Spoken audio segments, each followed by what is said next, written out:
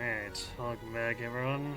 So, those of you who are expecting Awakening, unfortunately, this week wasn't particularly kind to me, so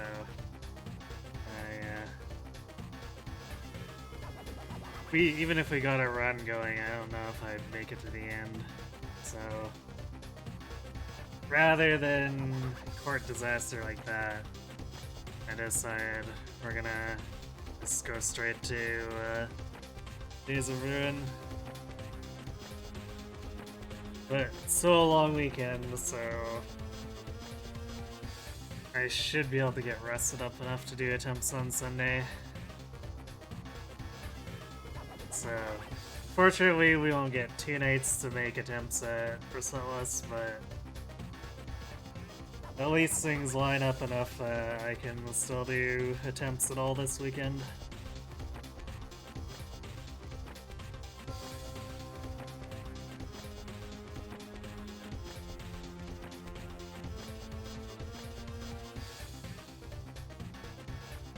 Thanks, SAB, but it happens.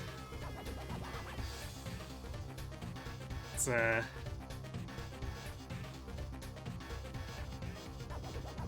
guess the unfortunate result every now and again of needing to do a day job to support the hobby.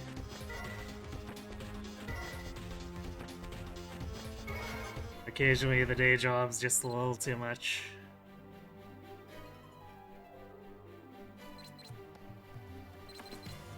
Okay, so we've got 3 full maps left. And then we got two maps where we want to do grudge matches against them, so yeah, we should have enough advanced wars to keep us occupied.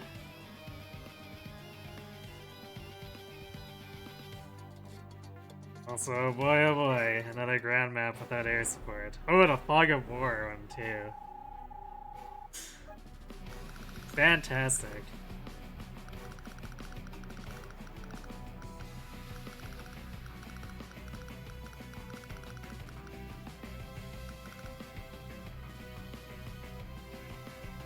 Well, we can expect... I think Blue owns all of these.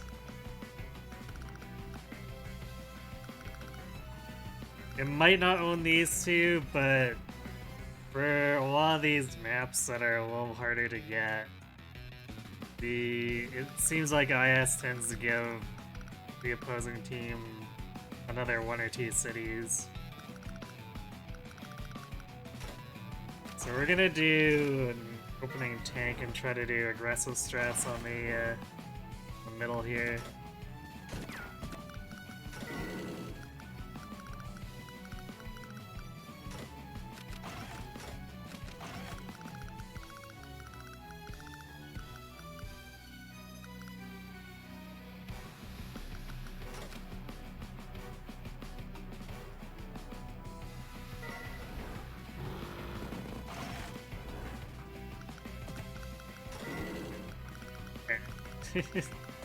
Get past that.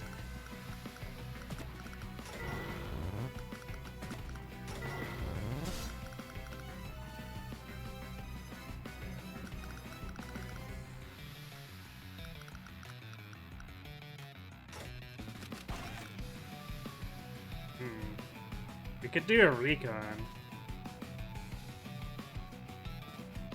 Because I want to keep making more infantry to capture with, so multiple tanks is probably out of the question right now. So I guess we'll do a recon. It does have better vision, so it's gonna have at least some utility value.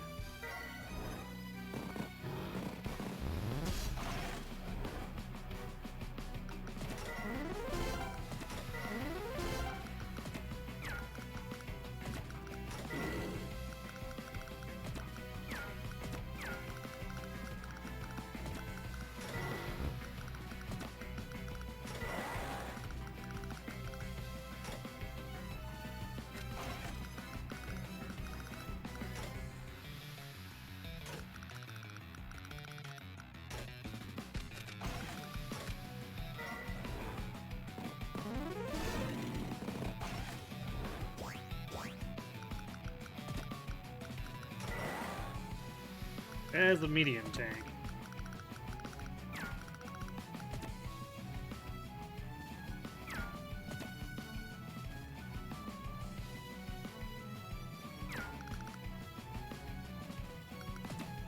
It's a good thing I bought an artillery here.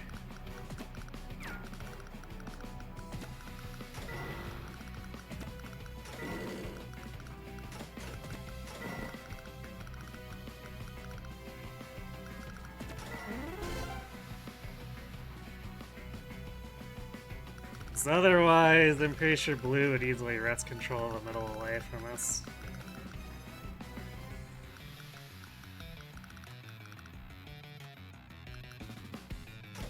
Might be time for an additional artillery.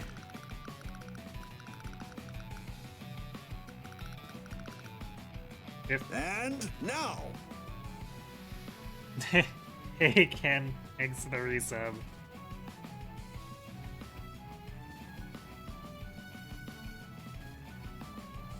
"49 years old, gasp. You're becoming a fogey, man."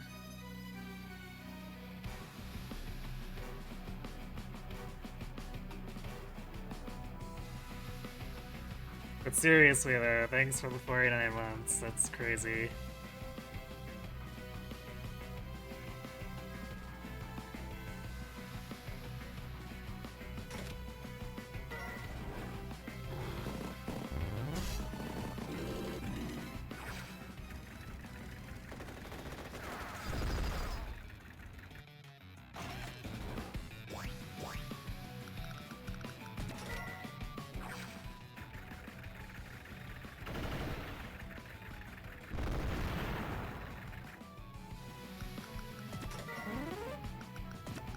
I'm glad that bike was able to function as bait.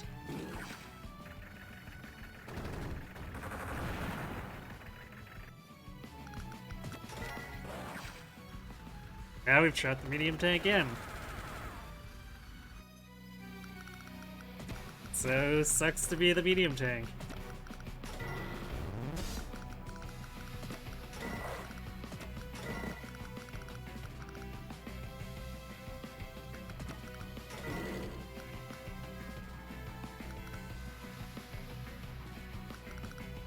How much do we want to...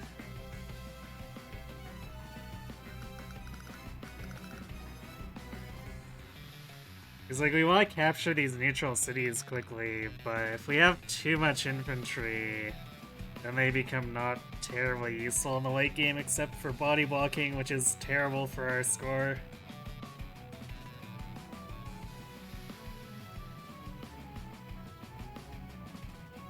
That looks so familiar, you can't remember if it was Advanced Wars 2 or not.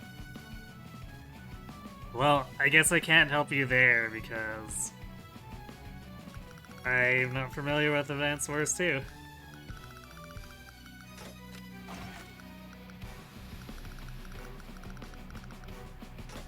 I think we're just gonna keep making mechs, and probably have these bikes jet around and do the capping for us.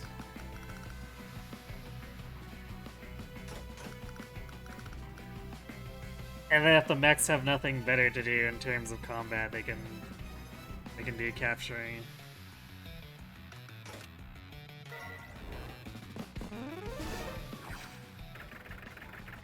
Oh, blue has artillery too. Hold on.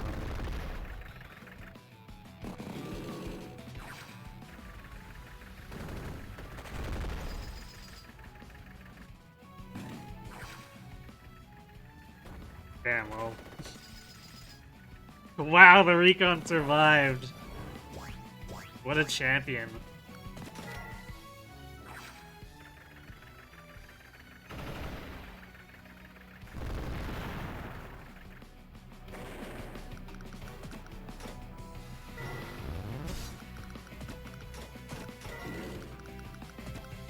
Okay, let's get it out of there.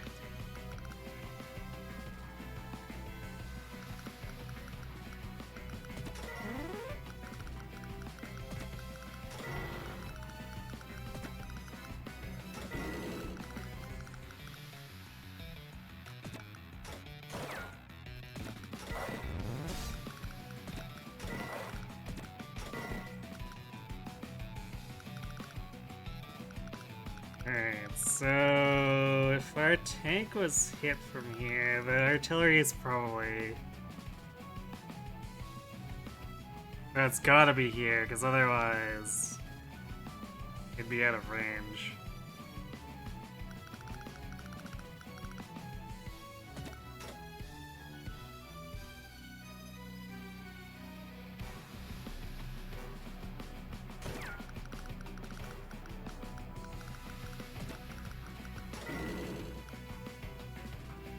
So do we do another tank?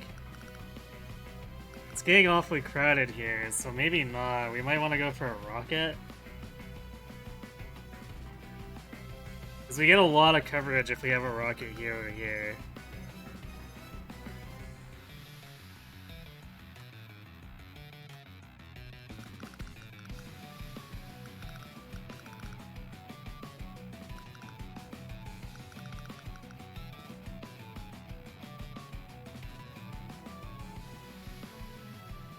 Yeah, I think that's what we're gonna go for. Because we really want to solidify our control of the middle, over the middle. Since the rest of the map's symmetric, it'll give us a 5,000 a day economic advantage.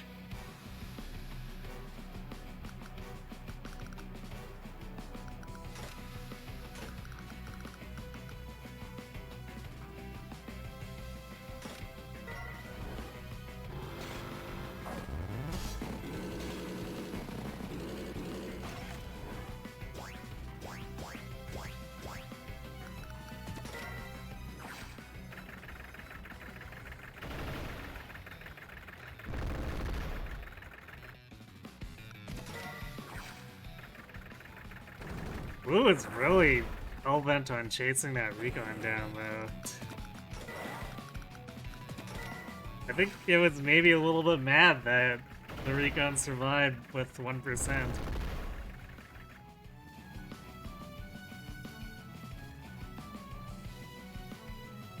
Hey, Knight.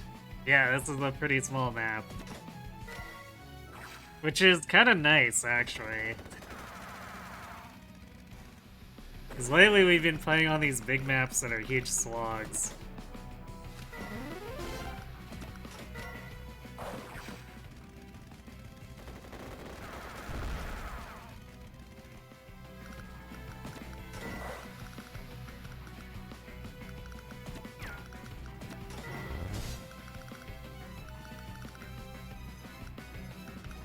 Okay, well, we saved up for it, so let's build the rockets.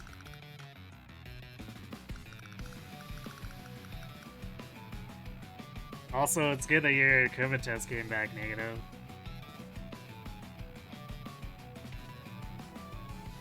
Sucks that you missed a day, but at least it's just a day and not however long it would take you to recover from actual COVID.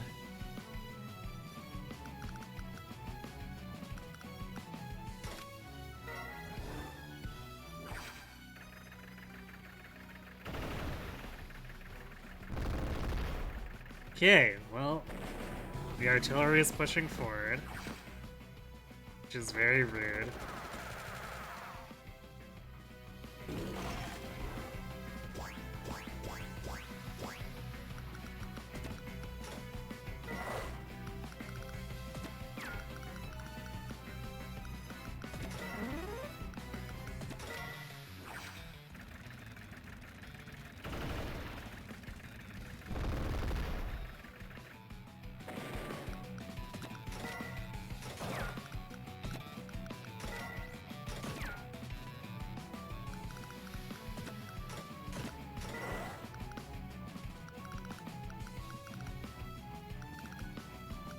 This is a little bit awkward, just because I know that artillery is there. If I try to cap this, we're just gonna get shot up, so...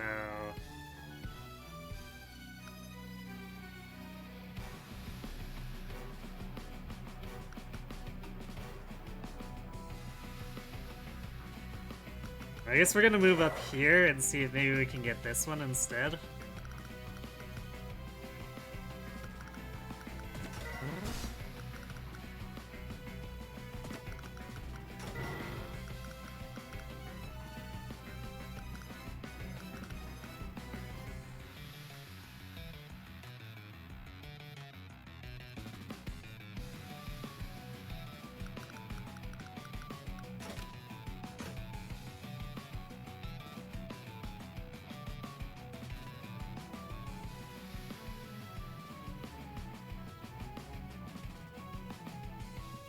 Yeah, I think that's gonna have to be how we do it.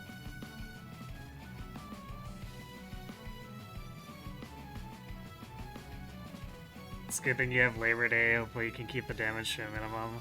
Yeah, indeed.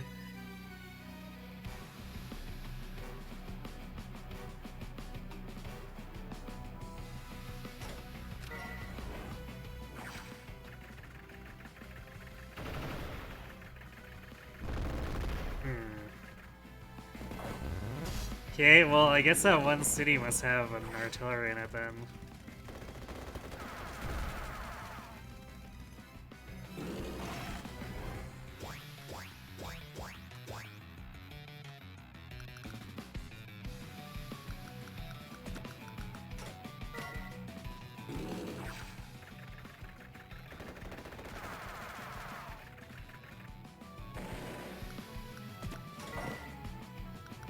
Artillery and an anti-tank, I see.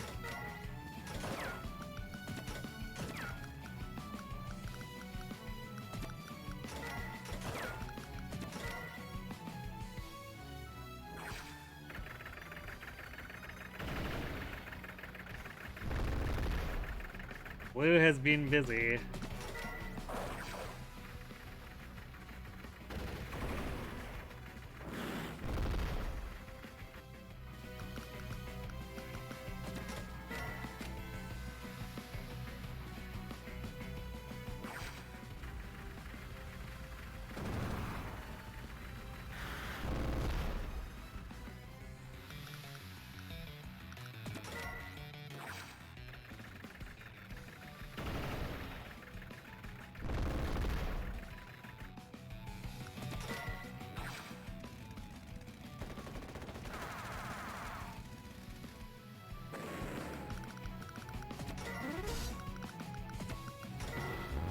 Very costly turn for them, though.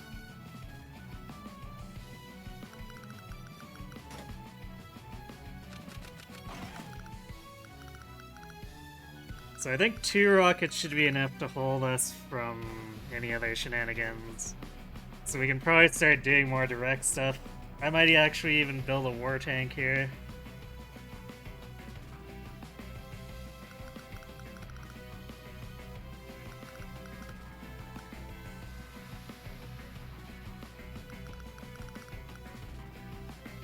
We'll see, though. We need to actually get the economy first before I start spending all way.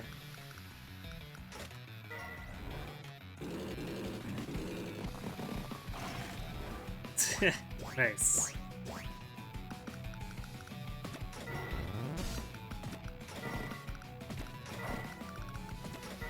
That went so badly for blue that it just noped out entirely.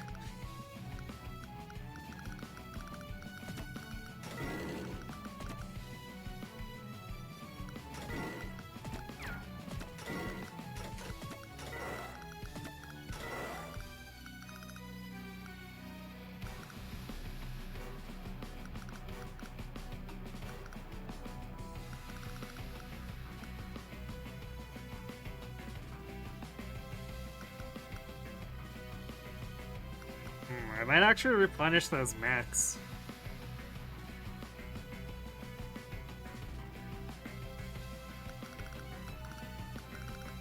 Because unlike the bikes, they can cross the river to do captures once we're able to push the indirects into place to protect the rest of this. So we're probably gonna need a few of them, at least.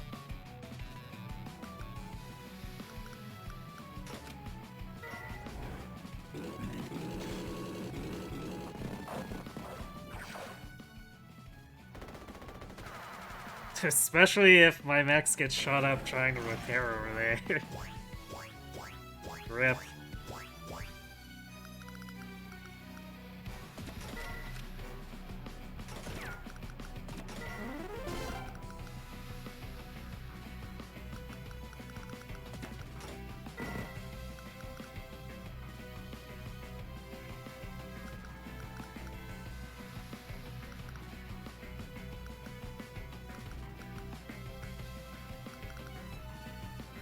Maybe I should build a flare.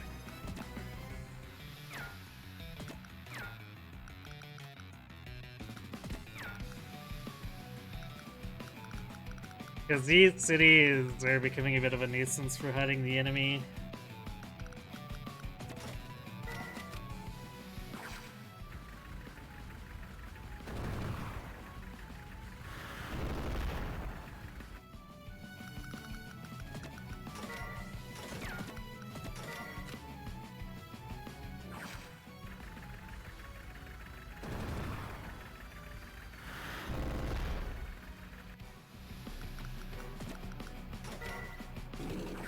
Good thing is, the enemy keeps taking really heavy damage in order to scout me. And that's not going to be sustainable.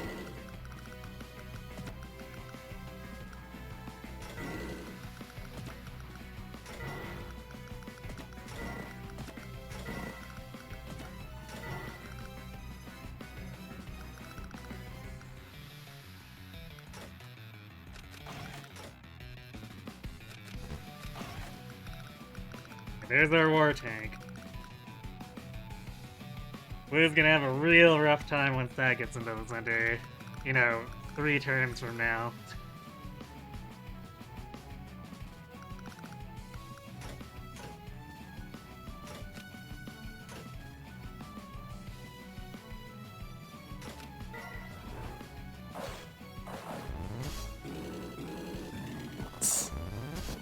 Yeah, just run away.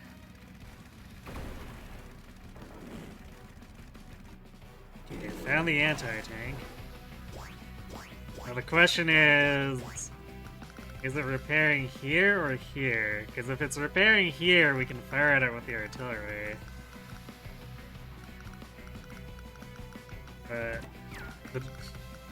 unfortunately, the flare is too far away to actually help us out there.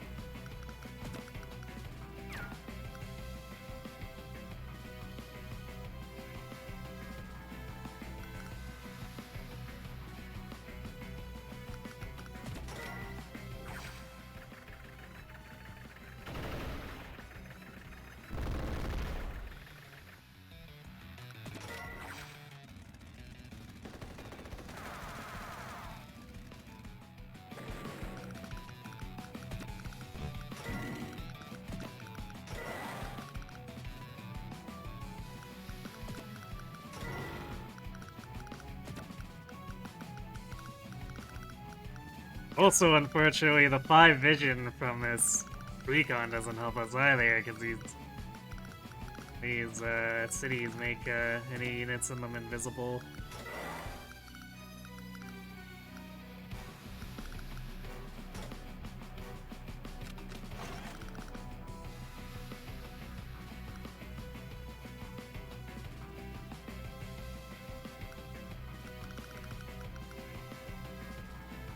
So what is Blue's economy like? He's got 1, 2, 3, 7, 8, 9, 10, 12. Yeah, we're gonna need to try to take some of these cities away.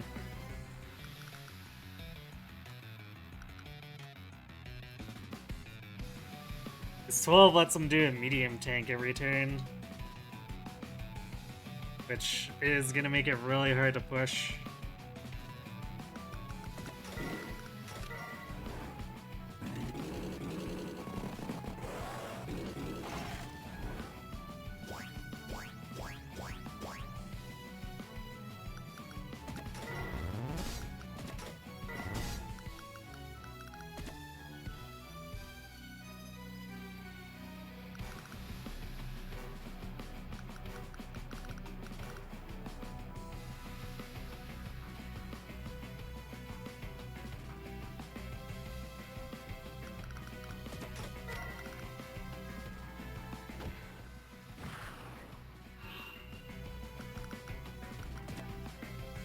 not in range.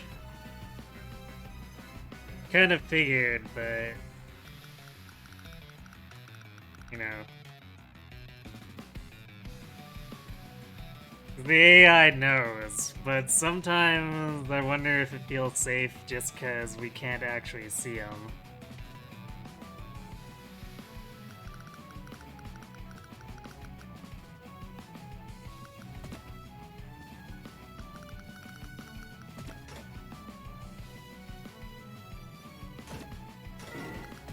Yeah, we might actually need another flare here.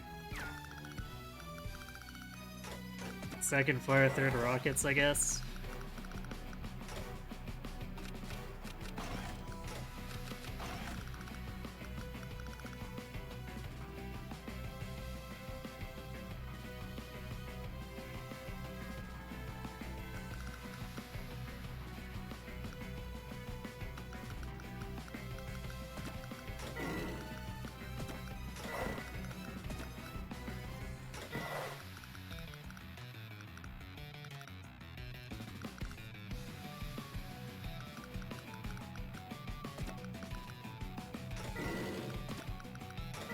Can't do it like that. Gives us a little more threat range with the rocket.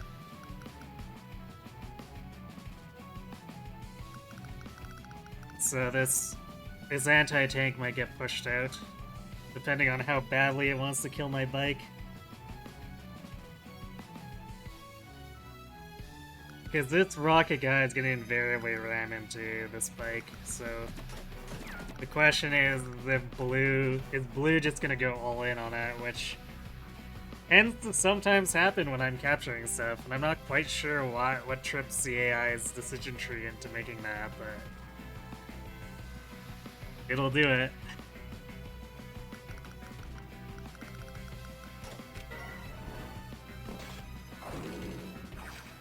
Yeah, it's definitely pushing in.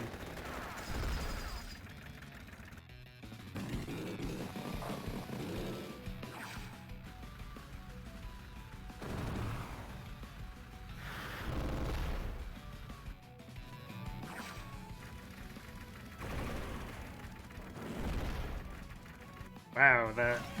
Again! I have a unit that lives with 1%. Usually that's the other way around. It's the enemy who's getting away with units living with barely any health.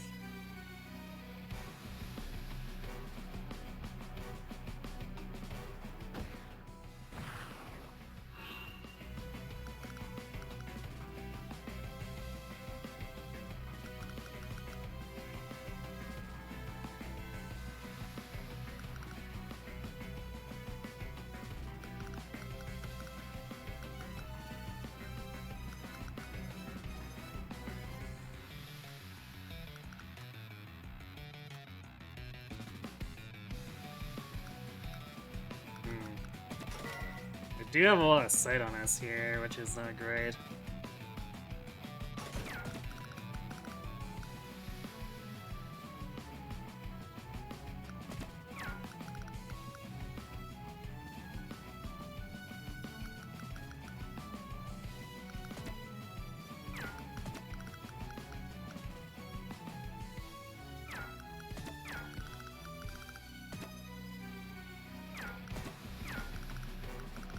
I think the flare getting into place takes priority.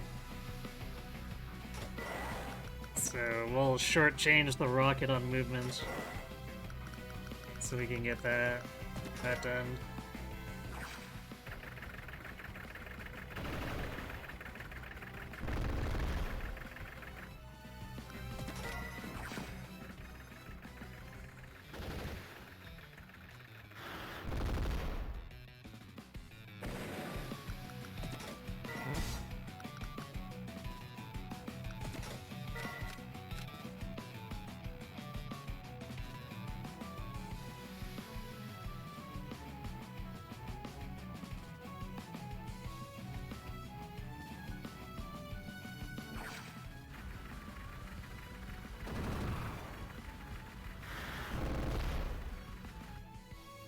Okay, that's gonna be a really expensive project for Blue.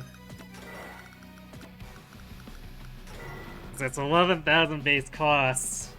Repairing 20% of that is it's not a trivial amount.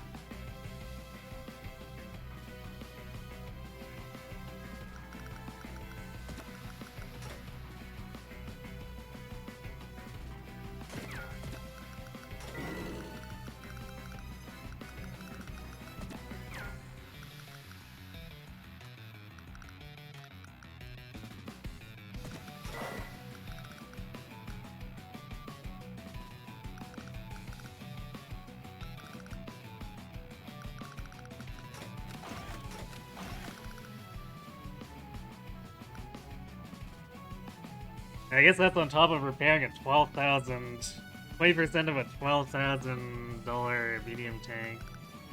No wonder Blue's spamming next. The repair costs are exorbitant.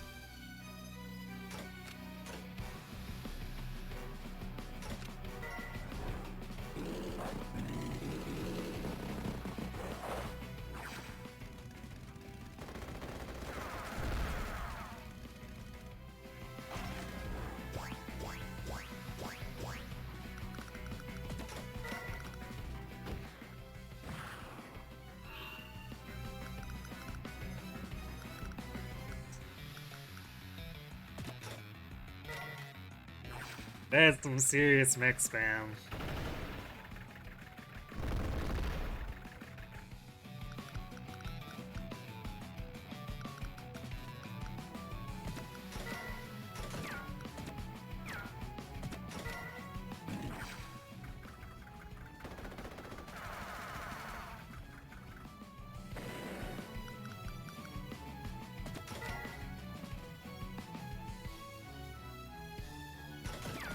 So many targets. What do I want this rocket to fire at? I guess this rocket can cover here.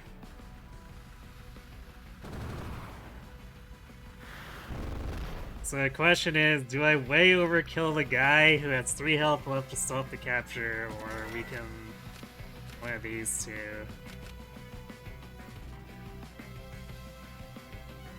I think I might weaken this one.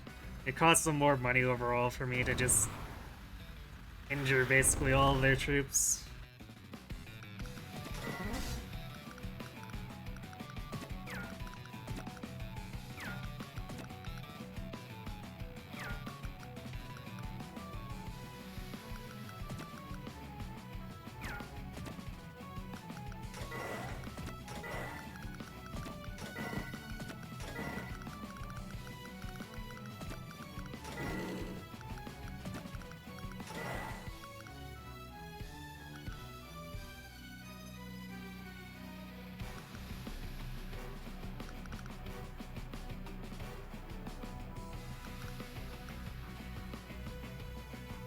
I could try pushing this lower road.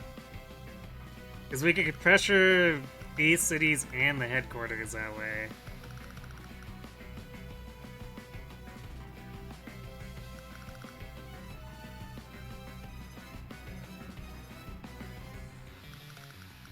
And we've got the flare there too, so I think that's what we're gonna do, so... What will we reinforce them with? I guess an artillery? Artillery in either a medium tank or a war tank?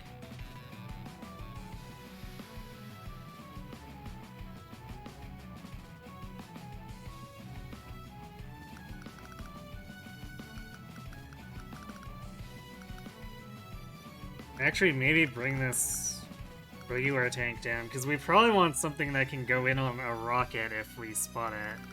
And we do know that they have one. And the tank is basically the only tank type unit that can threaten the rocket without putting itself in danger.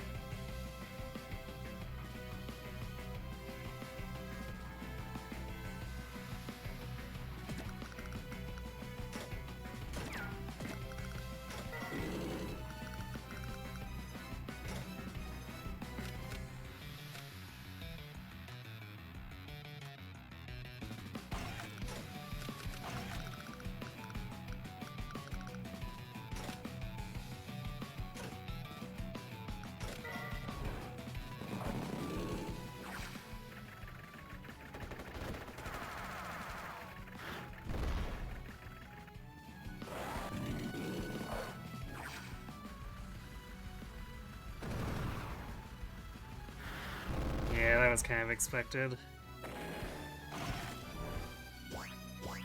My question is, where is the rocket? Is that on the road or is it hanging out in this city? Because this city is too close.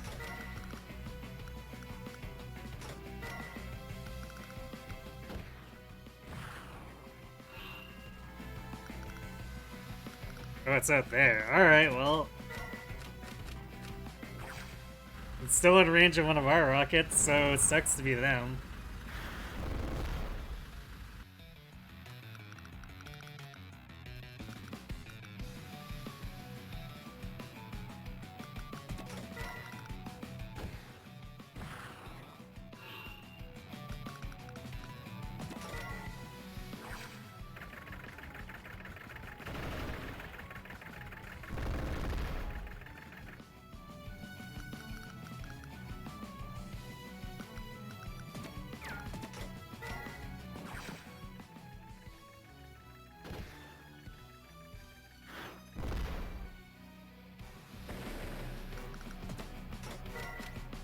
Have to use the other rocket to shoot the medium tank.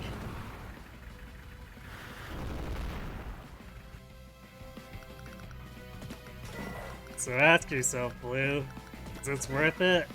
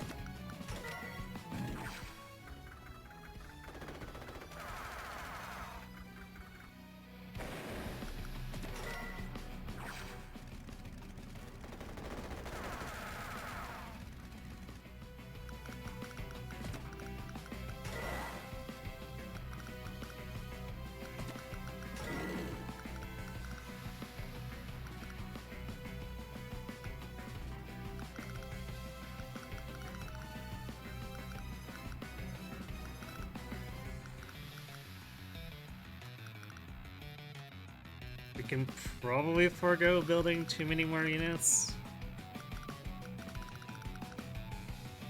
Maybe reinforce the mechs a little bit. Because they're probably gonna get shot up while we're trying to capture stuff. That's just the way the AI works. Blue really wants those cities, but they're too late. Yeah. I've got way too much indirect coverage now. But they're just gonna keep throwing away money, apparently.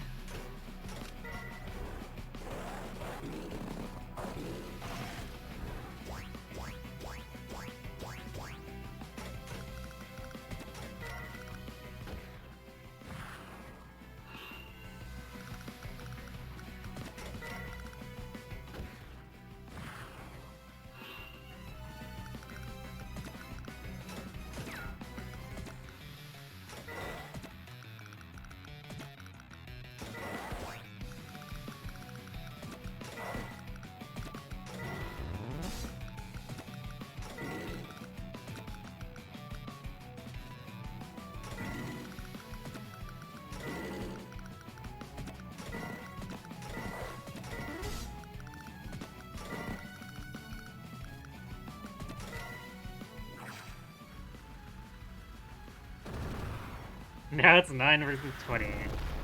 Yeah.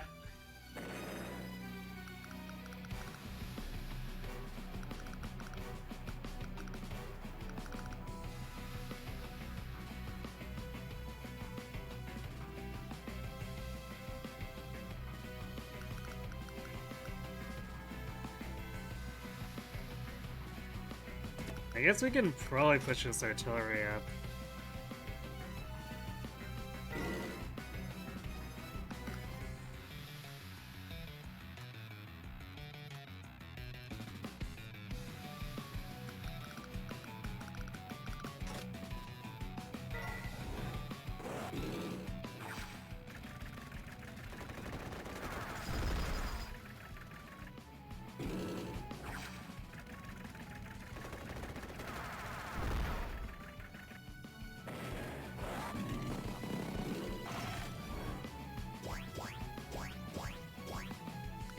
How to tell they really don't want to lose cities.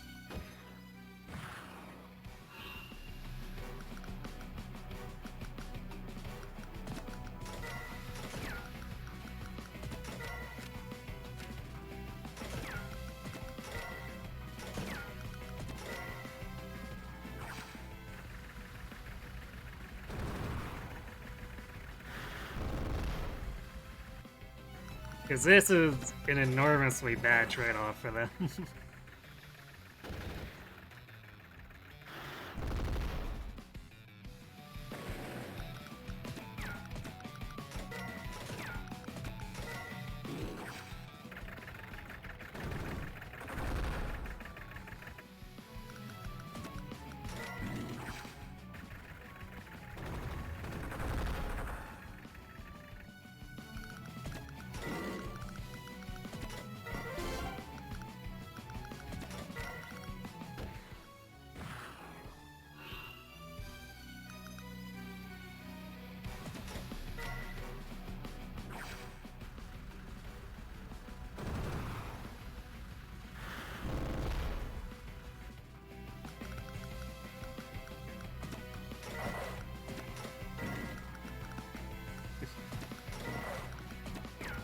Be afraid, the hidden war tank. It shall eat you.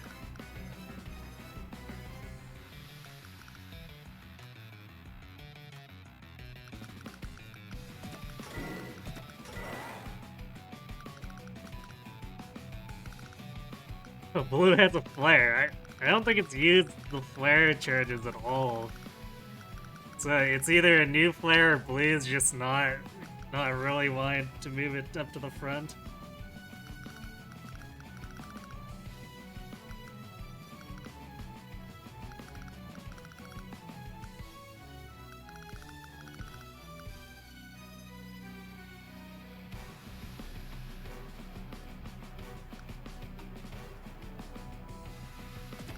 Okay, so this artillery is not really helpful back here anyway, so we'll move it up.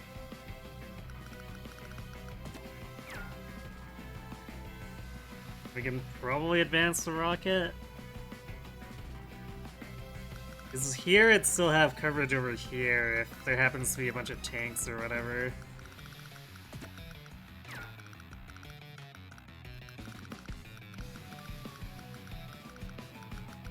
And it actually will have coverage here so that we've got double rockets covering these two units in case blue tries to be cute.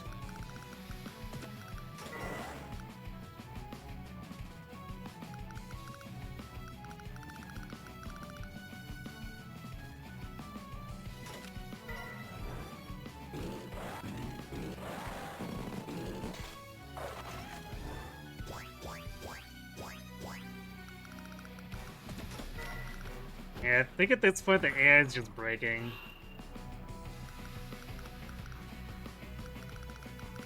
Because it's getting into that pattern where half of its troops are running away and half of its troops are trying to do things. Whatever things are.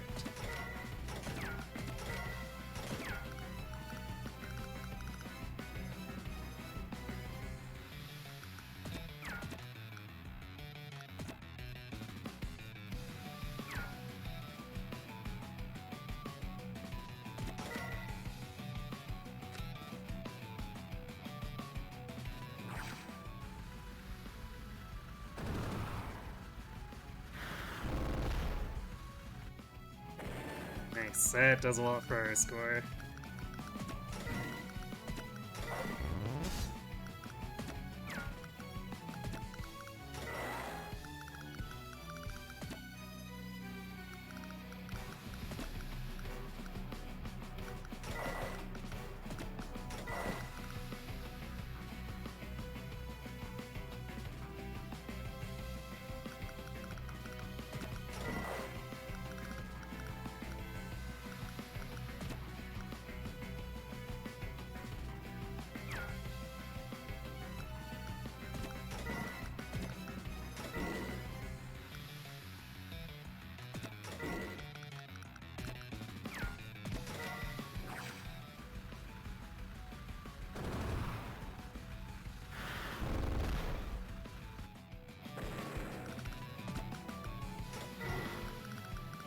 This is basically over. But of course, Blue's gonna sandbag as hard as possible, so he's probably gonna make it really difficult to get the headquarters.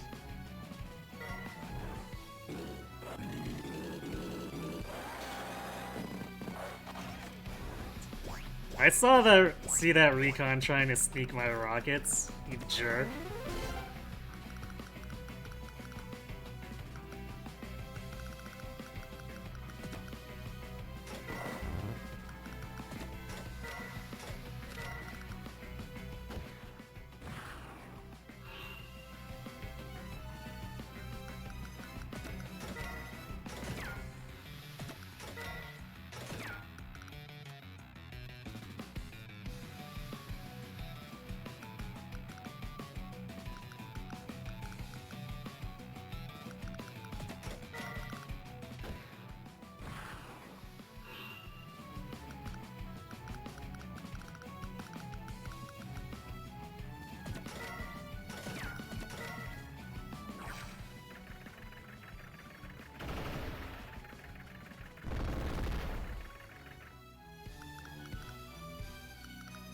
Yeah, 13 troops probably means that he's still spamming mechs here.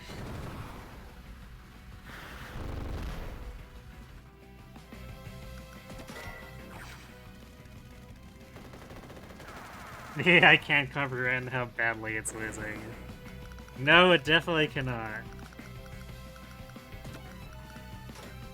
Yeah, we're gonna try to sneak this bike around back since AI is being difficult about this.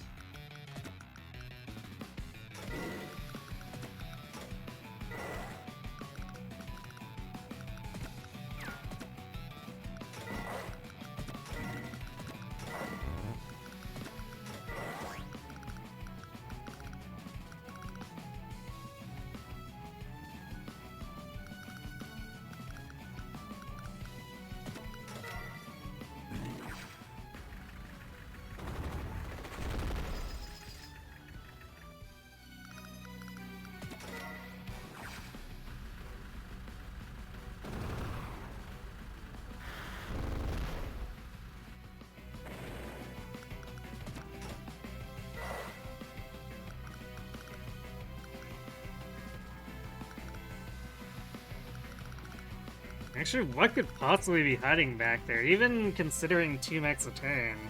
Like, there's 8 more units. What are they doing?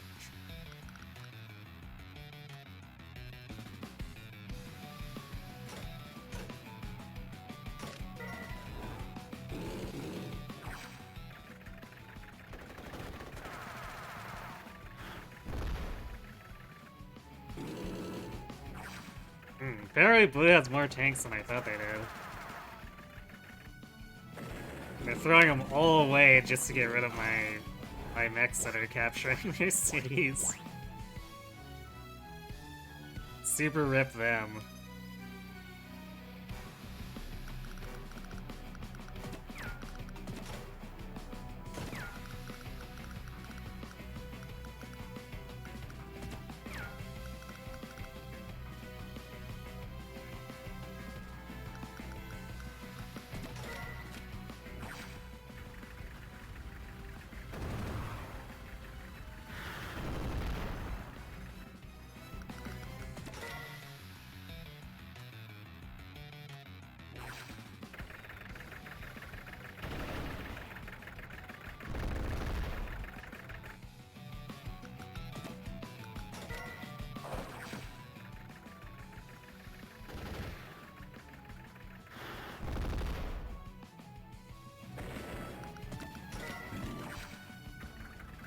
Go War Tank! I think this is the first time this map that the War Tank's going to use its main gun.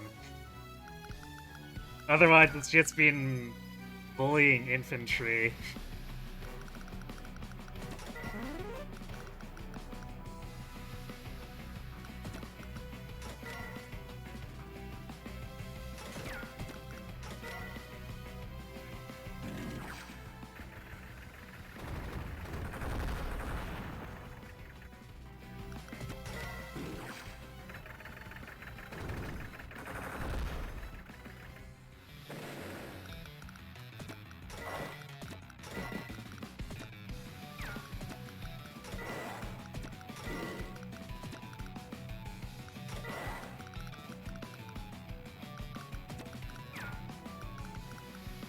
kind of locked that flare out of doing anything, but that's fine.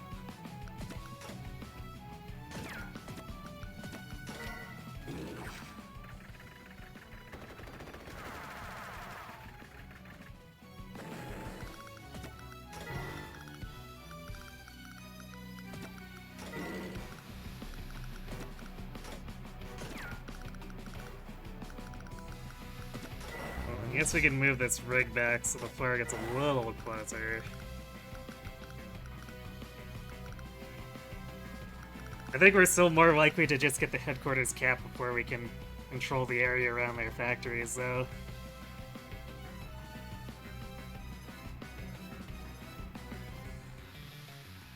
Trade offer, I give you 1 mech and take 3 tanks. Yeah, this is deal. Exactly.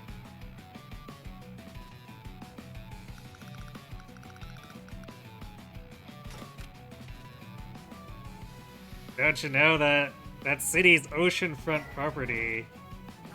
Very high value.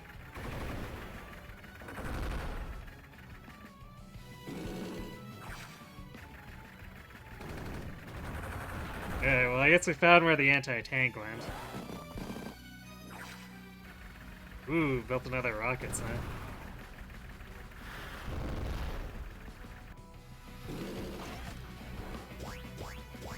Well, I guess the top section's gonna retreat. There's not really much we can do if they got a rocket bay.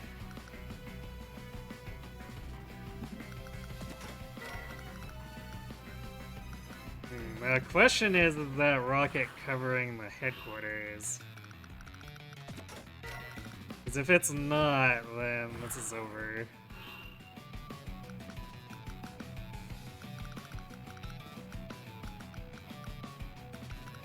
Actually, there's no way it could have if it actually fired on that tank.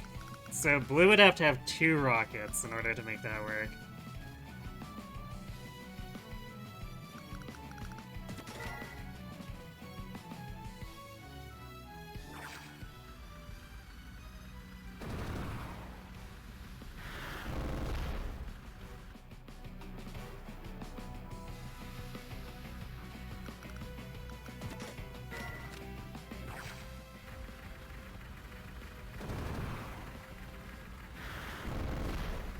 Do we actually have enough firepower? Oh, we should. But man, this thing almost tanked the rockets and an artillery. Like, I think that really speaks to how much 4 defense stars increases the defense of units that are normally, or should normally be squishy enough that there shouldn't be a question about killing them there. But if we rolled low with both of our interacts, we would have actually missed the kill.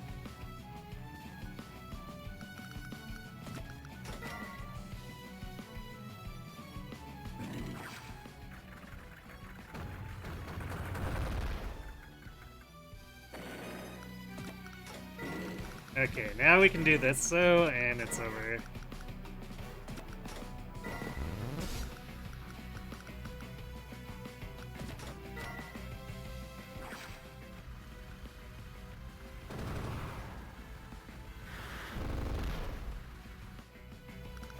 Or at least it should be very close over, if not. They'd have to kill the medium tank and then jump my mech, and then that would save them 1 turn unless they can actually kill the mech the turn following. That's a pretty tall order.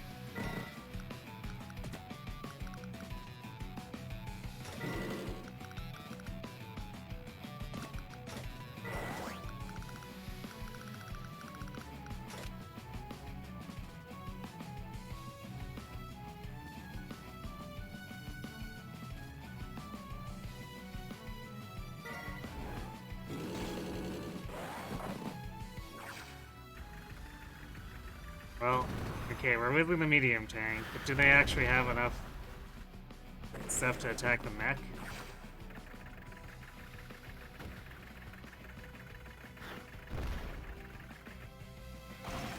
Nope, they don't. Well, rip computer. So I guess we'll farm out some additional kills here.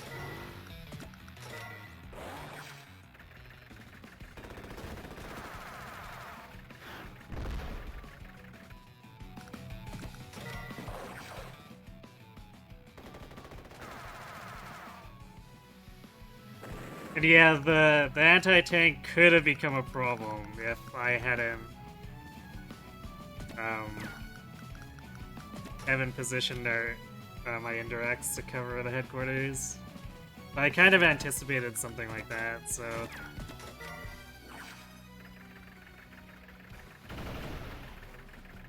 that's how it goes, I guess.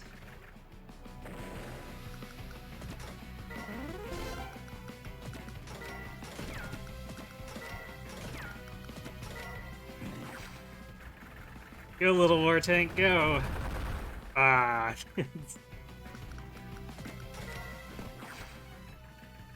Well, it got to fire its main gun twice. That's something, right? War tank doing things. Yeah, and just out of curiosity.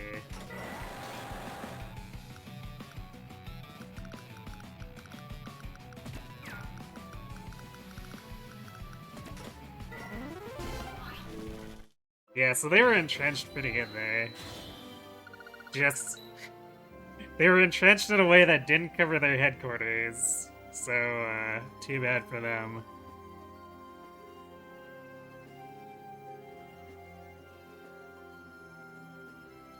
Also, positive speed score.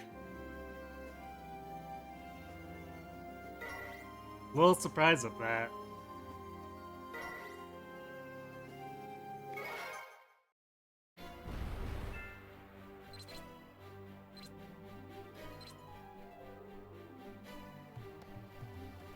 Actually, a lot of these remaining maps are small ones. Not that that's really indicative of how much time we're gonna take on them, because we took quite a few days on 35.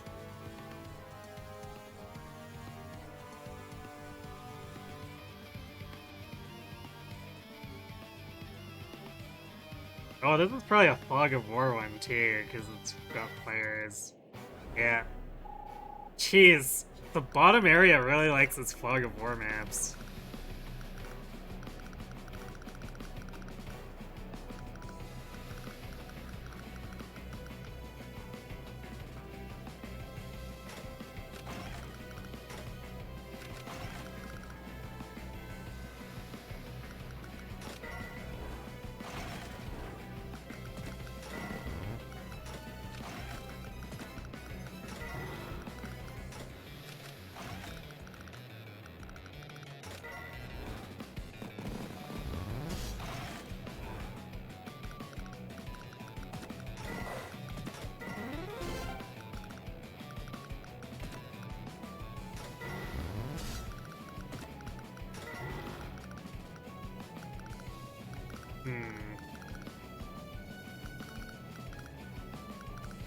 And these rivers are made so that getting this factory from below is gonna be hard.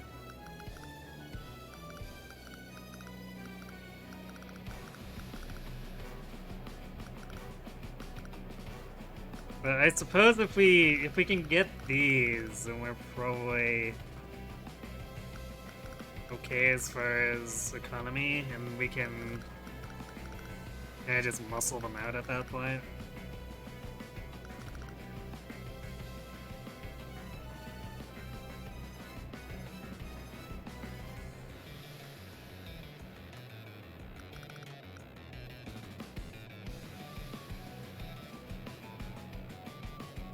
So let's see, if we have 11,000 between this turn and next. I kind of want to do a tank, but these rivers make it so they're not terribly practical, so maybe we do a mech and build an artillery next turn?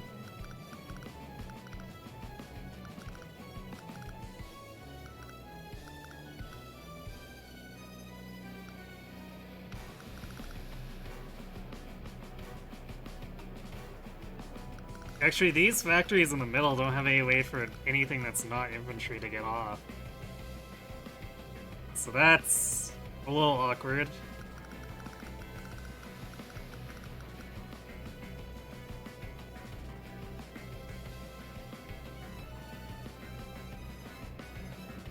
Why are there so many side missions and twice the amount of campaign? Well, not quite twice, but yeah, it's like 50% more. Oh. I don't know. I guess I don't really have like a measuring stick or anything for like the previous games since I'm not that familiar with them, but I know there's like a war room, and I've been told that a lot of the previous maps get imported in there. So I guess this might just be the obvious end culmination of having so many previous games.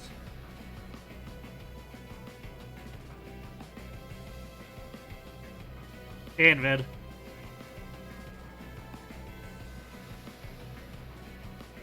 Because, like, if they're just gonna keep putting in old maps for these trials, then it's kind of like with Pokemon. If you keep stacking them up, eventually you're gonna have way too many.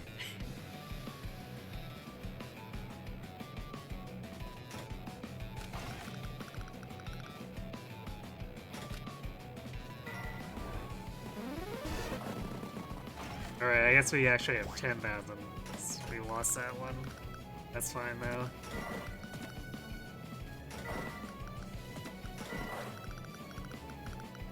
We can still do the artillery, but we can't do an additional mech.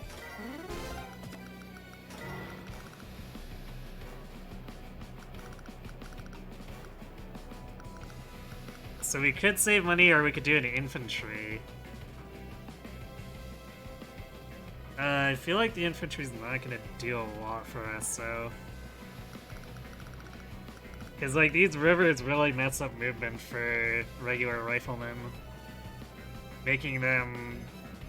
Like, they lose almost all of their movement advantage over just mech spam.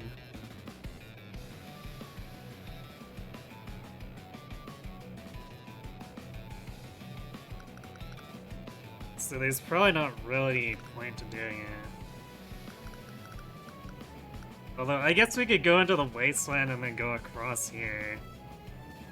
But if the infantry takes damage, then we can't reinforce them with the mech, so... How badly do we want those? I guess pretty badly. We'll try it, see how it goes.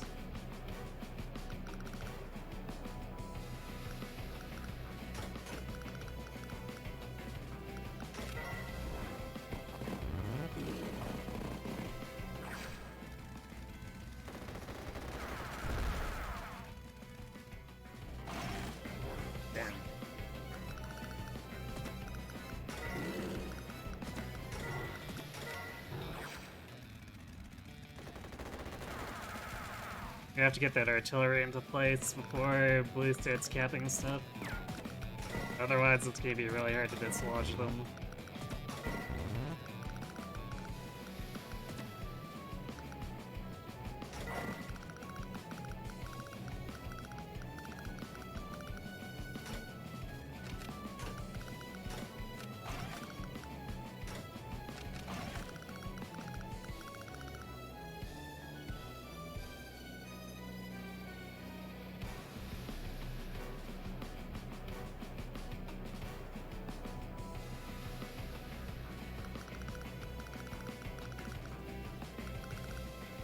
Might have to start sending mechs south here, which it's gonna be kind of dangerous to do so, because they could get attacked by infantry coming out of this factory.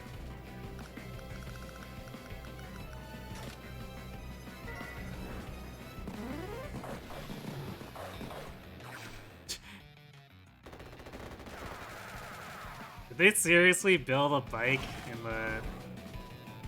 on this island?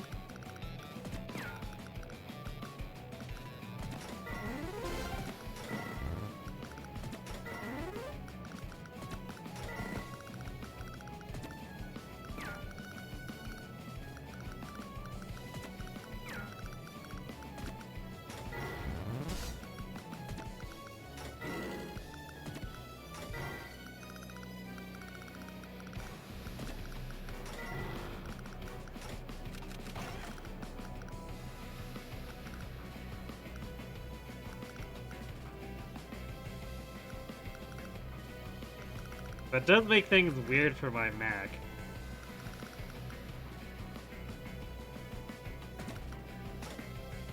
So we'll have to take an extra turn to detour. Mine, I guess we'd be detouring anyway, just because we'd be afraid of infantry as well.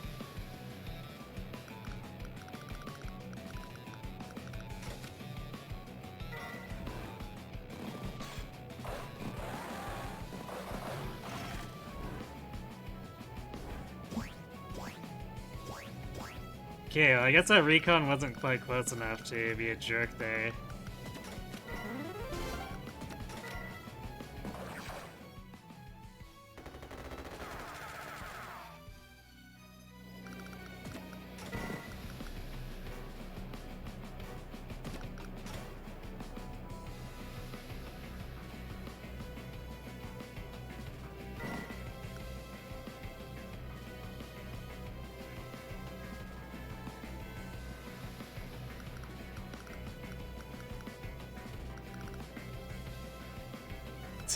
Two bikes over here. Blue, what are you doing?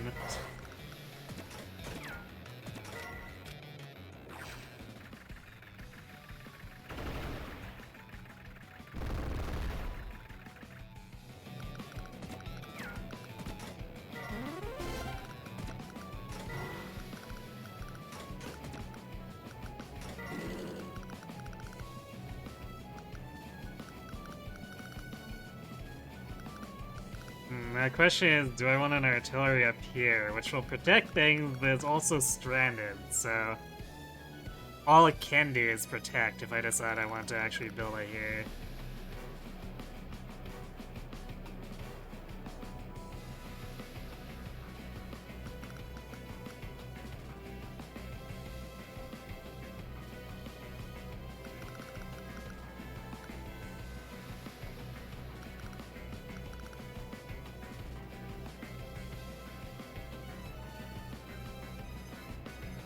I think given everything, I probably want to still do more mechs.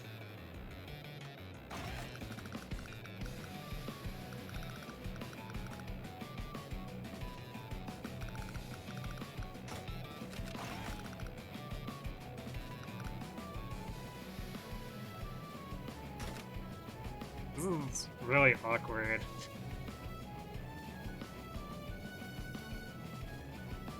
Yeah, it doesn't seem to have the concept, or to understand the concept of Lena is trapped on this island. Yeah, I mean, I guess we should have assumed that's what would happen anyway, considering what happened with some of those naval maps. Where those foreshore, one factory islands ended up full of AAs.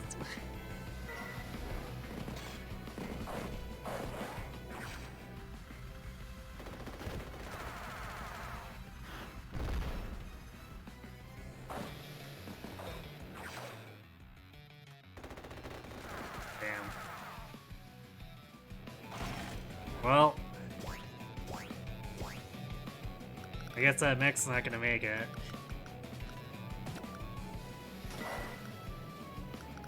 Well, I guess we can preserve our score if we reinforce it there.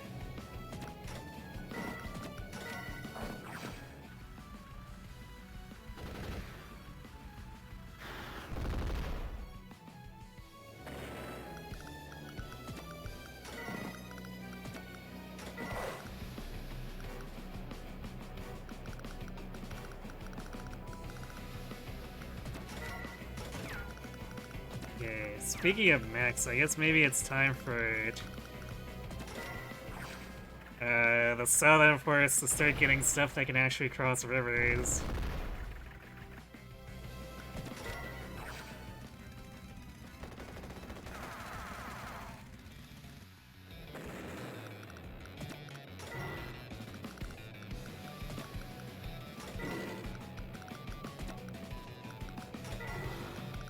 Especially since they don't want to let us get mechs across here. So I guess we're gonna have to start building mechs for the main factory, which sucks, but that's what we gotta do. I guess we'll do the artillery up here then. That way we can stop them from getting cheeky around these.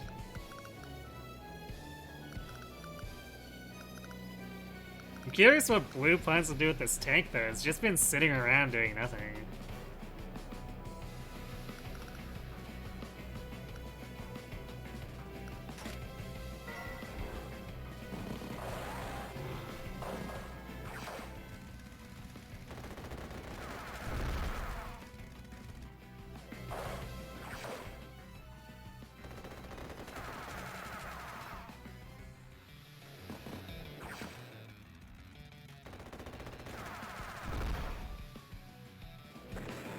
Oh, rip that bike.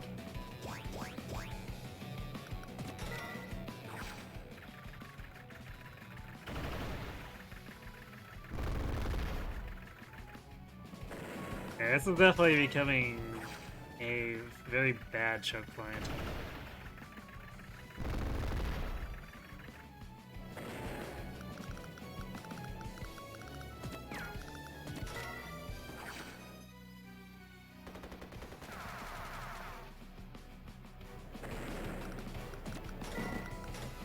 So these mechs are going to be necessary to break through.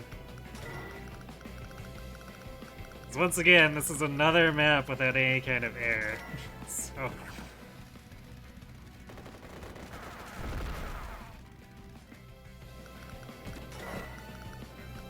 Isn't that just fantastic?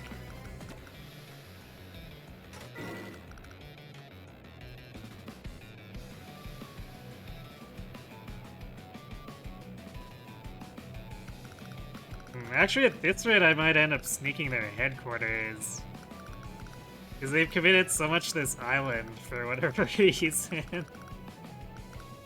So, unless they've got some stuff they can really push back here, I might just end up on their headquarters. And there's mountains, so they'll need mechs to actually dislodge me. Unless they place indirects here, but I don't think the computer usually has that kind of foresight.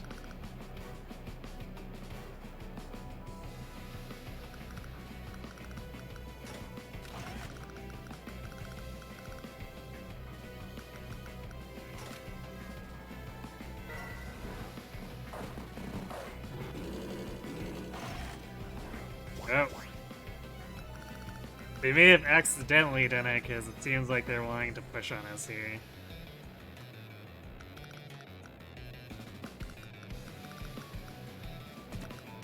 Oh, we can do that.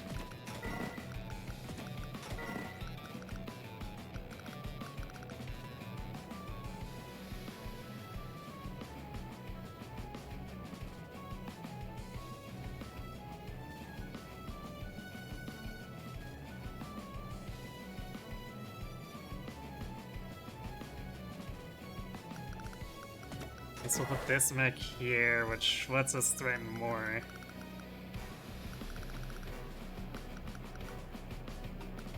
His artillery is gonna run out of ammo too, which is not great.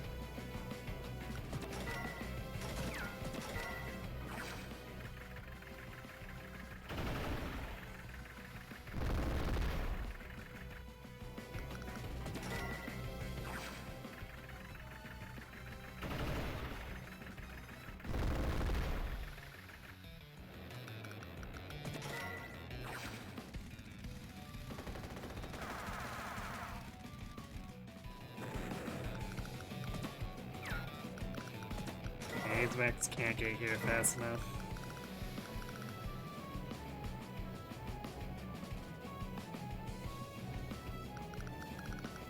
Maybe we want a medium tank in the south.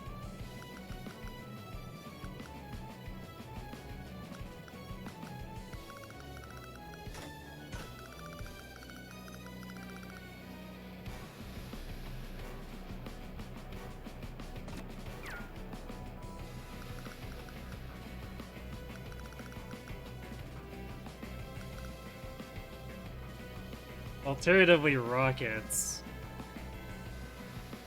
That would help break the choke point too.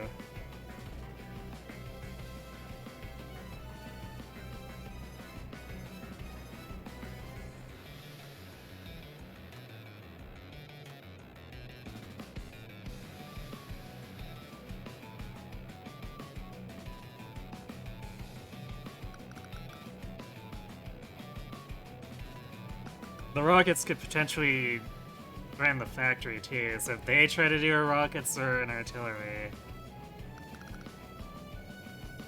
So... Okay, if we have 22,000 funds over the next 2 turns, we want a rocket, so we have 7,000 plus repairs. Well, I guess we're not repairing anything.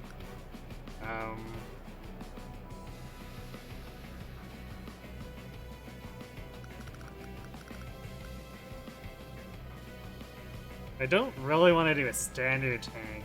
Even though it's got better mobility, if Blue's just spamming mechs, then that tank's not going to do much in terms of being helpful. So I guess we just do more mechs. Once again, resembling PvP matches more and more.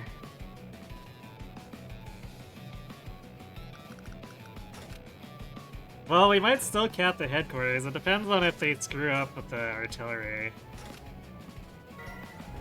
Which is a very big possibility. Speaking of screwing up with the artillery.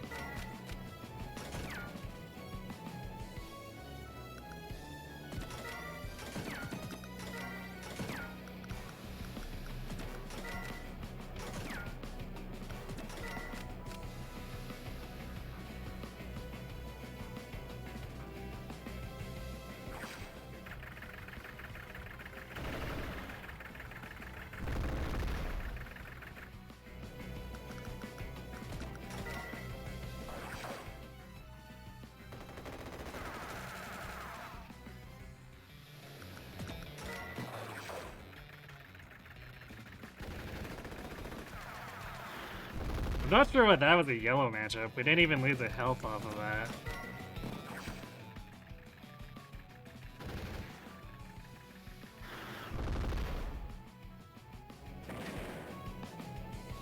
I guess we just make more mechs as a lazier solution.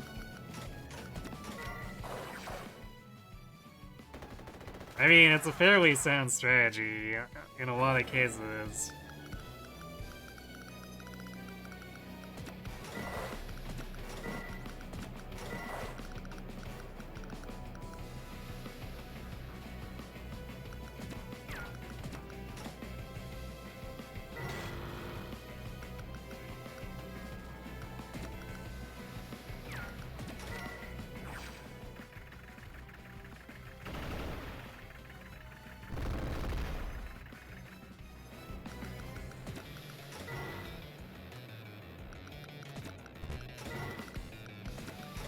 Alright, now we've got mech coverage on the south.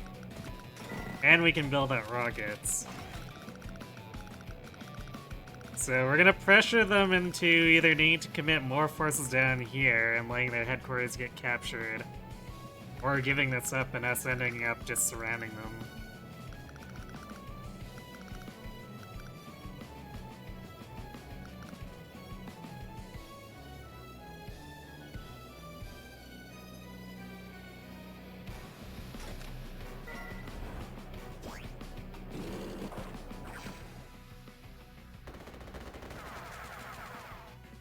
Huh. Thought for sure they would have used a tank or recon to kill him.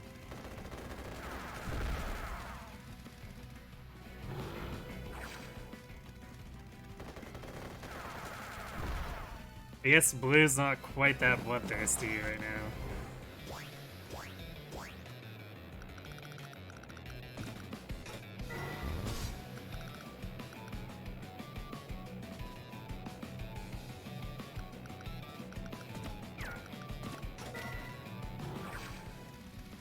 So we're gonna do this rather than start capturing. Because I want to get this artillery into a place where it's useful again.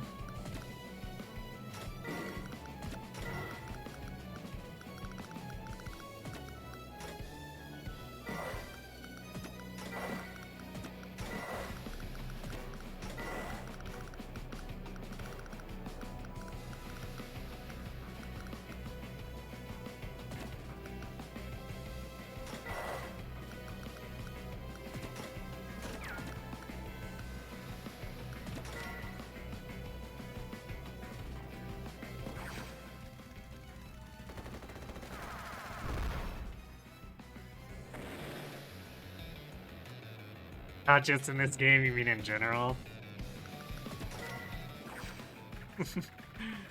Suppose. Rocket everything into submission does tend to be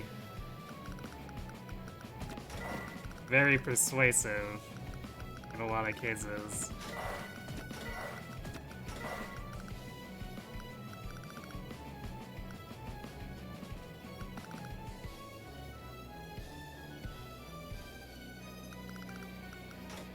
Alright, I guess if we're gonna do this, I should send an artillery that can actually reach places on that north path to reinforce them.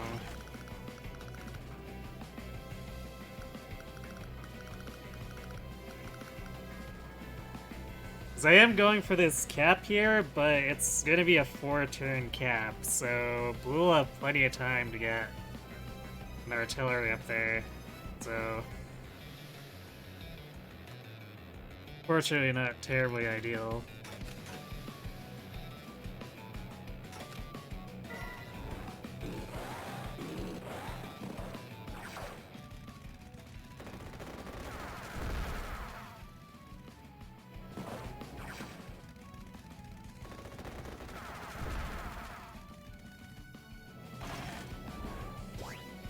Alright, so now these two artilleries can completely protect the capturing infantry or bikes.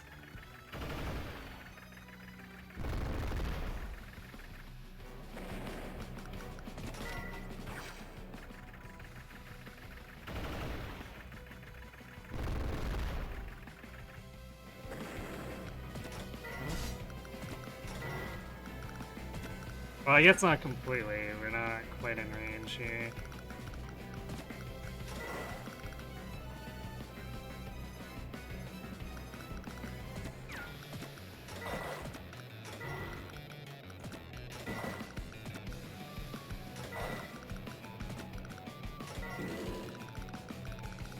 So I think I saw a tank coming down here, so we might lose these guys here, but... Then if we start capping this, we can run the tank if it tries to stop us.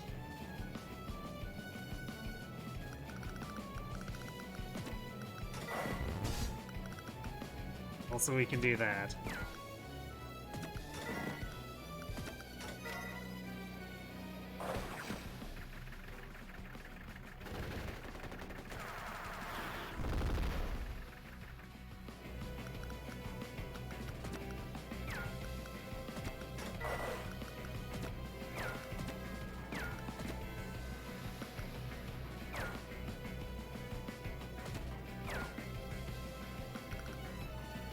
That artillery is over here, actually, so that mech might not do much.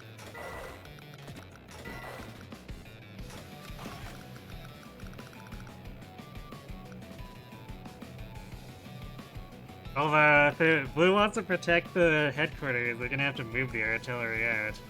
So I guess we'll see what happens.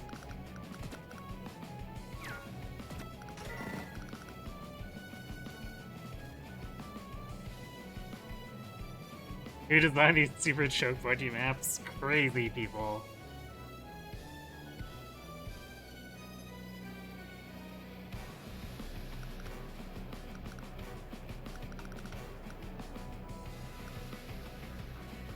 What do we want to do with this other 9,000? I guess we could send a tank along the north path.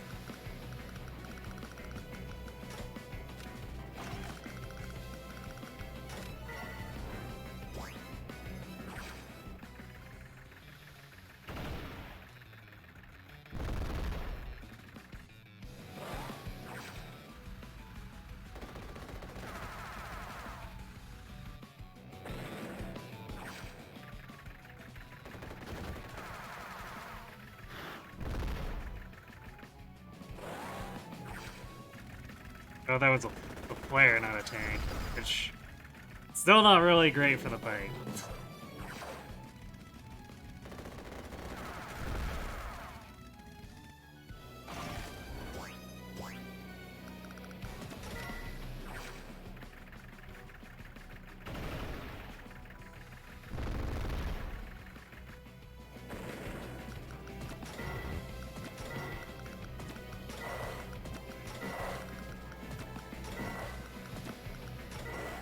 Okay, so now this bike is covered by an artillery and a rocket. Approach me now, Blue. I dare you.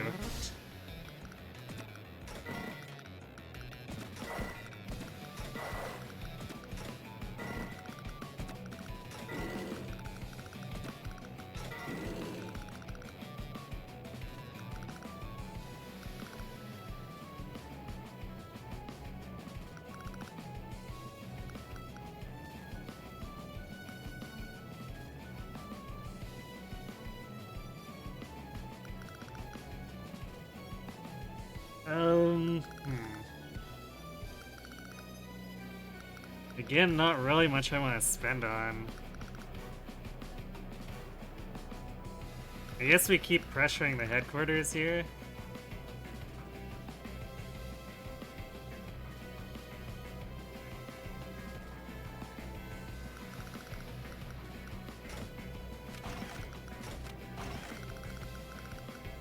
Because if we can keep them occupied for 2 more turns, then we get the headquarters.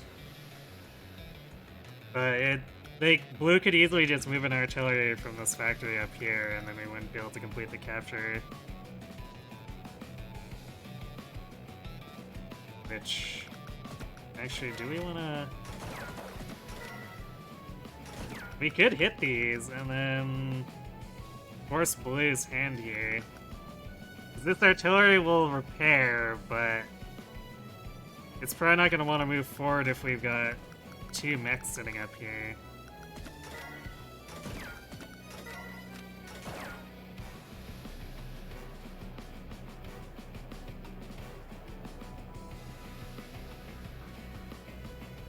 But we don't have much coverage if we do that. Because these mechs will be overextended, we won't have the artillery in place, and these other mechs won't be able to protect them. So, probably not this turn.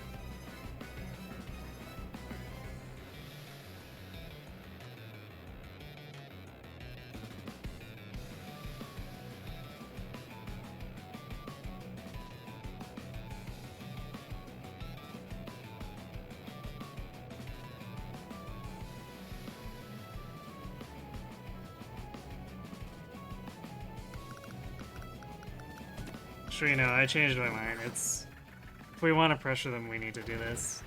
I guess we're gonna get this kill in the tank too, so that helps.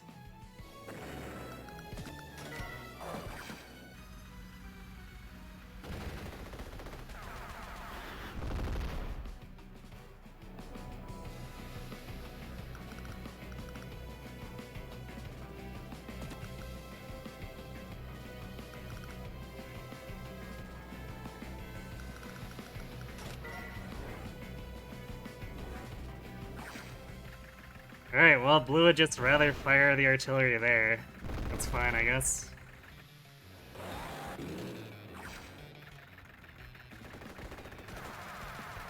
Oh, rip that mech, but... Blue's... Alright, I guess the infantry can defend Blue here. But Blue's still gonna be kind of in trouble.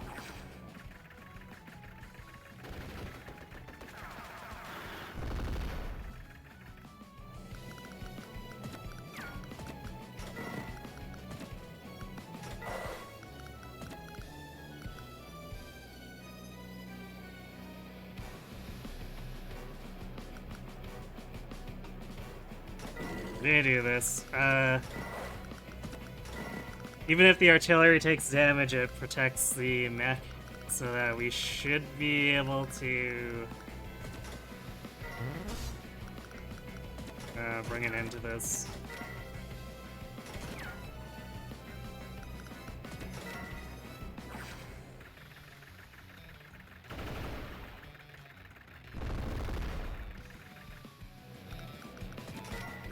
Only thing is, I'm not sure my power and technique are going to be good enough. But I suppose we'll find out. This seems like one of those trolley maps where, despite being small, we're likely to get a speed bonus, but who knows.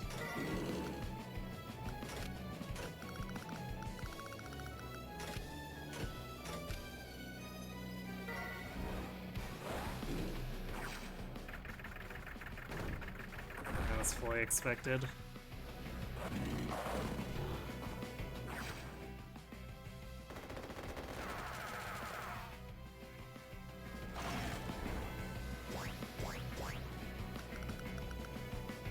Actually, I don't think we took enough damage for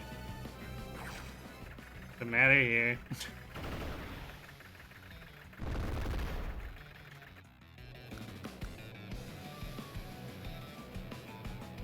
Yeah, we can cap this turn. Alright, well, let's farm some tech and power.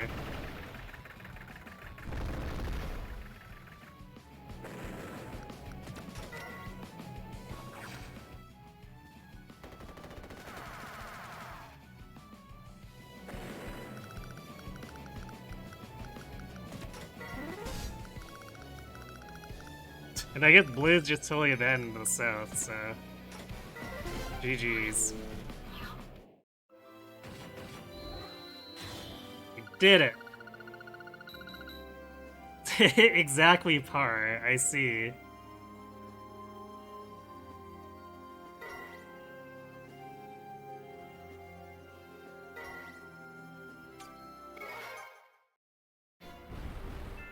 Well, that takes care of that. 38 now.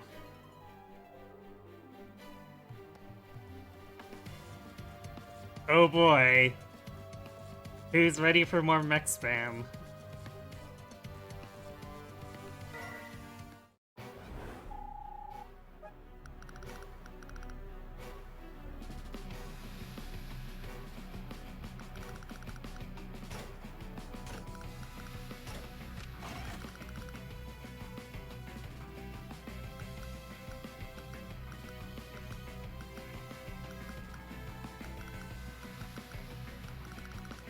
I wonder if we can beat them to that airport.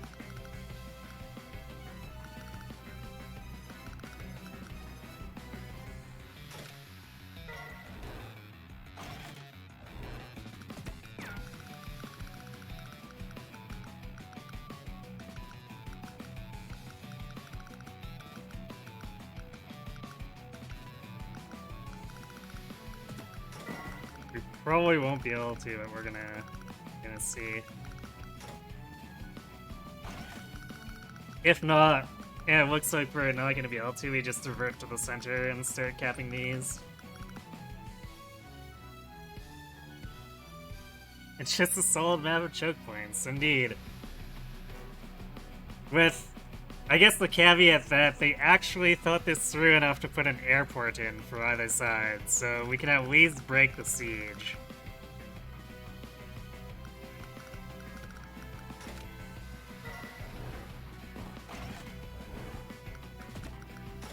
Oh, are they heading for my airport? That makes things interesting.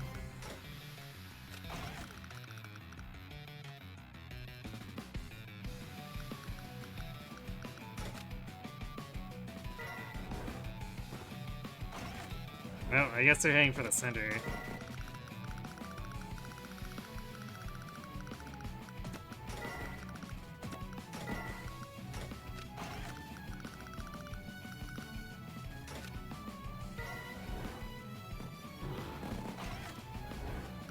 I do have a bike heading for the airport, though.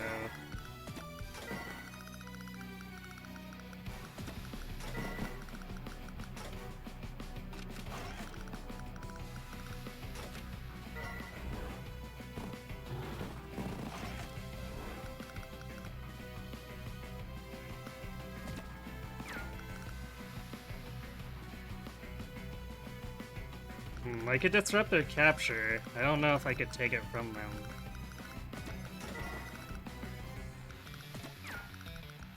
We can mess them up, make it harder for them to get air support.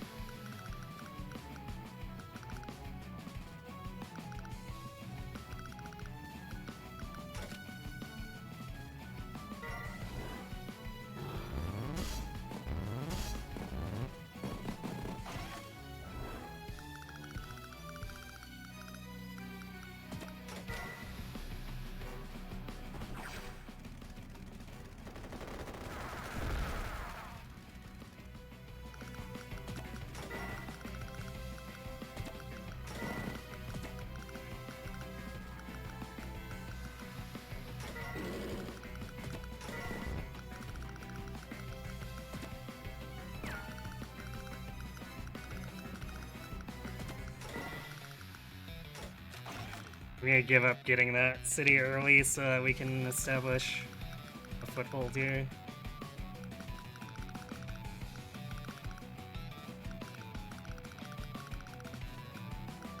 And we might be able to have this AA just screw with him the entire time. If I can get it around here, then we for sure have a center. But it's a long trek, to say the least. Although we can get an air support too, so then the AA will kill the infantry, and then I can build battlecopters to discourage the medium tank from trying to bully my AA.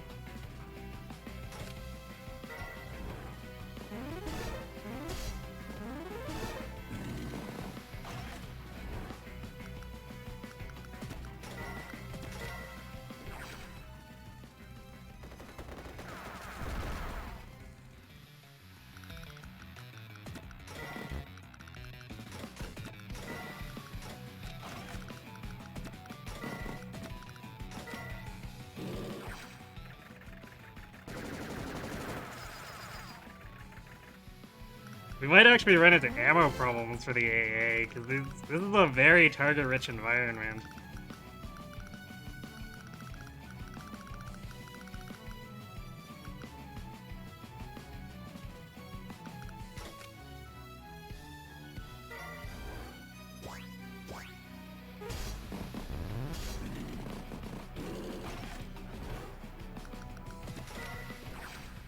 Yeah, we're actually gonna get this airport. Rip below. Because that medium tank can't reach.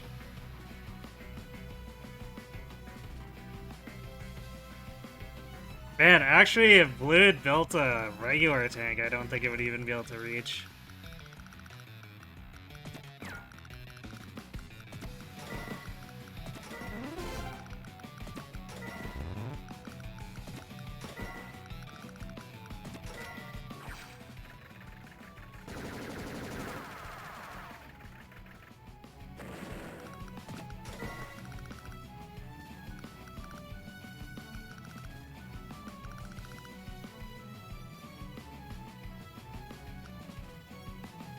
Okay, so this gives us 20,000.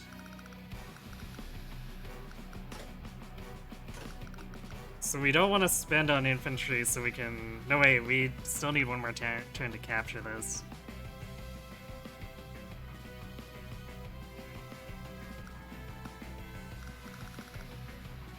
So we could spend on a B-copter and a mech and be fine.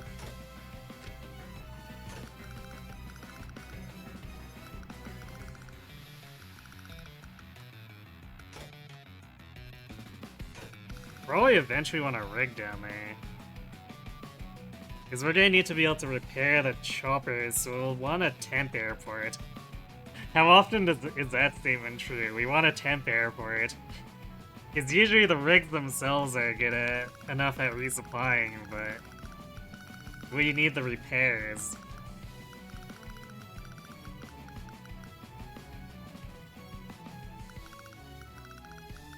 Alright, maybe let's start the rig moving, because it's gonna take forever to get it over there.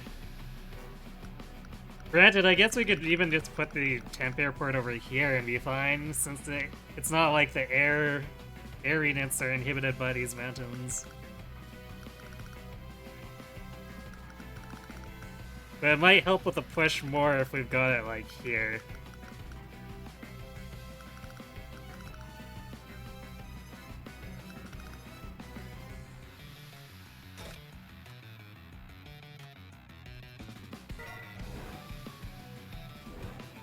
Well, we'll see. Because we need to be able to actually hold this airport down here, and if Blue starts spamming,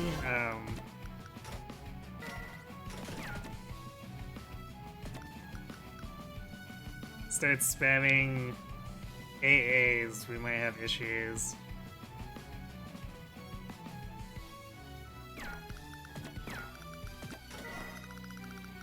But we've disrupted them for now, which is important.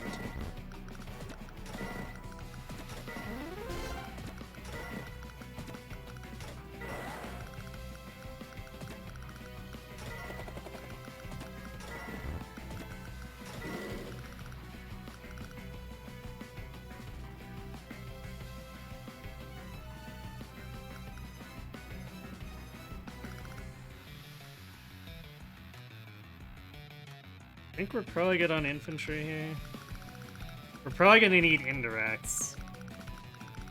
Because me having air units is gonna prompt Blue to start spamming those AAs.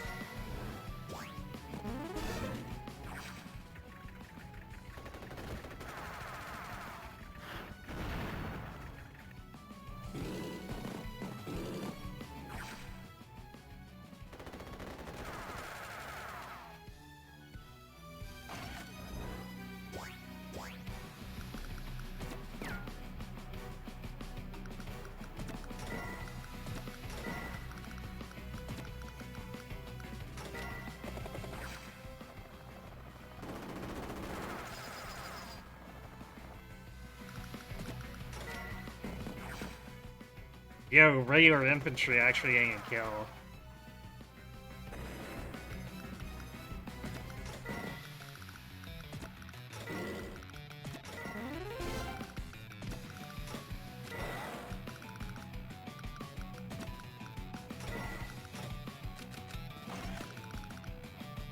Yeah, there's that AA, so we might not be able to hold this for too much longer, I think.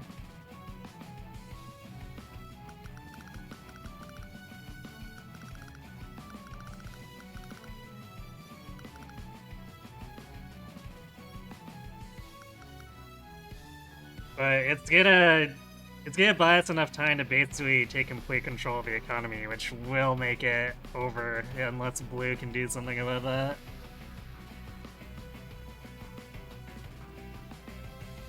Advanced Wars 2 had a map similar to this, so it was called Dire Range. Oh?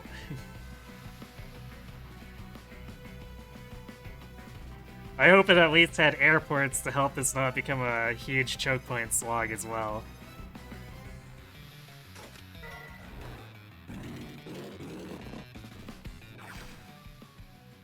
Okay, that's an interesting choice of target.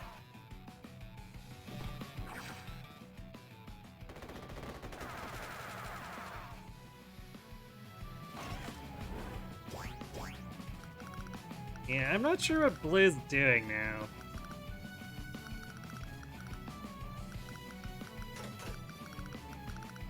Not things that are helping it get the airport, that's for sure.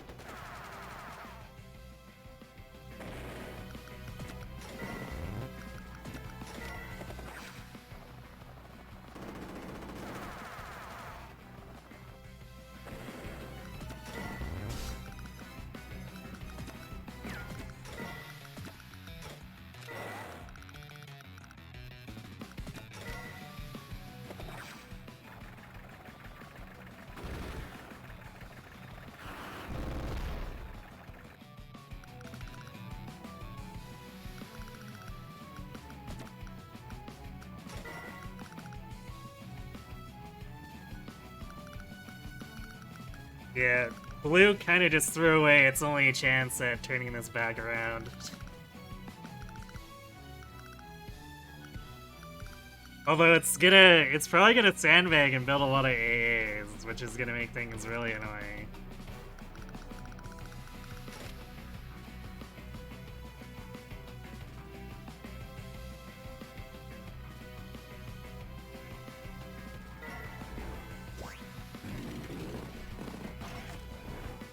Or it's gonna keep building infantry because reasons.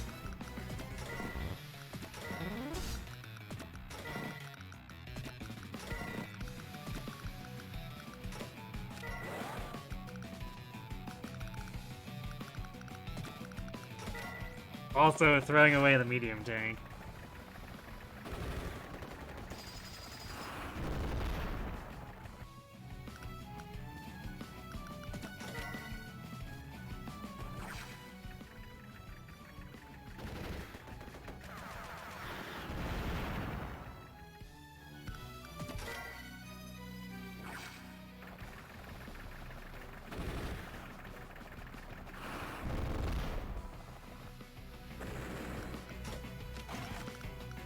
And now I've got a bomber.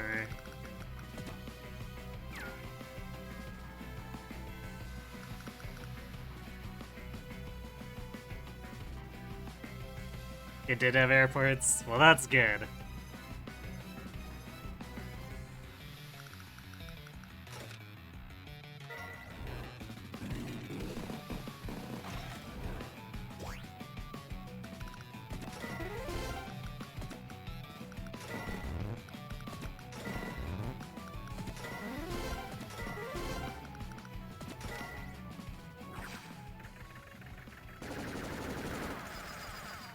Wow, that was a terrible roll.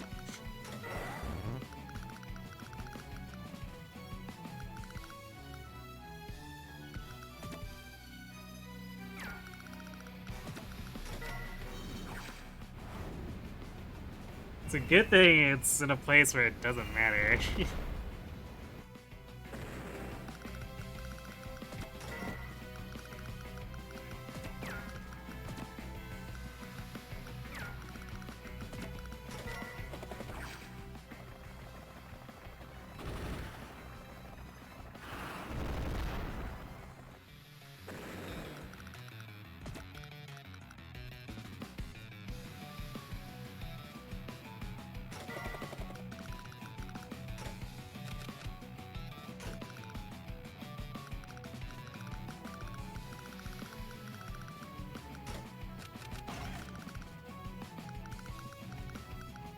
Yeah, I think Blue's in trouble. Just a hunch.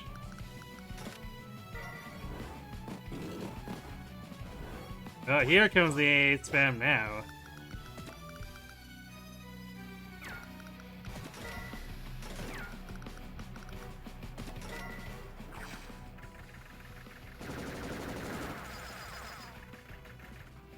The 2%.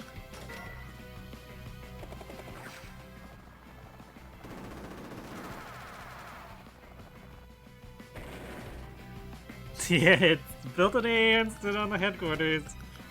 I mean, have you ever seen a B-copter capture a headquarters? Man, that's ugly.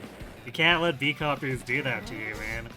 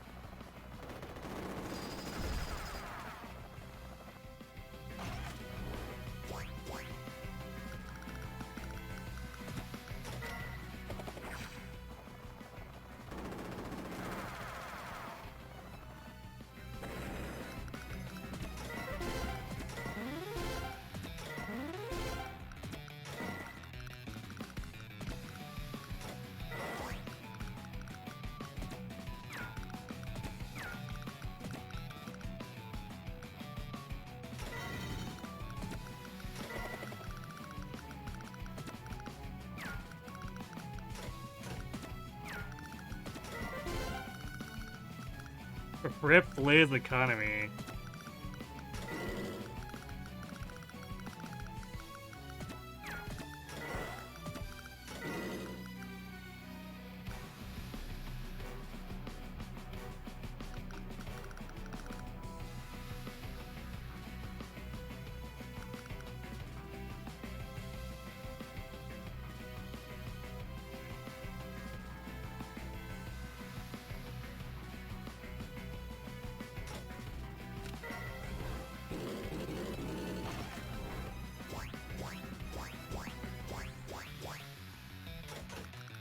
I think this is one of those things we call way too little, way too late.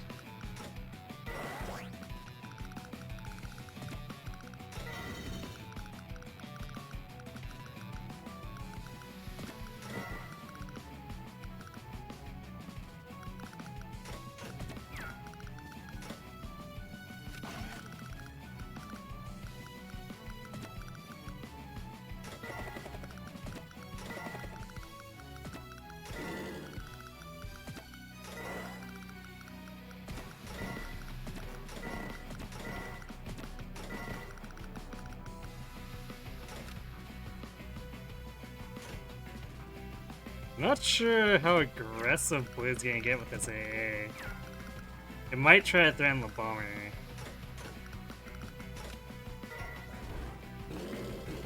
It totally did.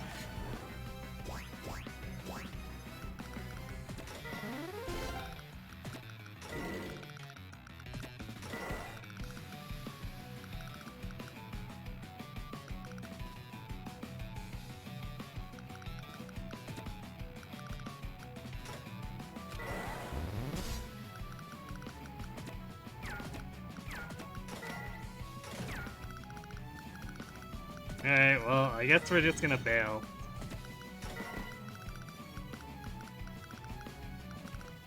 We're at the point where I don't think Blue can possibly make it over there to recap it.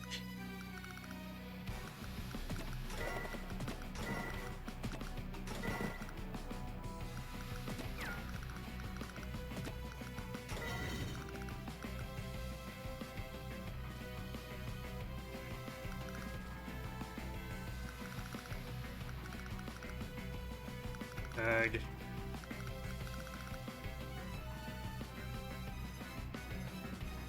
The way this is, I feel like I'm almost gonna need to get tanks to bring down here.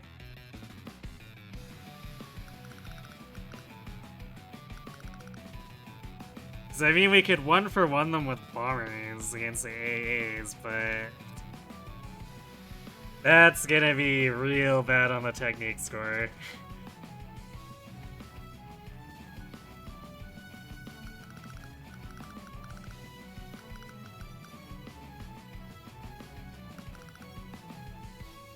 So I guess we could do like a pair of regular tanks? It's not like we need anything super heavy duty.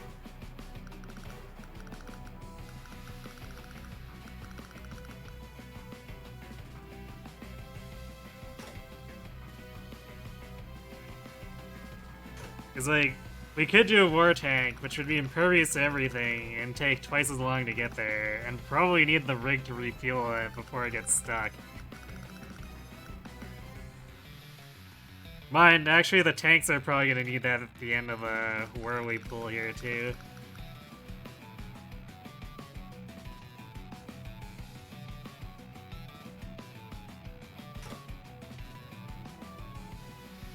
But I think tanks are the correct choice here. Otherwise we're just gonna get stalemated.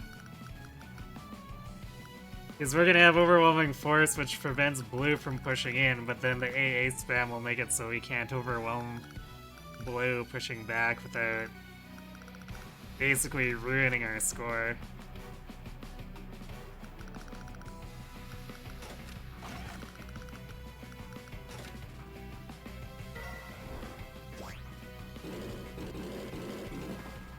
Oh no, I can't build anything from that.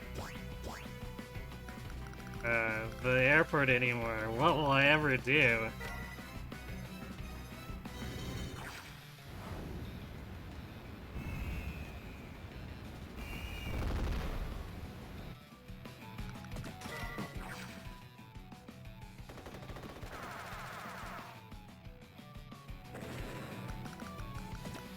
I guess alternatively, if we can get this factory away from them. Which is gonna be really hard with these AAs.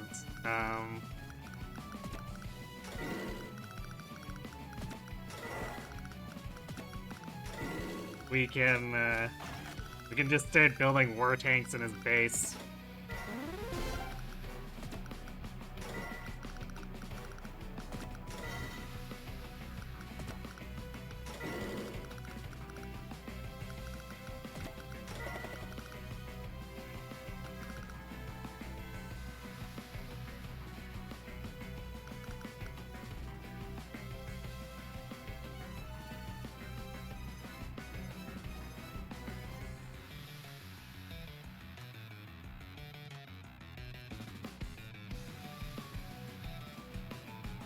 Yeah, despite the fact that we basically have an overwhelming advantage, we're still getting stalled.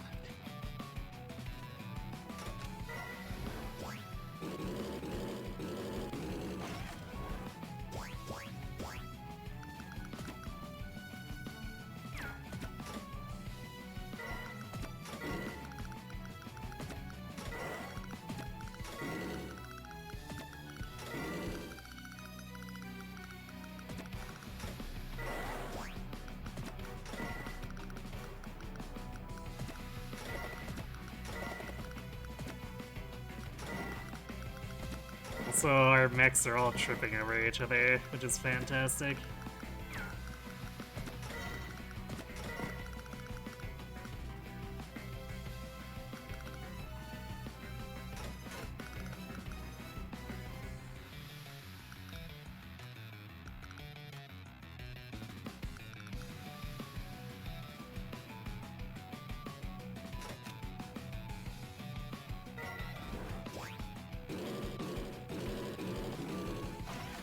These are just hiding in the corner.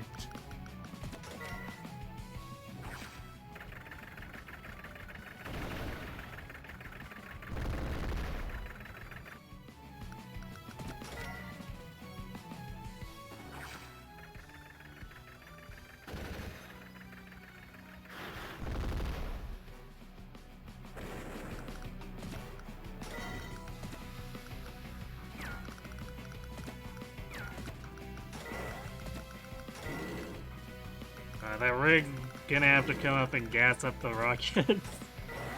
Isn't this canyon fantastic?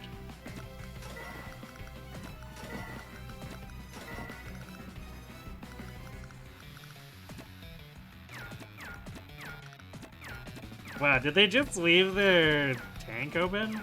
They just left their tank open.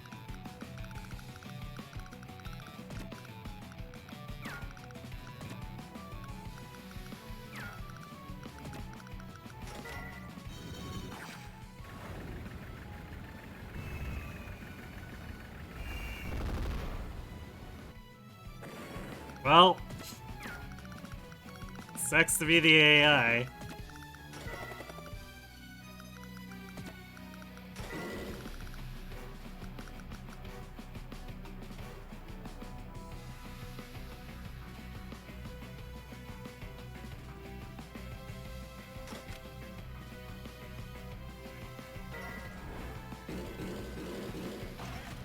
Wow, it chose not to defend the factory.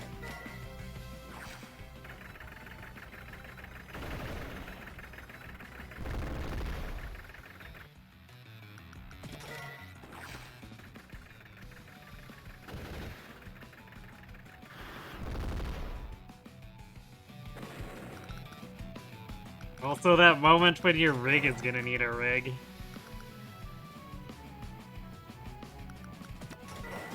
Alright, never mind, the rockets got gas at the city. We are A-okay.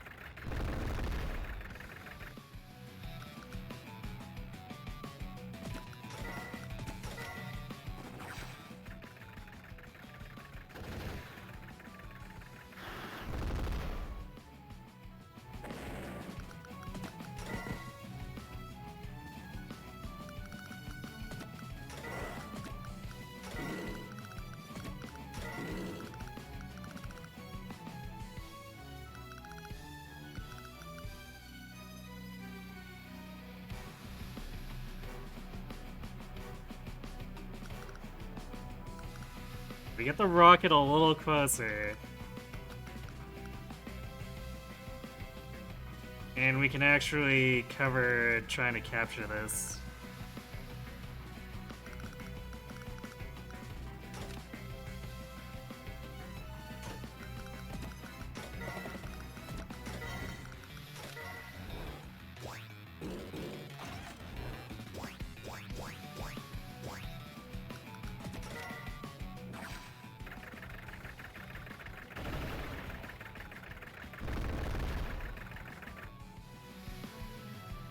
I'm afraid of that airport that there's 5 AAs sitting on it.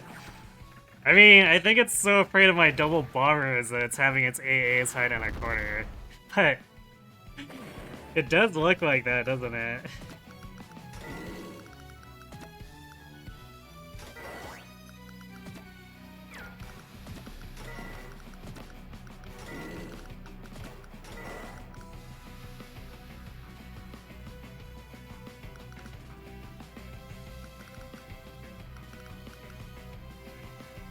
But it absolutely does not want to defend its factory here, which is kind of sad.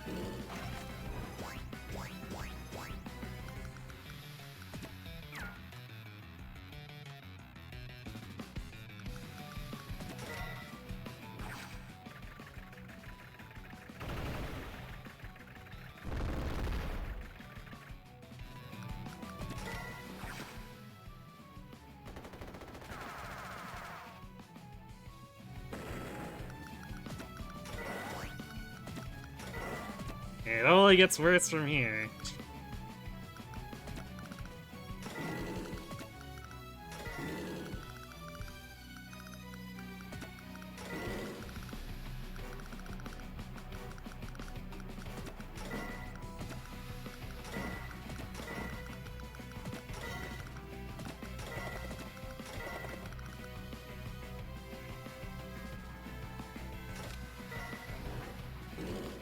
Oh.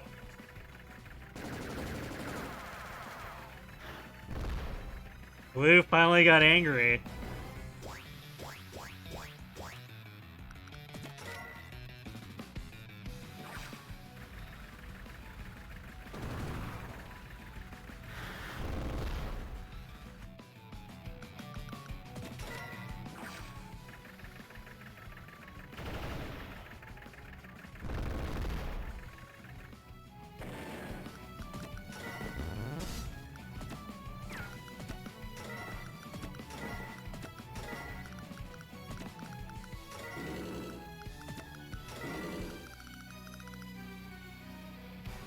Although I'm not sure what prompted the AI to be so chicken before and then suddenly go after it now. It's like, it's not like the bomber was out of range.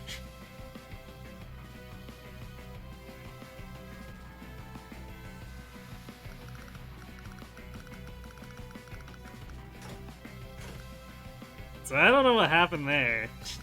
But, things.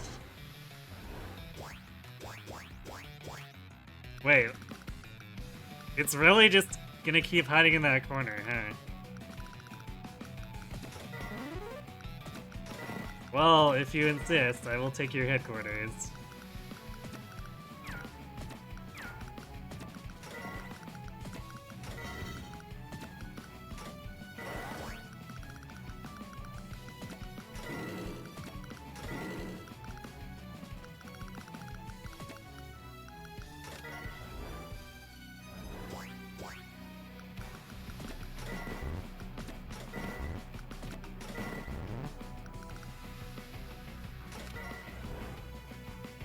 Yeah, these AAs are absolutely petrified.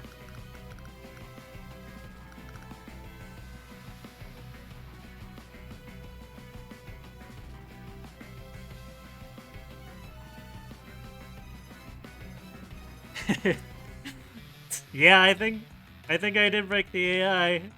Like, this bomber here, I don't know what it is about it. It has to be the thing breaking this, because normally you threaten the headquarters and the AI just loses it. It sends every unit to the headquarters. But for some reason... Well, you know what? No territories for you whatsoever, Blue.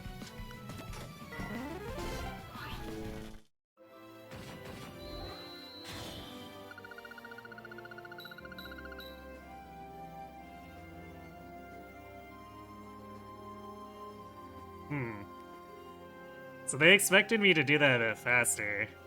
Which I guess I totally could have if I wanted to push in harder. I could have taken a slightly lower technique score for R for speed, probably. Although the trade-off probably would have been like 20 tech points lost for the 10 speed, so not really worth it. It broke its spirit at the very least. Evidently.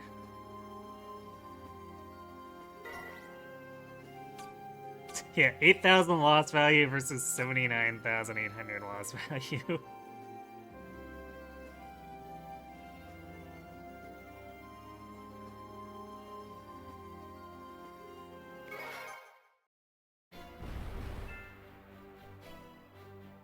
Okay, well... that just leaves the grudge matches. So 20 and... didn't we get an A on something else? Oh yeah, 12 and 20.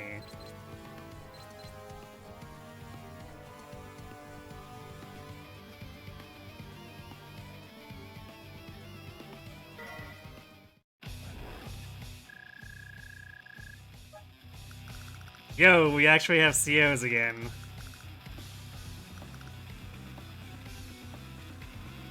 Okay, what do we want to do with this map again? We only have the one factory, so I guess we go for the center.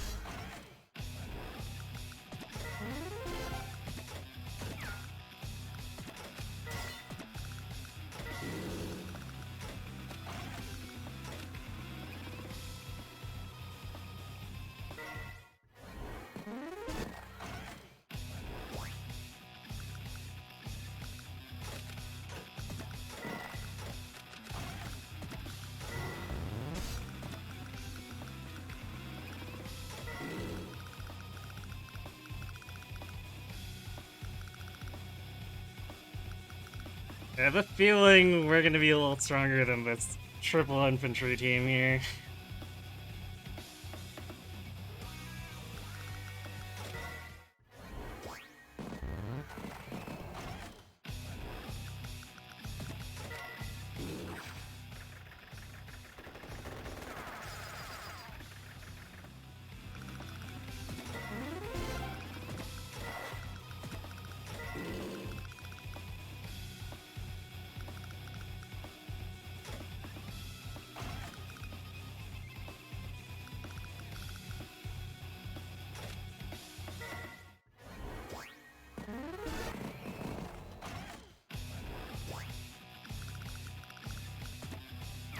Yeah, I guess I should have expected that battleship.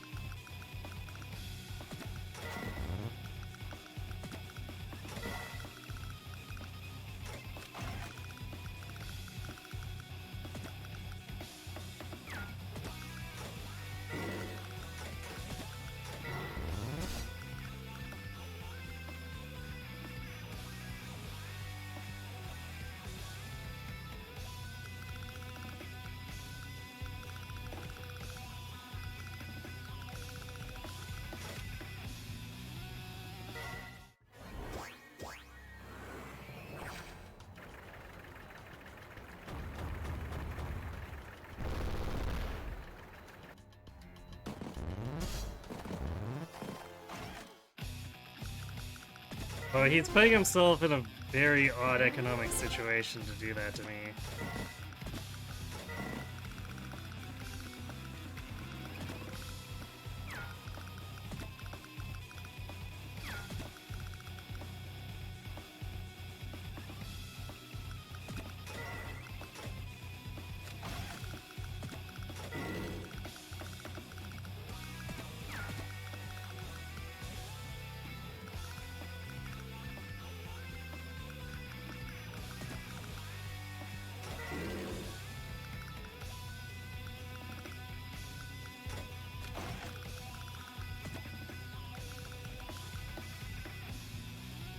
You should go for the...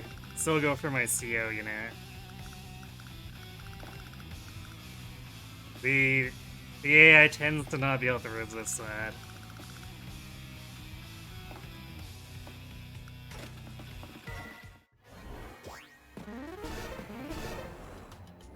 Yep, there it is.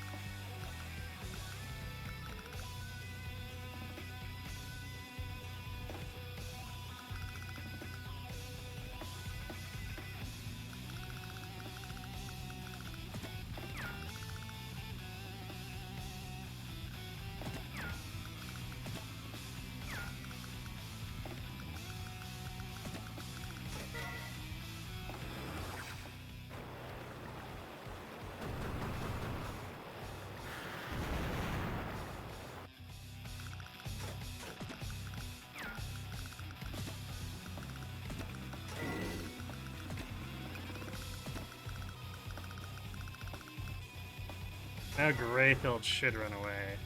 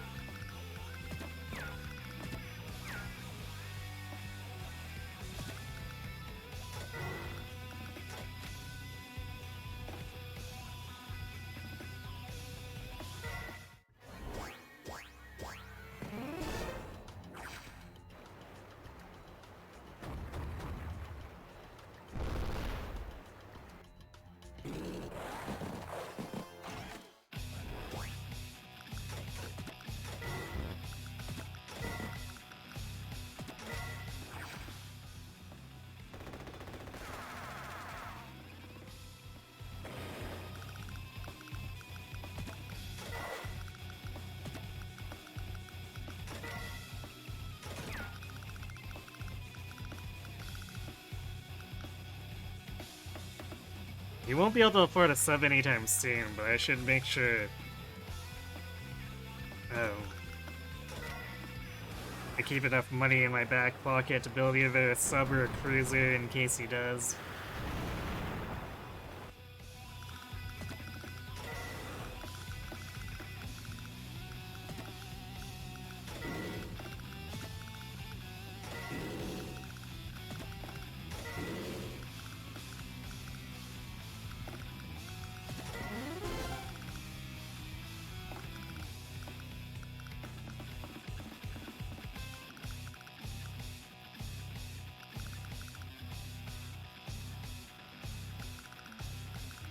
Yeah, I think even though he battered my CO, he really didn't gain too much out of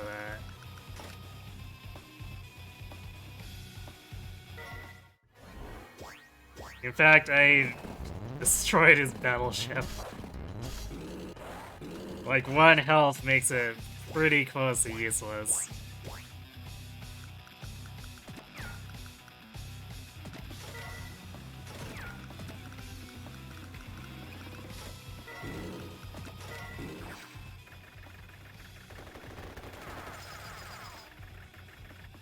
Yeah. And now! Interrupt the... Oh, hey, thanks for the 5 gift subs in there, too. And now! Criterion, Ainsatsu, Shadow Fireborn, Ballland, and SAP. Yes, subs. And now! Those weren't the subs I was thinking of, but thanks a lot, Enrid.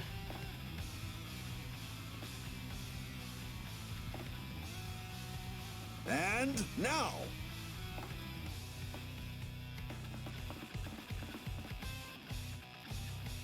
Also, thanks for giving the opportunity to show off the new alerts. And now. Which I guess I should mention, courtesy of Ether's hard work. I guess I should expand.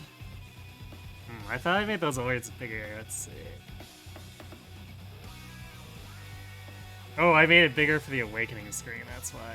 Let's up the size a little bit. You guys won't be able to tell right now, but if it happens again, any of the alerts will be bigger. Show off that ether art.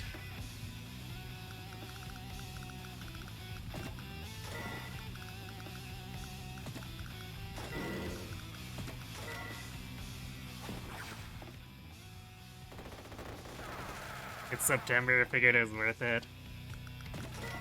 Oh, have they gone back to actually making it so that you can do discounted subs if you're gifting them?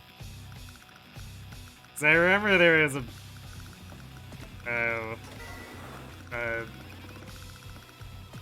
some nuance around that before, where it's just like, why would you do that? That, like, ruins September.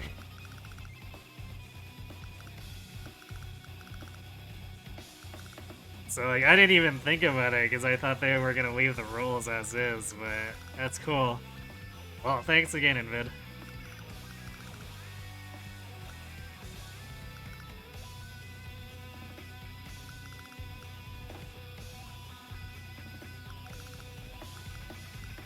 You know what, we probably need...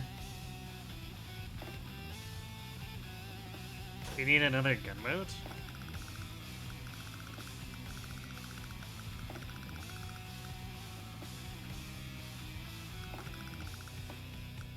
See, he's at 13,000. He's probably gonna build a sub. I'm gonna build a cruiser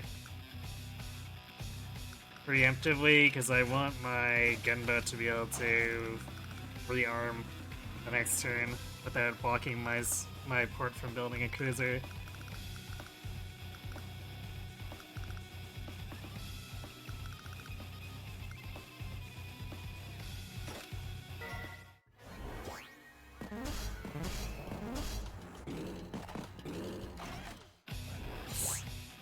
I like how the computer didn't know what to do there. It's like, well, I could retreat and stop the capture, but why would I do that? That's silly talk.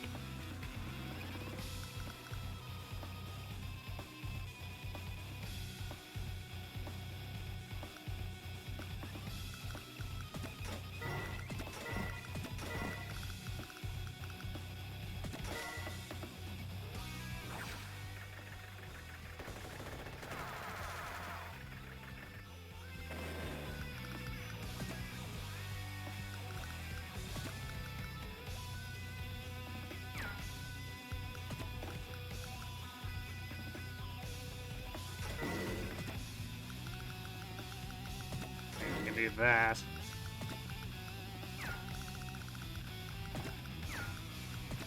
Well, what now, Greyfield?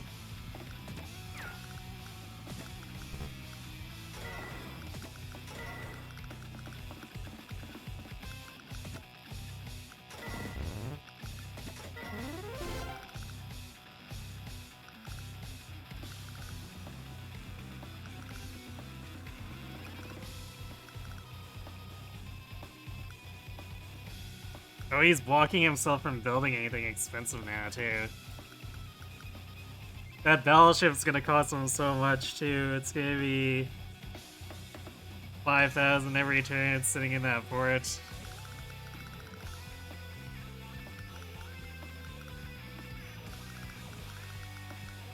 Which, actually, you know what? If that's gonna be the case, I'm gonna take advantage of that while he's in disarray and ruining his economy.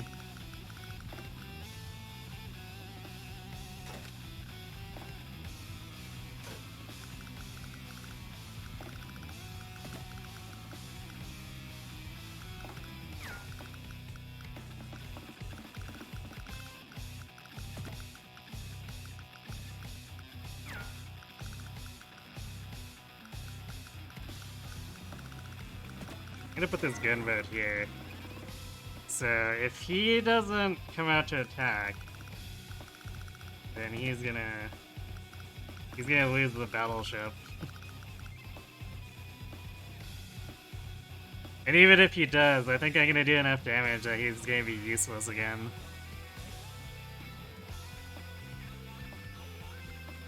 You got 3 gift subs today from streams you weren't even watching.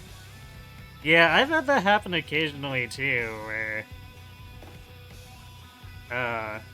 it seems to have some kind of timer that remembers you were in chat. And then it makes you eligible in the gift sub pool. It's strange.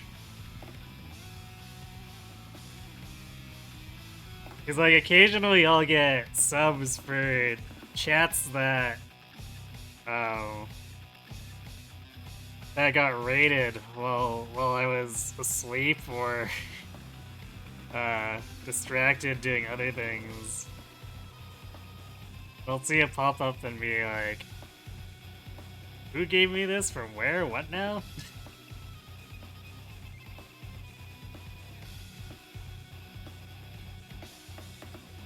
Alright, good night, Nate. Thanks for watching. Have a good sleep. Hopefully, better now that you've tested negative.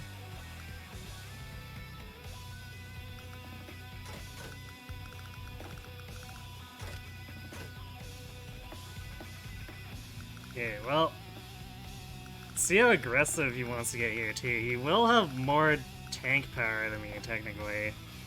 So he might try to push me with the artillery and the tanks, but we'll see.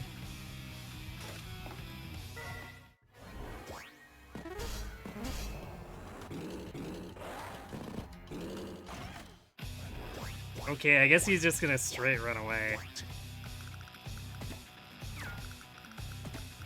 That's funny.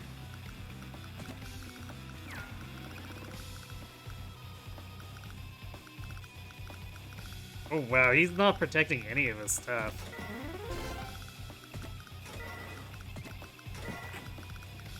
Greyfield confirmed for best commander.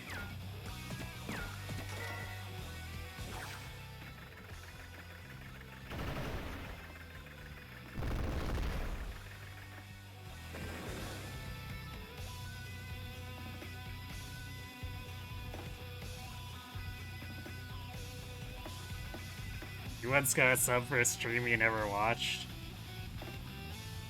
You sure you didn't have someone you were watching raid that stream while you weren't paying attention? Because that's usually how you get eligible. You get in there once, and then you're in the pool. And like, it can be obscured so you don't even know because they might get chain raided. So they raid someone who raids another person, and you never know you were in that in-between stream.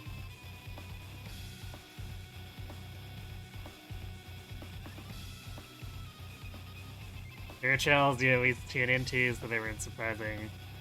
But one of them was an art stream you were only in because of drop you rated them once. Ah.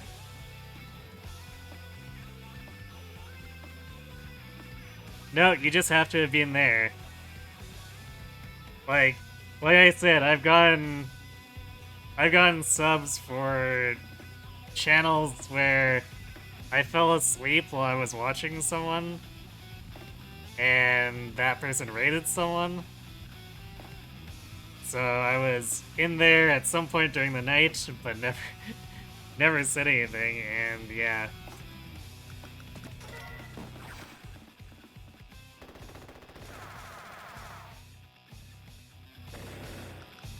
Yeah, it makes sense, but at the same time, it's a little weird, because it's like, that's a interesting criteria for eligibility.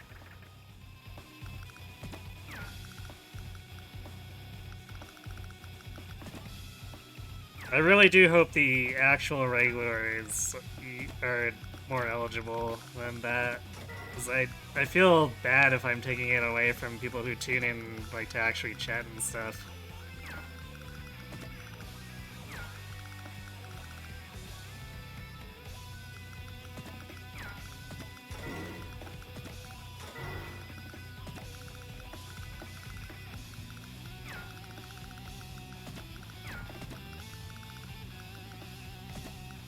Let's see if Greyfield gets tempted to fire at the cruiser over there.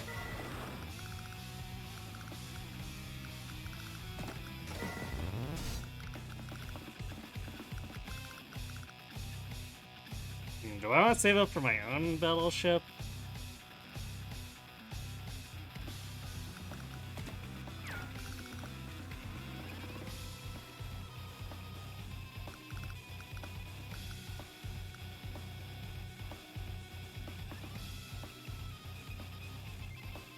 At the very least, I could consider getting a sub.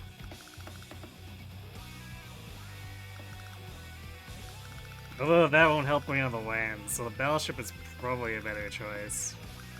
But I definitely won't be able to afford it next turn.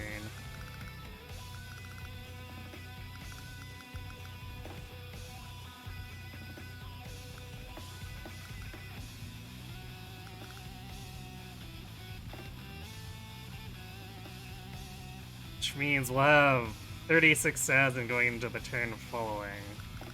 Which... that's quite a bit of overkill, so we maybe want to buy something on the land.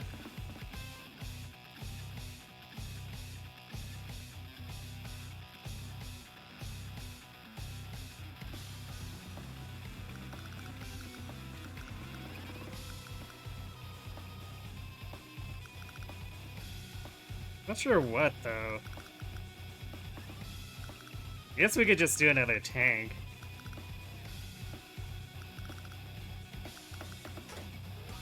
Yeah, let's do a tank.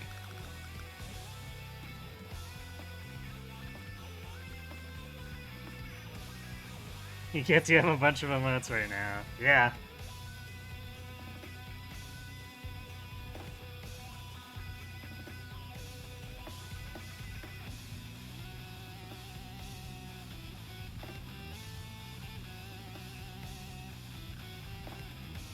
Wow, someone really wanted to say wow. They spent 2 emote slots on that?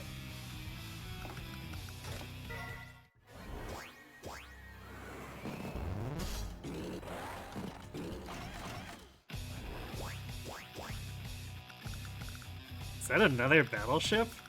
It has another battleship.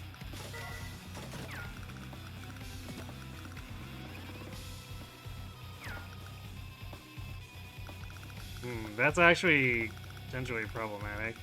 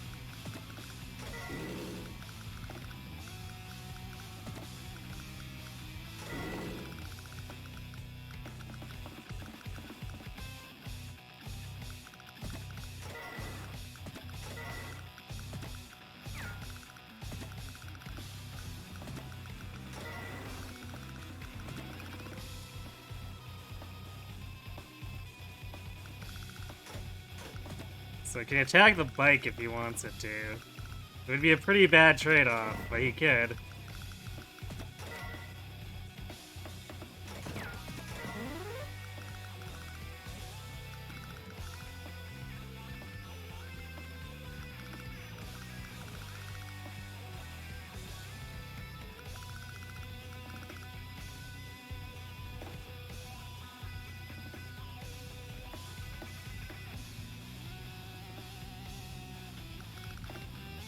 Tempted to build another gunboat, but then we can't afford the battleship next turn.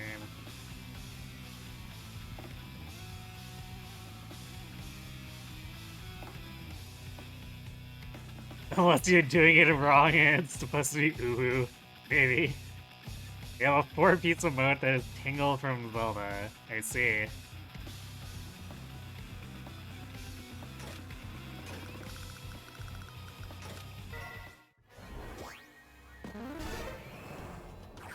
Yeah, they really don't want me to have that city.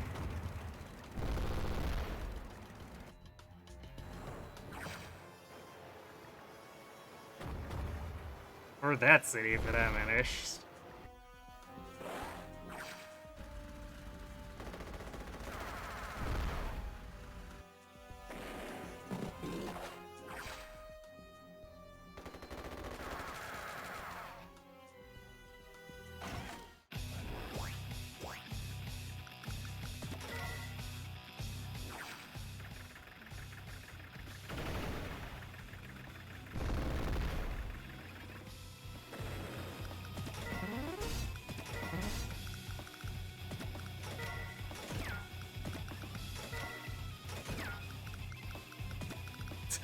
I like how I'm able to attack the battleship in the blind spot of the artillery. That's kind of amazing.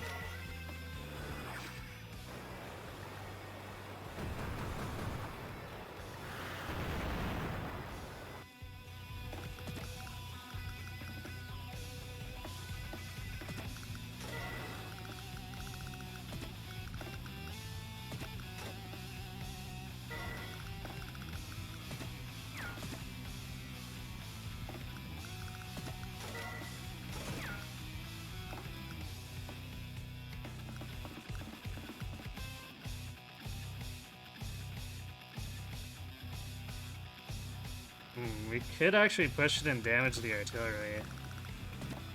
It's 1, 2, 3, 4, 5, 6. Yeah, exactly enough to reach, but we have to use Tasha to take down the recon. The other tanks are too weak.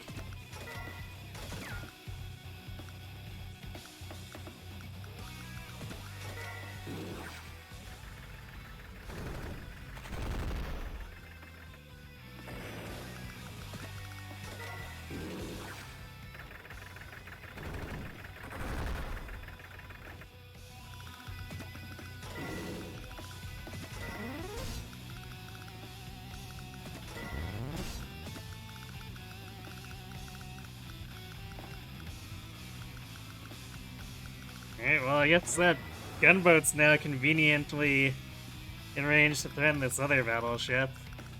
And this infantry, meanwhile, can just do infantry things.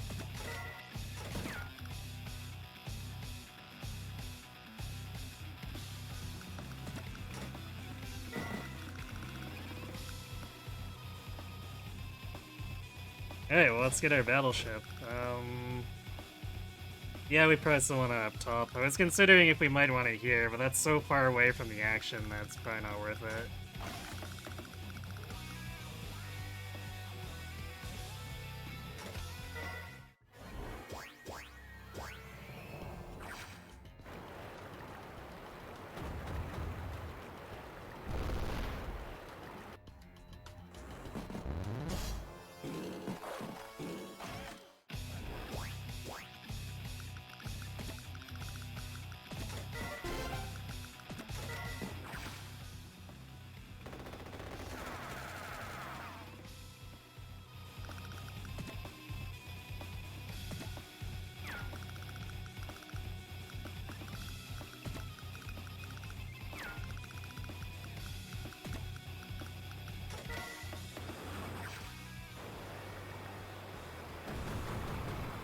Okay, I think I need to get a rig so these gunboats are not completely useless without taking 3 turns to go back to port.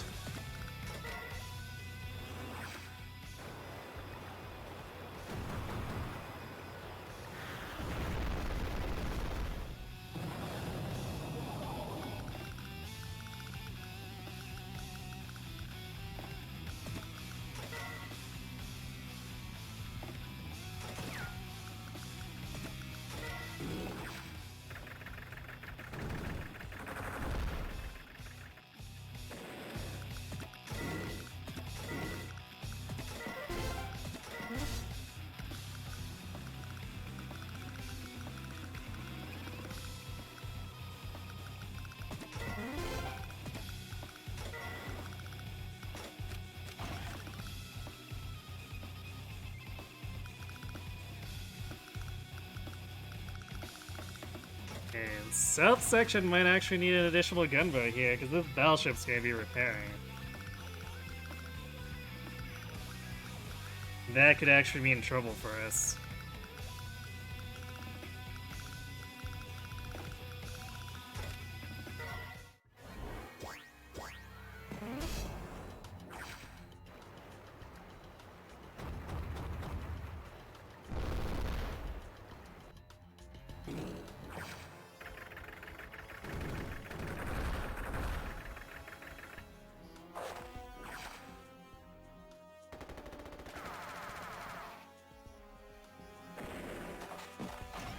Wasn't sure if he was gonna sacrifice well, I guess he's sacrificing the deck for this, technically. Because that's a juicier target for the artillery.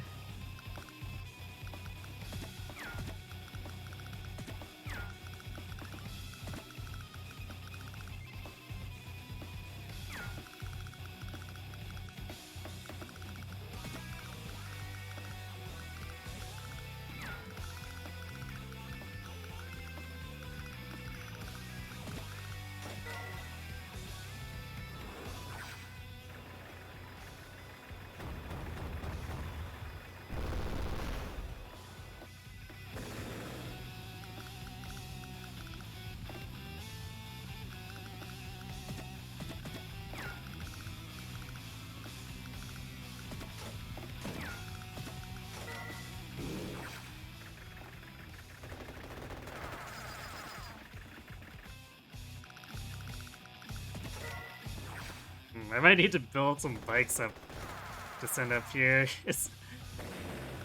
Graveyards kill off most of my capture units here.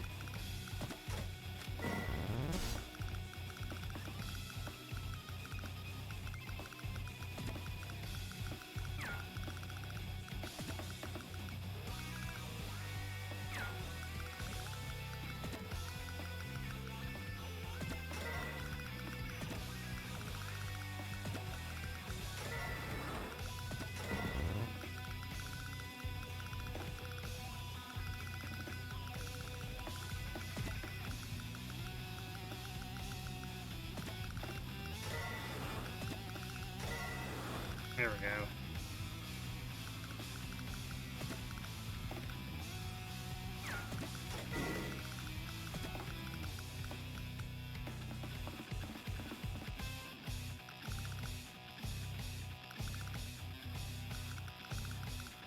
I wonder if he's just gonna keep firing at this mech.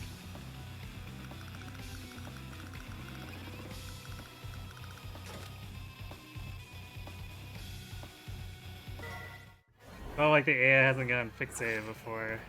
Oh, I guess wants to fire at the tank.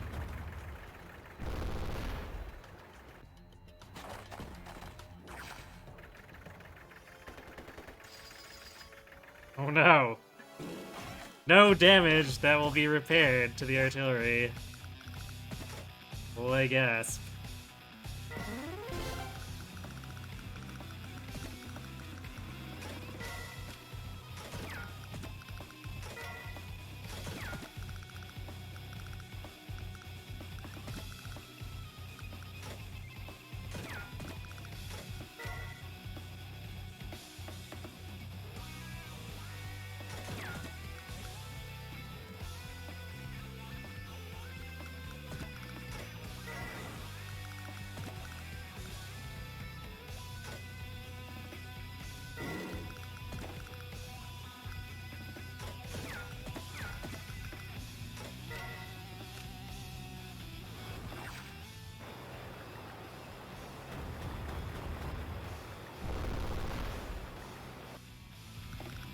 Doing that just to make sure we can protect our battleship from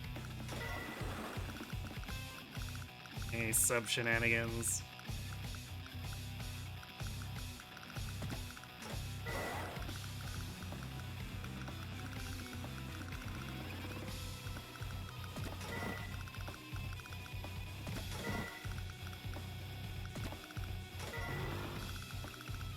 This got a little weird.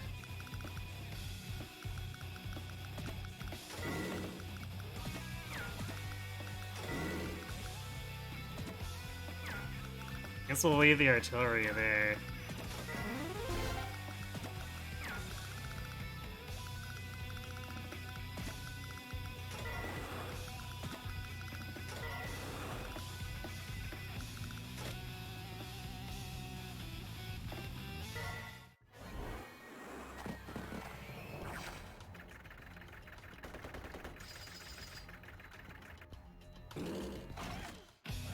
Congrats. Congrats, little infantry. You're doing things. Not really. Speaking of subs.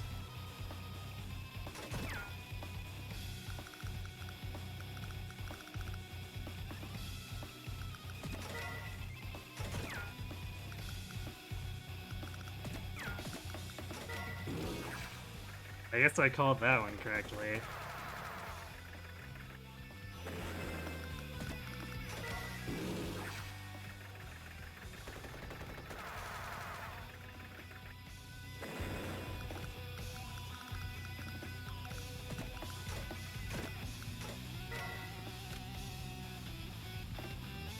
That tank's probably gonna shoot at our battleship, but it's fine. We'll take 1 hit point of damage at highest. And it's worth getting rid of his battleship so it doesn't keep running back and repairing.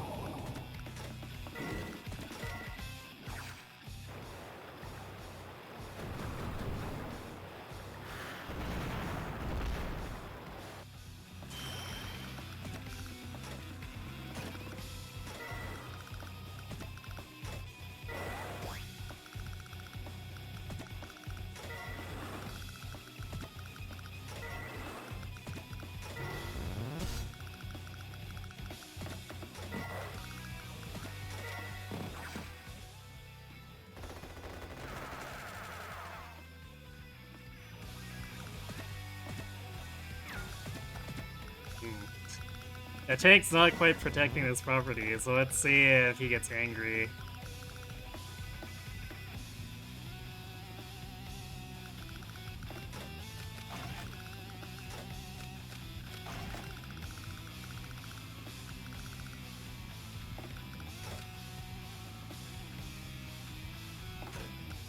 I guess his artillery's free to do things now. Let's sit here and be a jerk to this mech.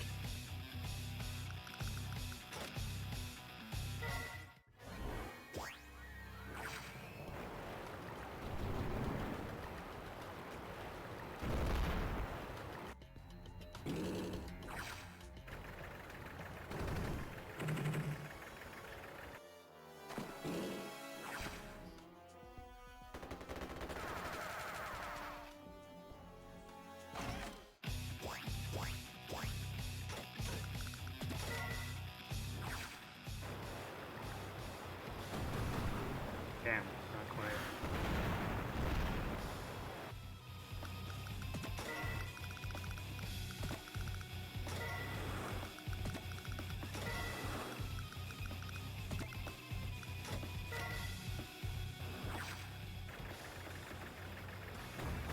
That sub is for sure done next turn, though.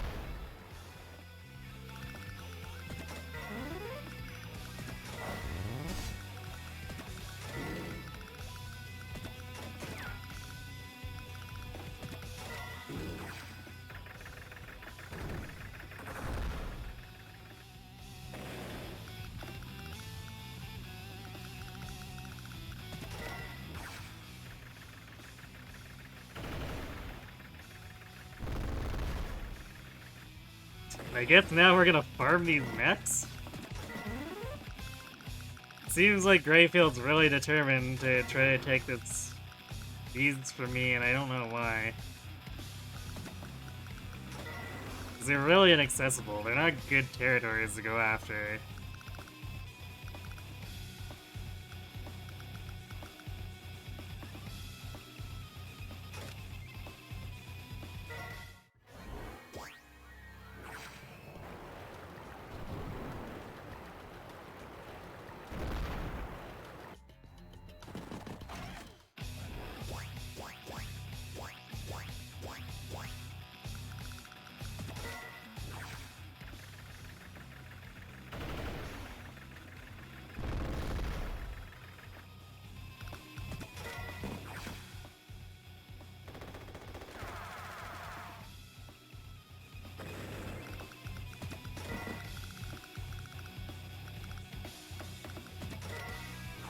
Okay, finally getting rid of this stupid sub.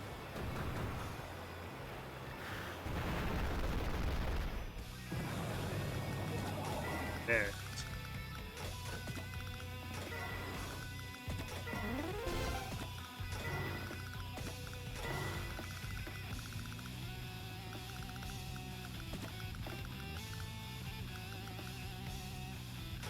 Well, that artillery seems to want to make it harder to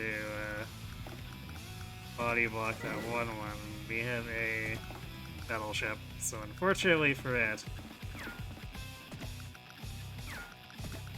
bad times ahead.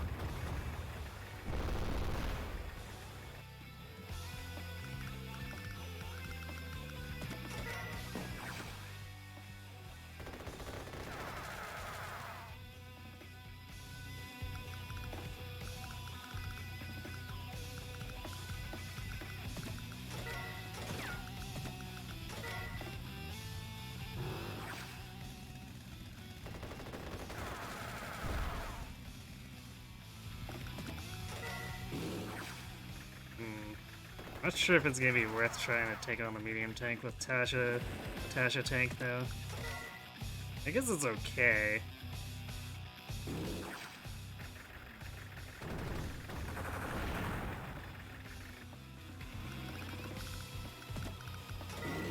Yeah, that was a decent trade.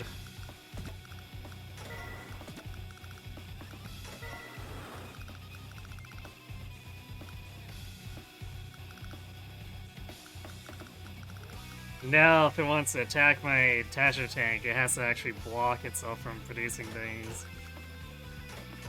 So it's gonna be Greyfield.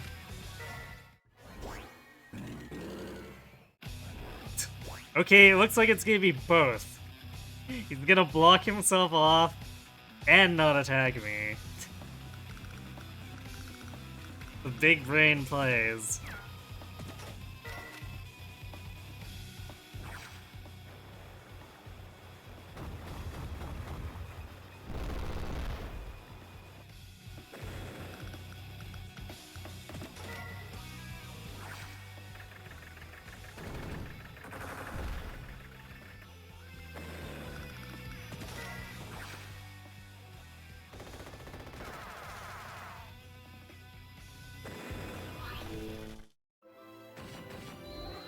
There we go, there's their ass. Almost on par for speed.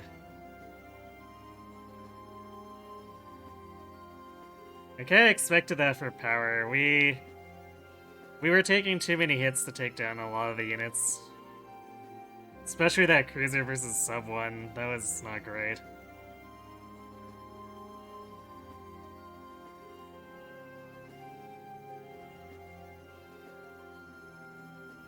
Hey, Ansatsu. That is an interesting emote. Howdy indeed.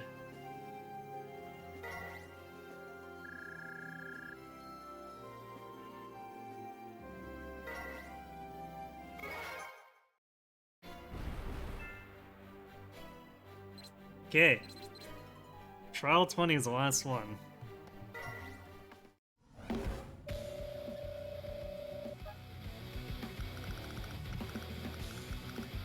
I don't think a fast headquarters capture is gonna be the way to go. So we're gonna try to do aggressive tank strats and maybe not push overly hard.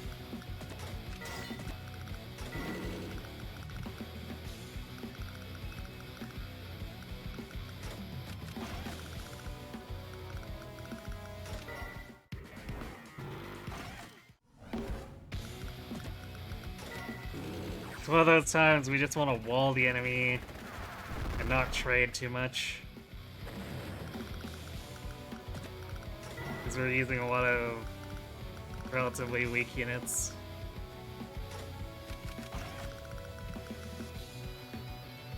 This is also kind of strange, because it's like, you get a really slow startup, because you only have one factory, but you have so much money, like, comparatively. But not enough money to make the seaports actually worth anything, for the most part.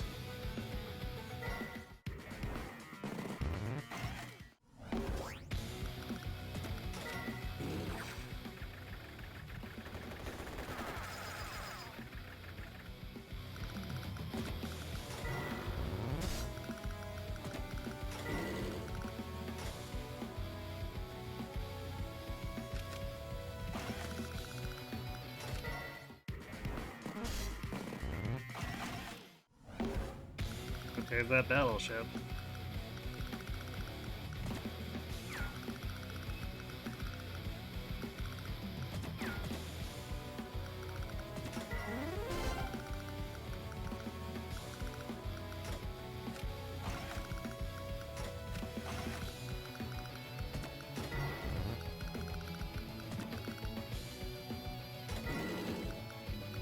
Well, we've done a lot to disrupt areas, so...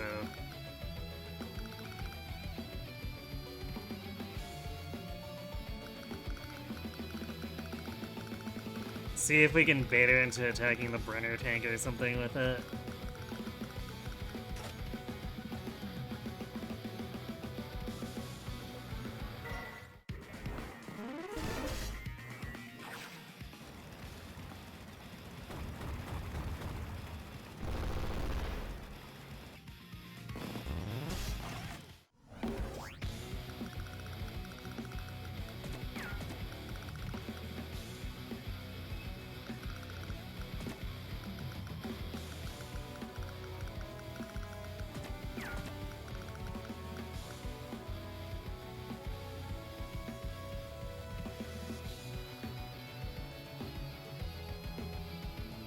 There's not really any good locations that we can put it.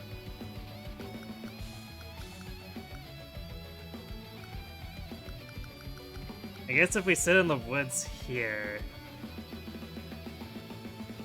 then a gunboat can reach her.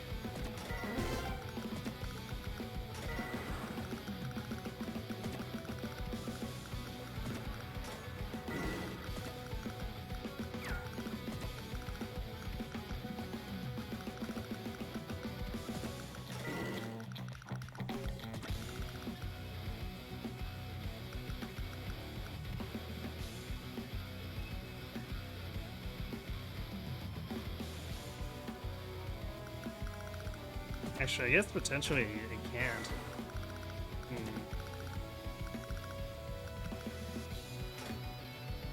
That's annoying.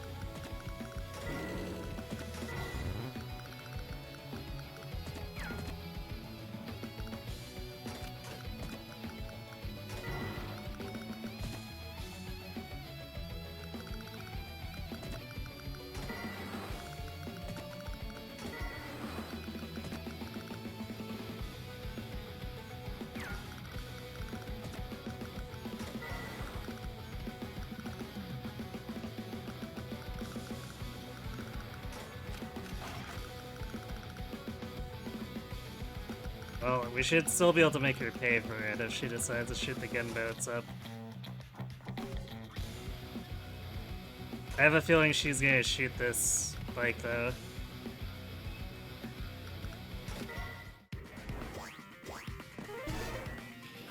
Yep.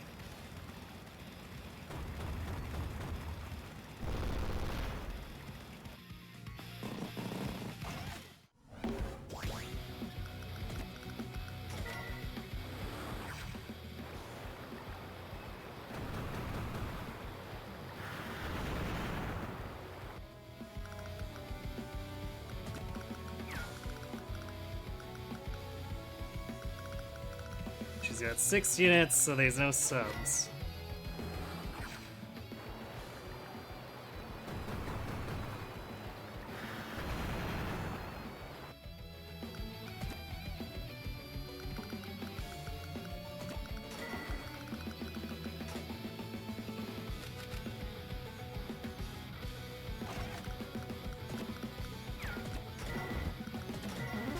Yeah, go ahead and do a cruiser just in case, though.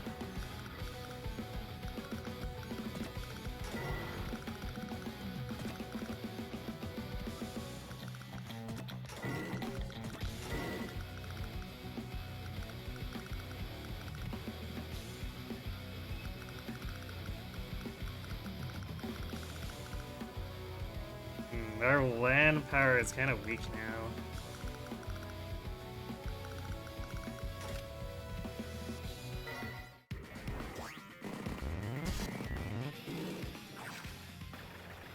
Although, luckily that tank is easily distracted.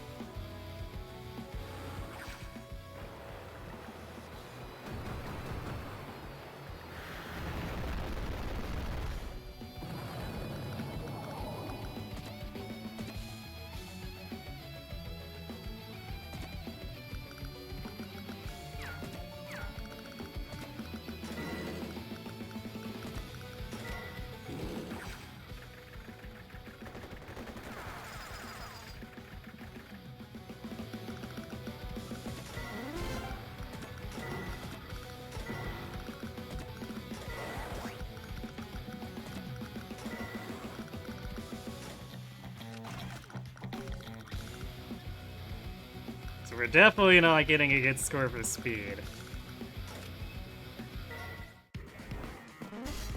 So if I remember correctly, this map wants to send it very quickly.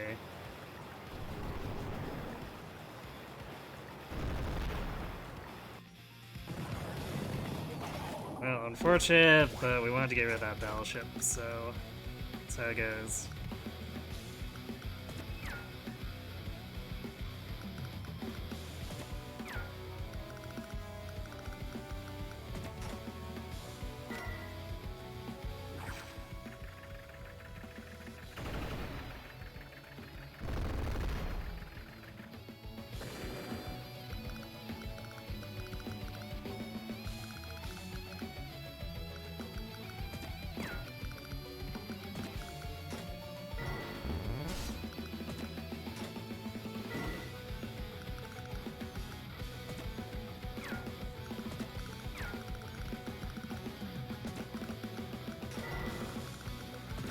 Probably should have moved the burner tank to a different location just so we could start capping, but oh well.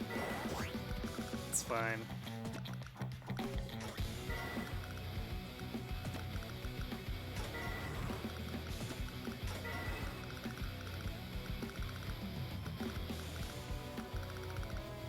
What's he doing with that lander?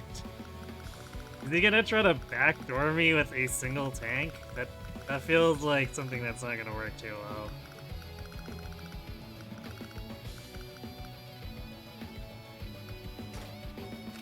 Alright, we're gonna get an anti-air because we want to be able to kill these mechs a little better than what will happen if we direct attack with tanks.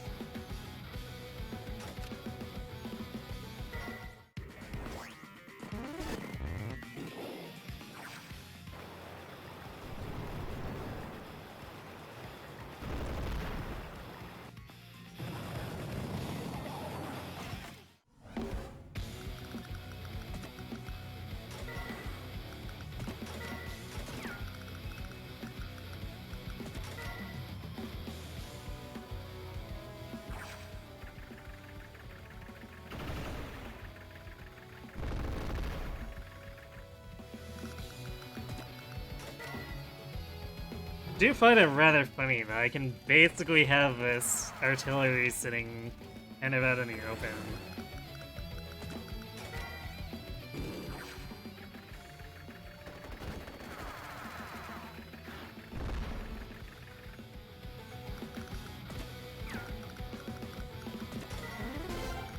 nothing can attack it just because not close enough. So I guess that's what Lin gets for spamming infantry.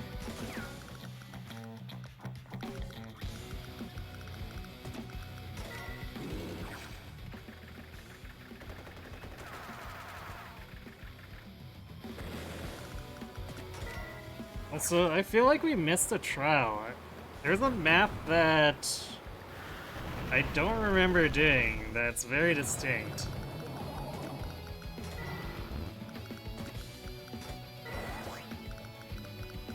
So I'm not sure. You have to check the map again.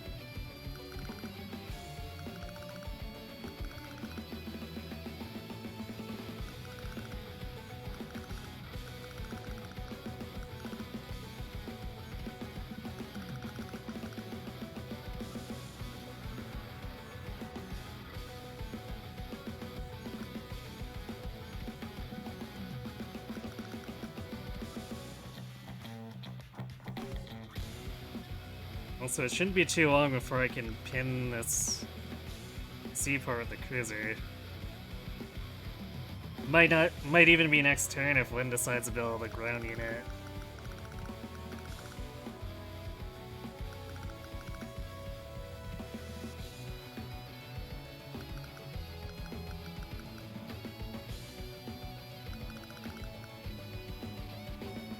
Probably want one more indirect of some sort. I don't know if it needs to be a rocket. That seems a little overkill. On the other hand, actually, yeah, let's just do another artillery, because we can't afford a battleship and the rocket's gonna take forever to get anywhere.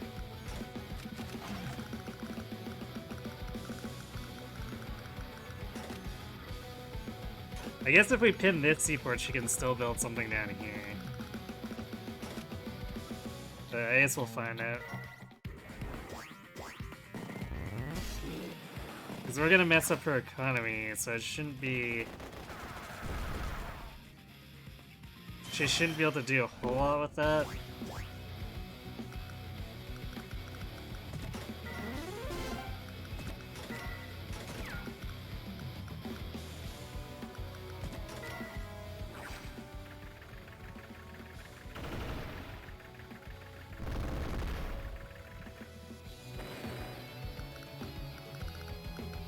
Alright, well, I guess we can afford a battleship now. This is so much for only one extra indirect. But since we're not gonna make speed, we need to kind of farm anyhow.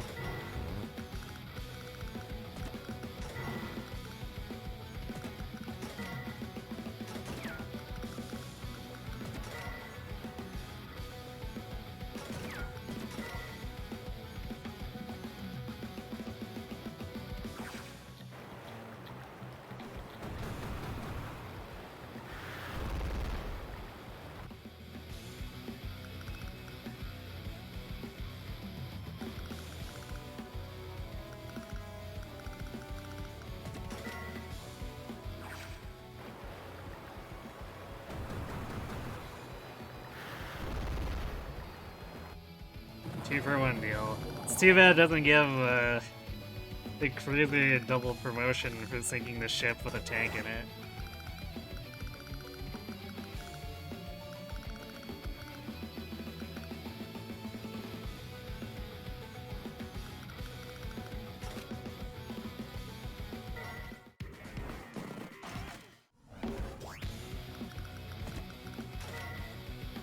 Okay, now we got a pinned battleship. That's gonna be costing her a ton of money.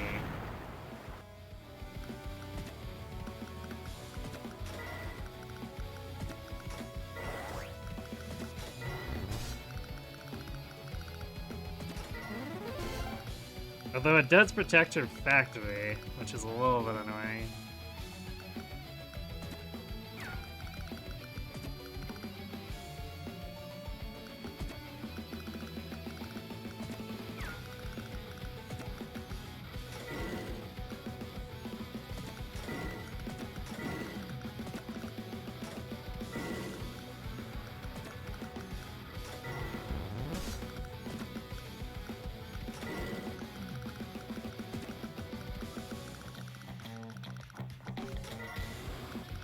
We could also clean it out with our own battleship.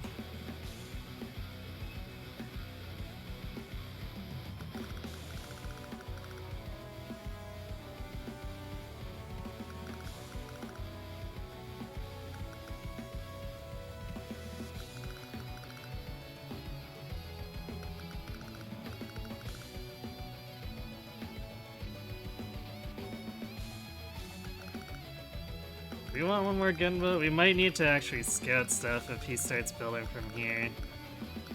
So I guess we'll build one more gunboat. Feels annoyed, man.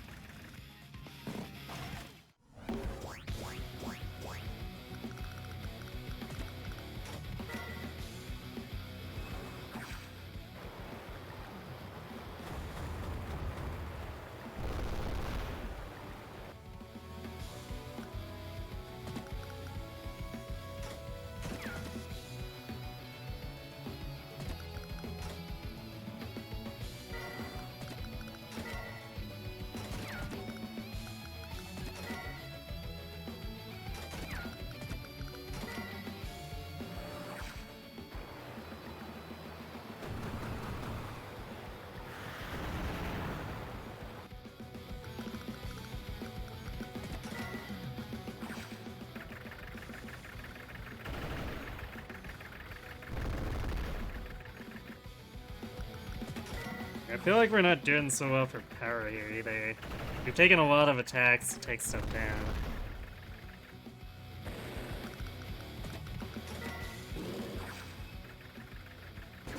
Which, I guess this is where the AA starts to shine a bit. Adding our score out with those one-shots.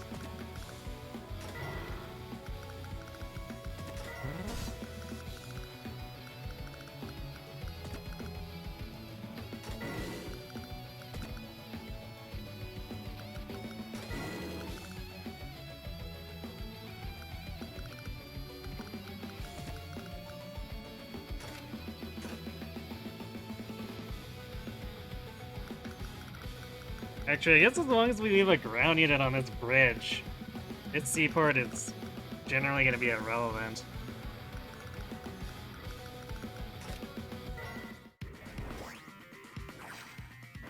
Alright, well, battleship trade is expected.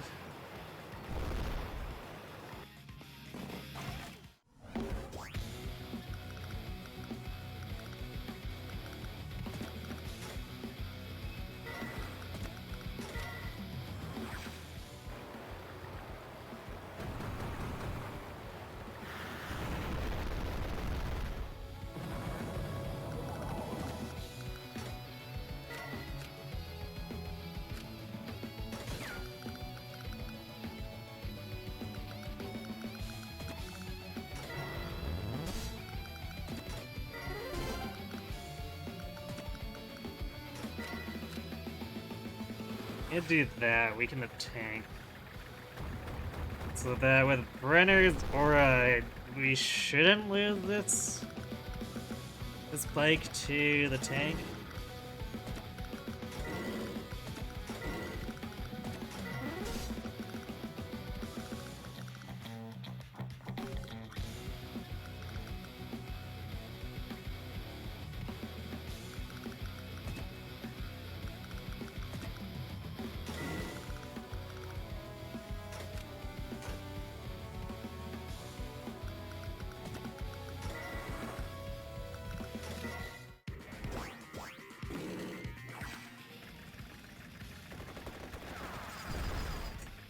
Yeah, kind of barely survives, but whatever works, right?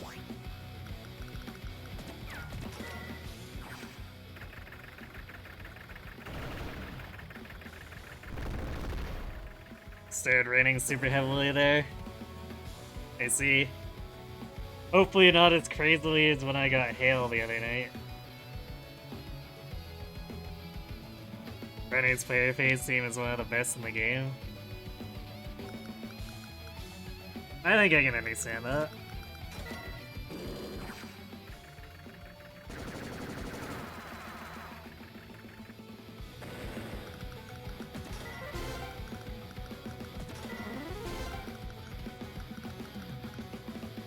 I think I prefer pennies myself, but that's also because I just happen to like how weird and crazy Penny is.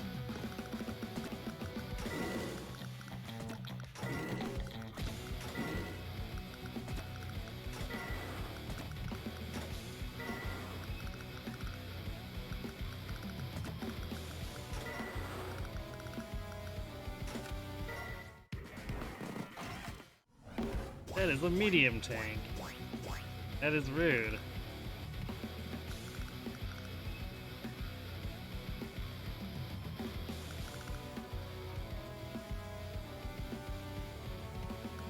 Am I gonna need another battleship just to suppress this long enough to take it over?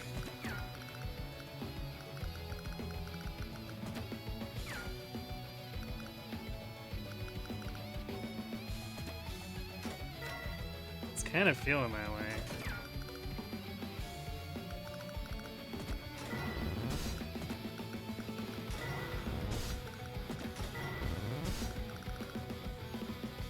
Or in the very least to get into a state where we can just artillery this over and over.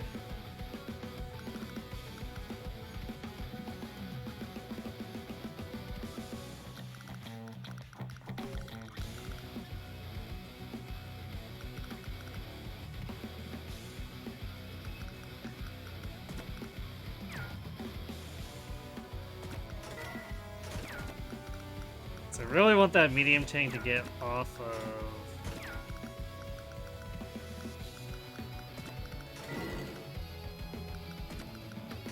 that factory, because we're gonna keep losing power if we have to attack something that's on defensive terrain like that.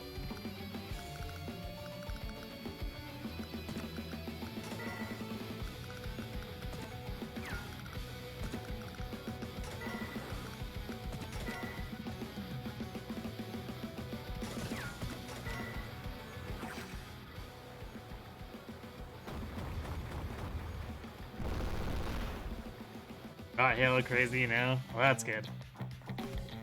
Hello, insert joke here.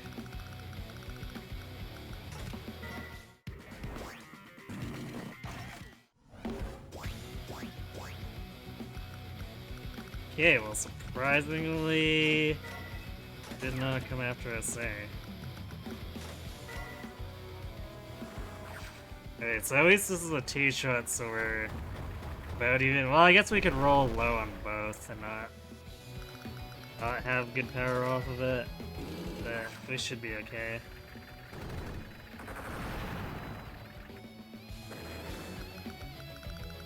And playing for score is a pain sometimes.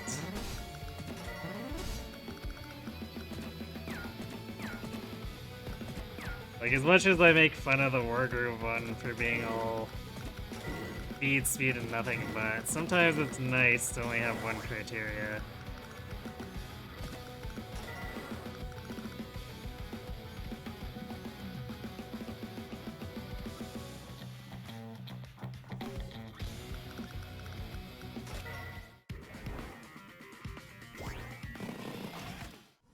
War tank, you say?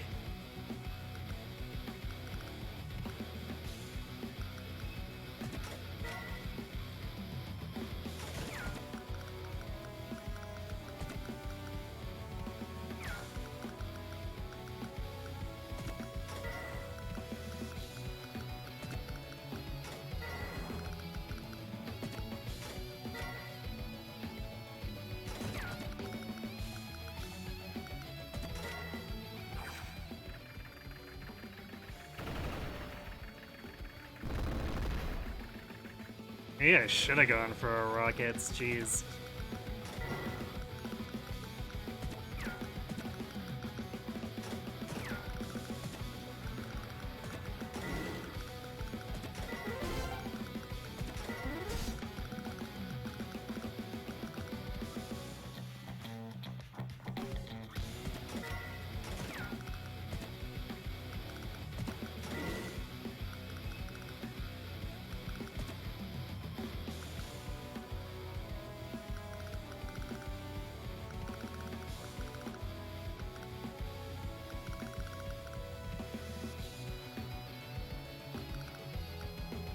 With the volume of units she's built, I could probably do another battleship. The thing is that then we're hurting our power score if we're having to do 3 attacks. And I don't think we're gonna be able to avoid that with the war tank.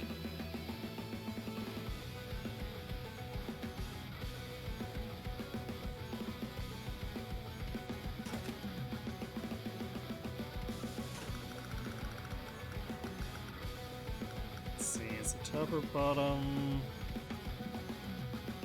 Bottom's probably more relevant at this point. Some movement. 5.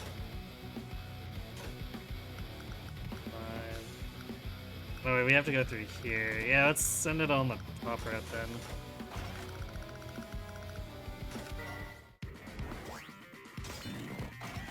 Oh good, it's a CO tank now.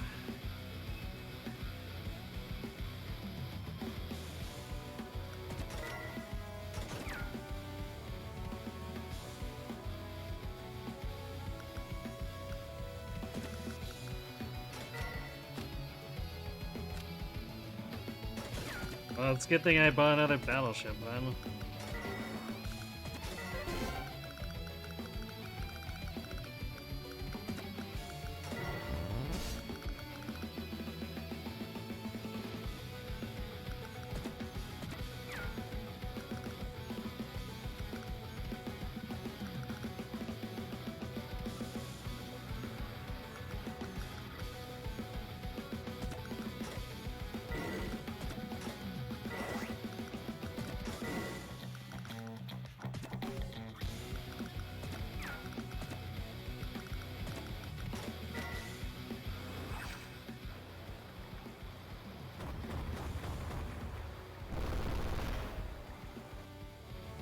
Good roll on that one.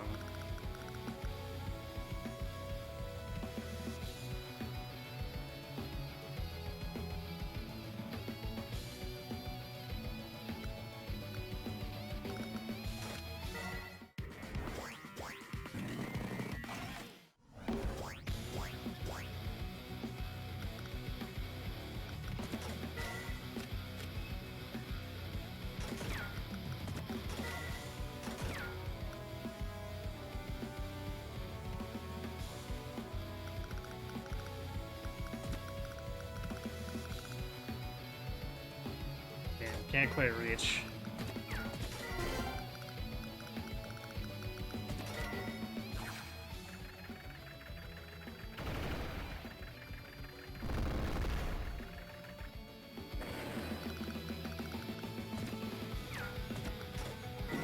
However, we can position this way.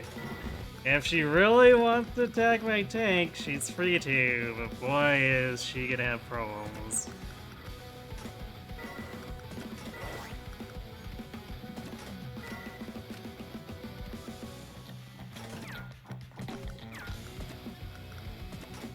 Well, I guess it's not really helping. We have to deal damage to this thing somehow. I guess at least it should help our tech score. Because she is throwing away 24,000 by letting me just pick this thing off.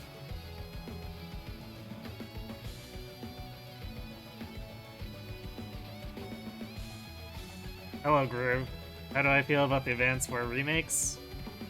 I think I'm excited. It's I've not played the original two, so I'll be interested in experiencing them.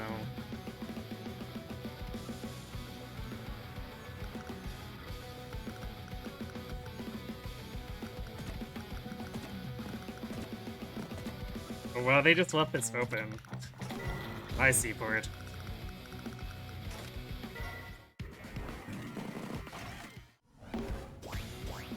Actually running away, huh?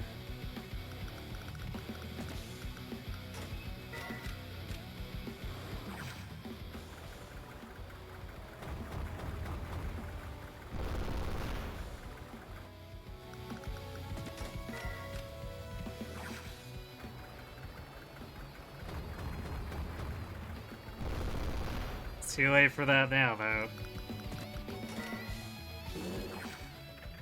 You think you can just roll up with your war tank and expect me to not attack it?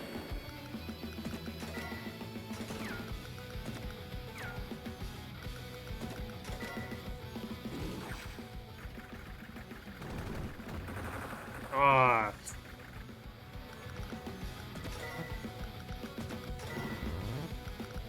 All the times we get a really bad roll.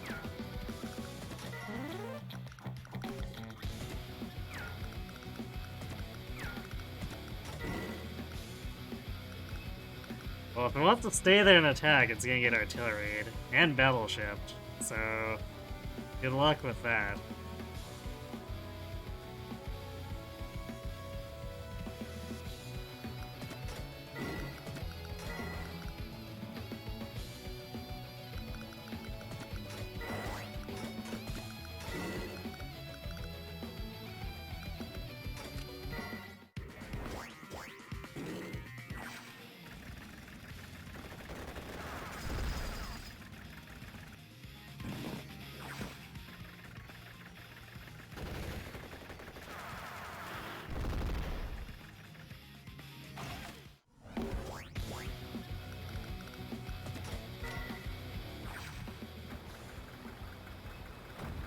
This war tank took so many shots to take down.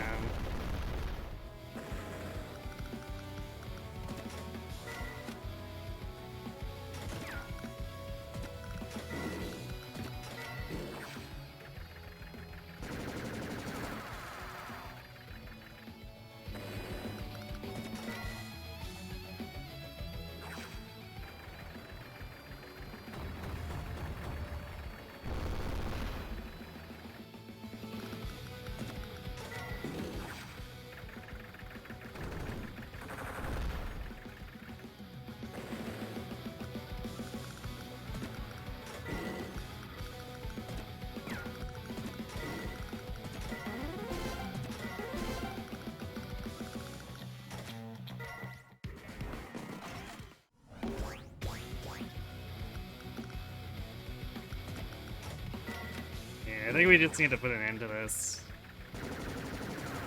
And if it's not good enough, I guess we try to score better.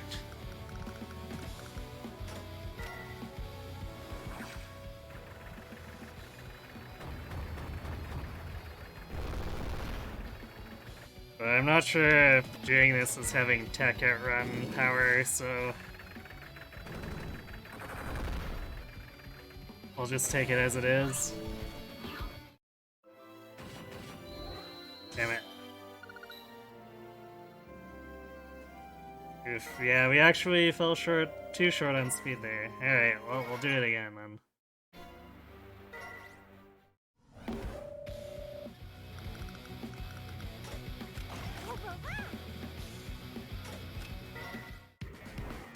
Hey, thanks for the follow insert joke here.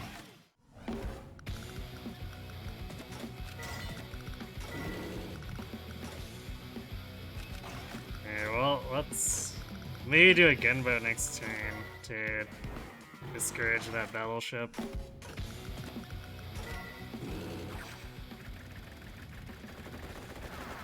Or maybe we'll encourage more battleship that way. Hard to say.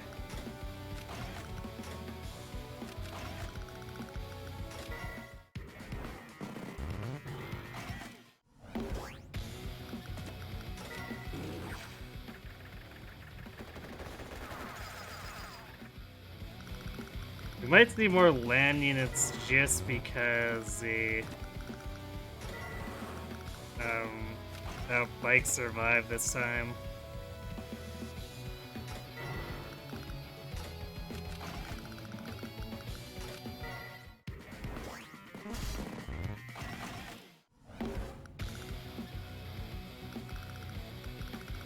That's gotta be a sub.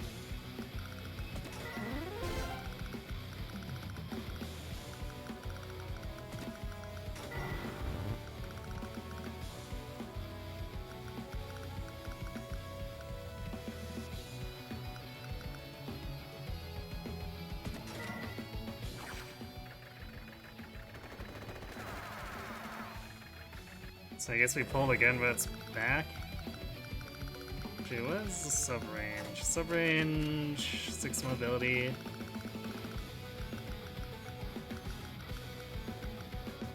Yeah, it'll be upon us very quickly, so we probably wanna... I guess we'll leave the gunboat here for now to bait it, and then we'll build a cruiser after.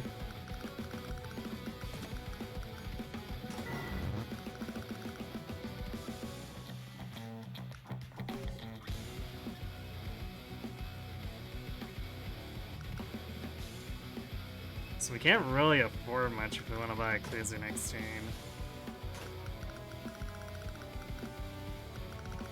I don't know if I want more bikes. We're probably gonna need stuff that can fight land units, like tanks and whatnot, so I think we're probably just better off saving. Yeah, subs are stealth upon construction in this game. So, as you can see, it's hidden, but the fact that Lynn's got 4 units but only 3 visible gives it away.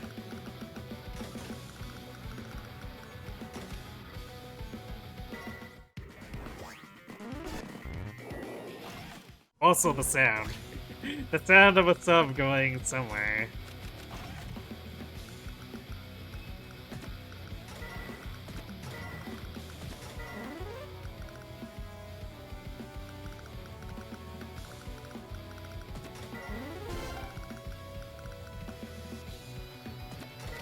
I could attack this mech, but then this infantry is gonna probably move in behind me.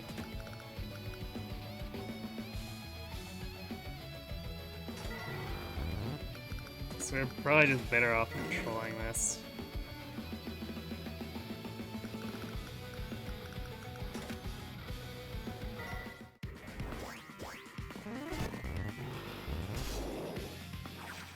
Yeah, there's the sub. Bye, gunboat.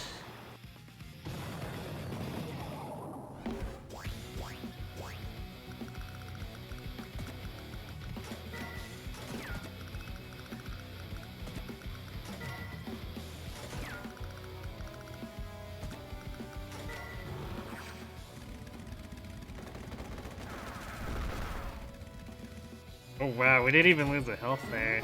It's surprising.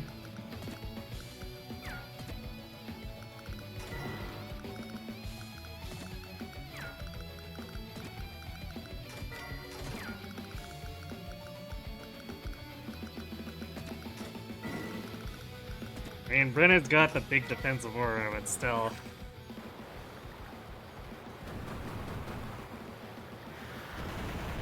Now that you think about it, they really overhaul navies in Days of Ruin.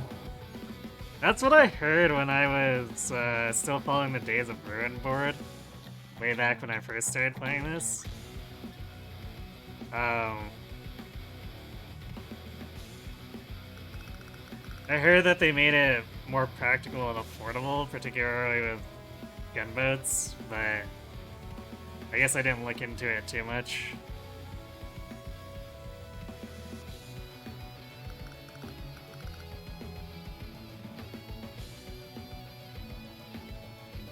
Let's see, do I do another gunboat? Because we never want less than 2 gunboats if we're trying to sub-scout. The annoying thing is that we need a unit to find it. That's not the cruiser. And there's a good chance that wherever the sub is, it's gonna find a gunboat to kill. So, unless we have an army of cruisers, which is kind of expensive, can't really afford to have less than 2 gunboats.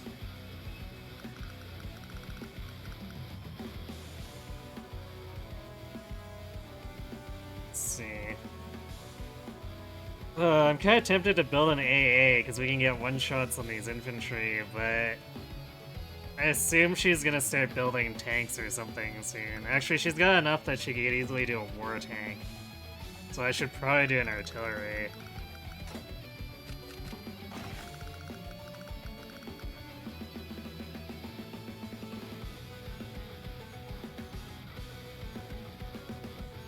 Oh, battleships moving and attacking in one turn was a change? I find that fascinating.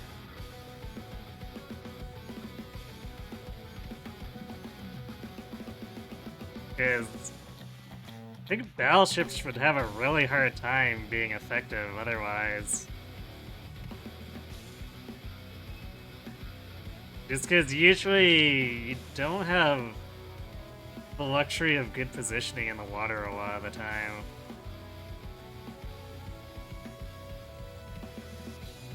At least not the way they craft maps. Maybe if they made maps that really catered to naval, then they probably could have gone away with not changing battleships. More range in other games, you think? Oh, one or two more? I see.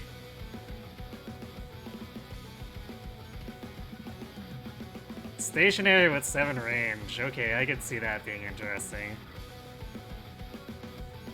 Although the maps would still have to cater to it a bit. Yeah, definitely not as good as move and attack. Because really, move and attack is so much more adaptable.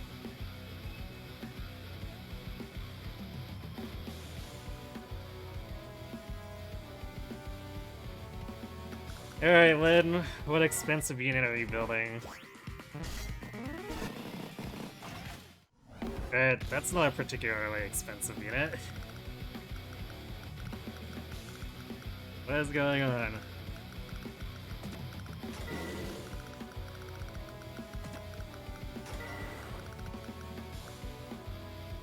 Okay, well in that case, she's probably gonna CO her tank then. Do we build a medium?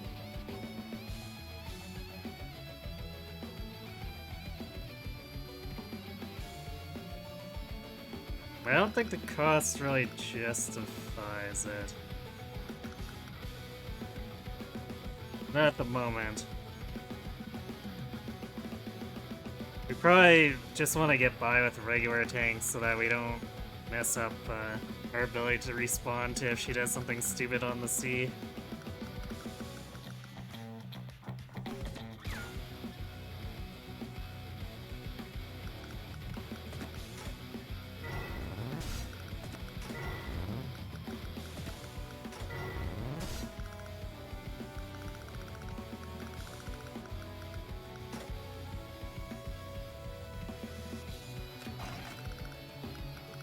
Plus, if Brenner's tank gets damaged, we can merge if we're desperate.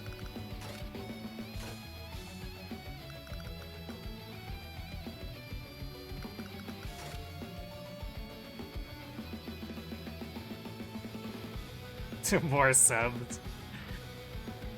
I mean, I'd probably do a sub if I could actually afford it. Can't do her subs with mine.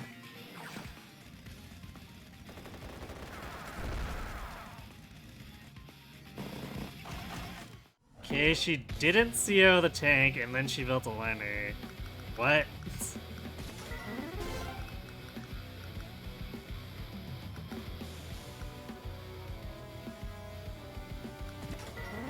I'm really confused by this strategy.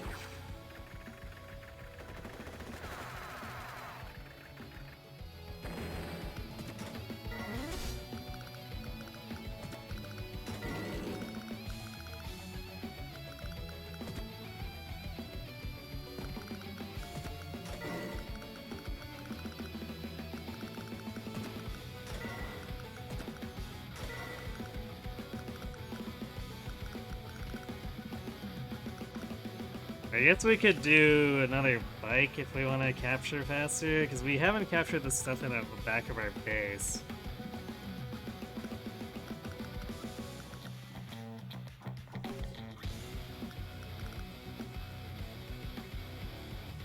But if we're patient, we can also buy an artillery, or not an artillery, a battleship.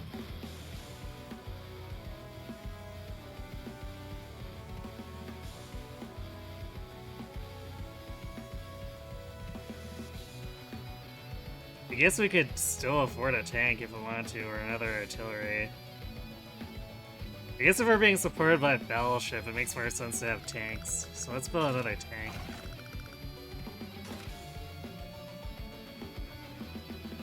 Hey, Sabato, sometimes the AI just goes derp. Yeah, sometimes. I have not played Dual Strike now. Days of Ruin is the only one I've played. I've seen a little bit of some of the other ones, including stuff like Nintendo Wars on the older systems. But I haven't seen enough to be really familiar with all of them. Just little sneak peeks here and there from happening across them.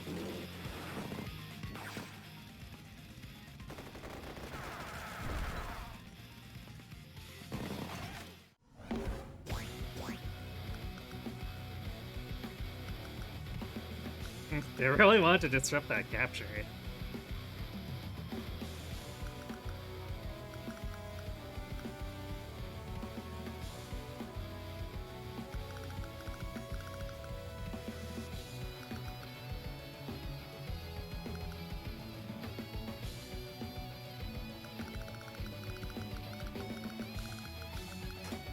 Well, maybe building a battleship will prompt her to make a battleship or a sub again.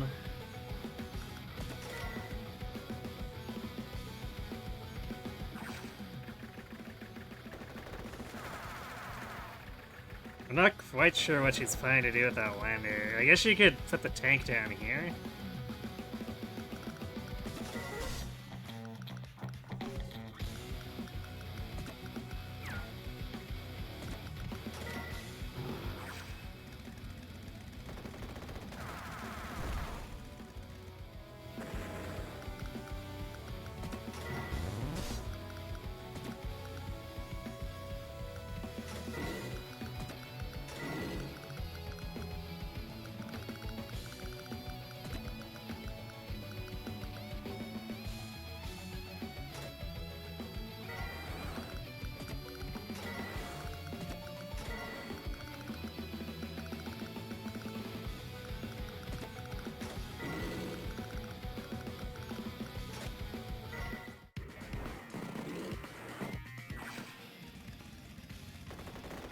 Okay, I don't think she's going for a headquarters capture, because tanks can't capture headquarters.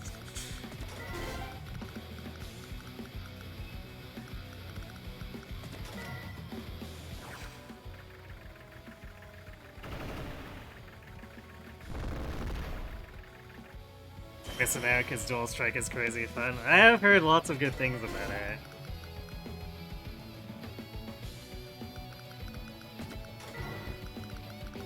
I did consider trying to pick up some of the older copies of, or the previous copies of the older games. I just never really got around to it. There's some bad points in there. That's usually how it goes, right? Like, there's always something to it that's not quite done as good as it could be.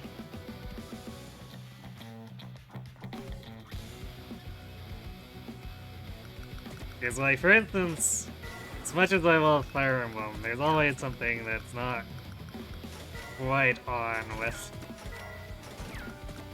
a given game. But that doesn't mean they're not fun.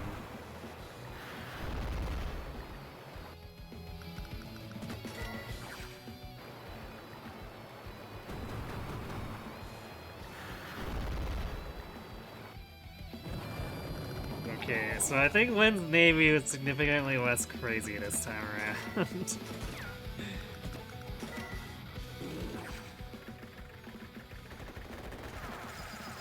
Wow, thanks for the really bad roll.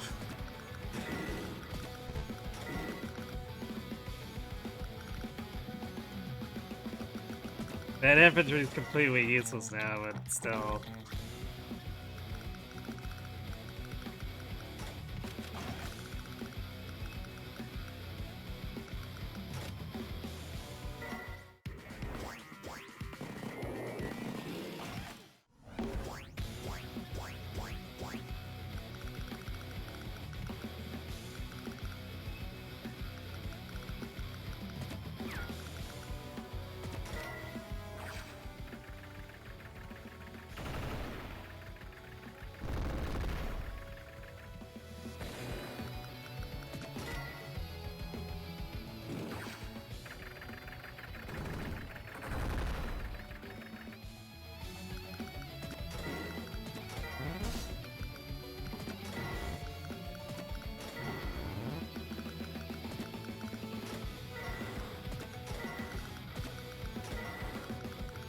Yeah, that should make it so that the battleship's not really ever vulnerable to the sub.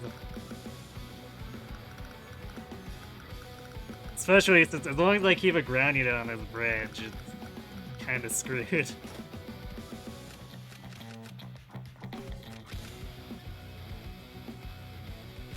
No, I'm annoyed enough about last time, I'm totally bringing rockets.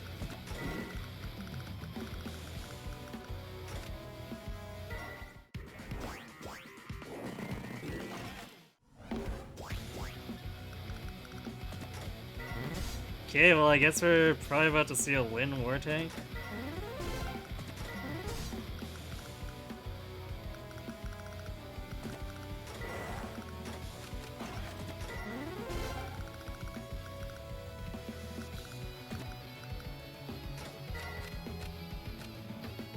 Okay, well, let's get this artillery out of here.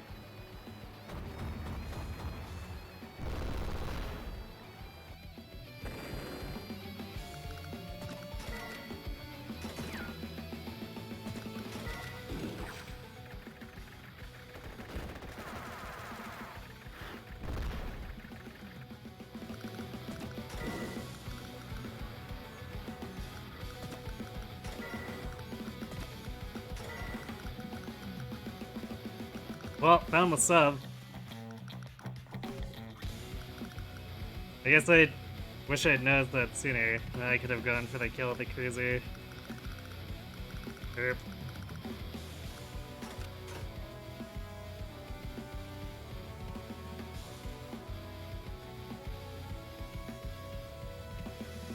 Plenty of good roads for rockets. Hey, these cities are practically a road by themselves.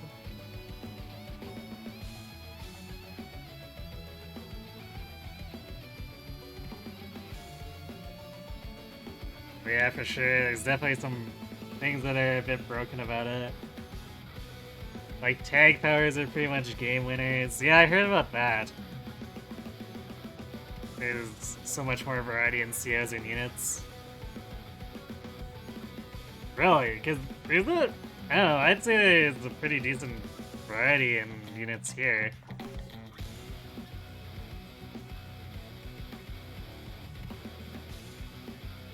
Maybe a bit less so in COs because you run into the issue of some are so overly specialized that they get stuck with just their generic aura for a lot of stuff.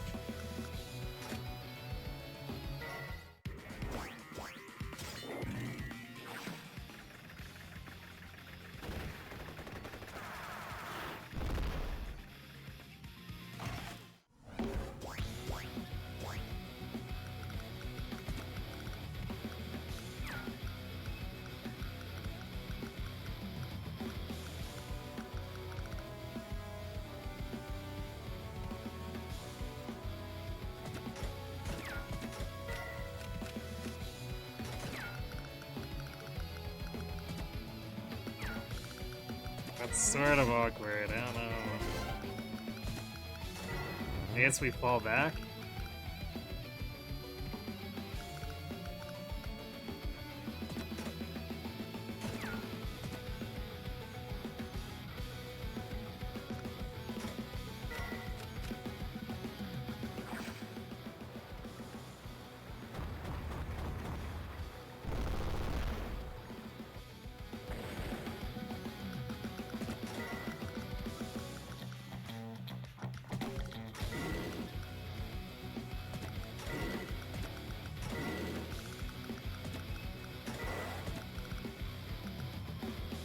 So now we've got rocket coverage.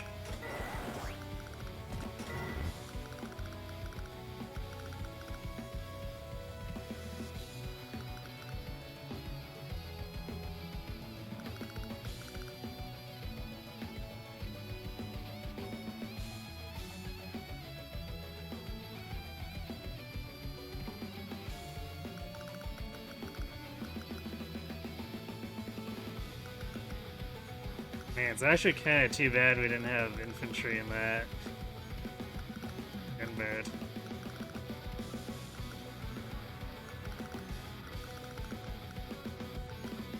Although we'd have to have loaded up down here, so It's very intentionally made for this map to be a super inconvenience to get anything into any transports.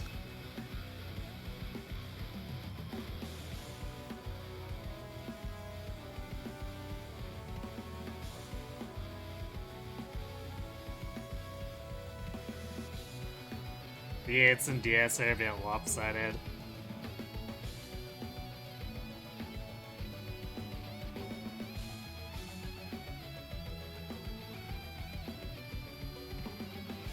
I remember seeing one variety of tank. I can never remember the name. That's basically a game winner.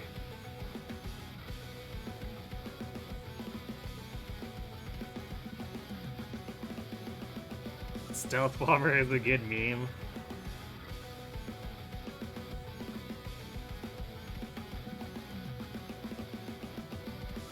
So I'm assuming it's not a particularly practical unit then.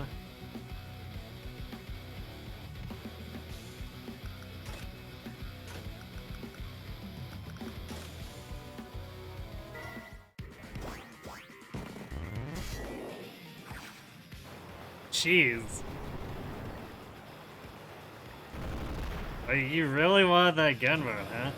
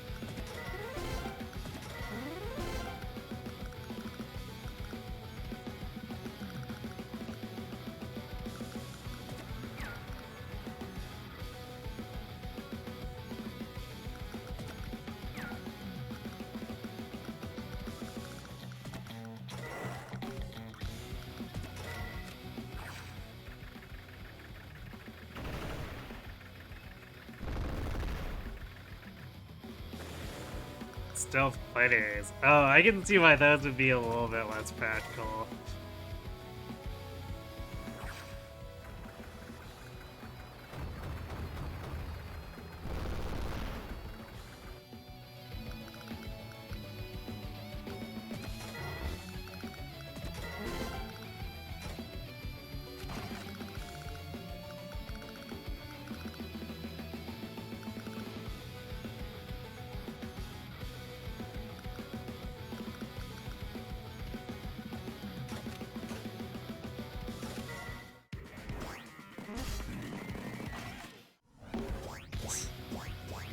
Just leave that infantry hanging, huh?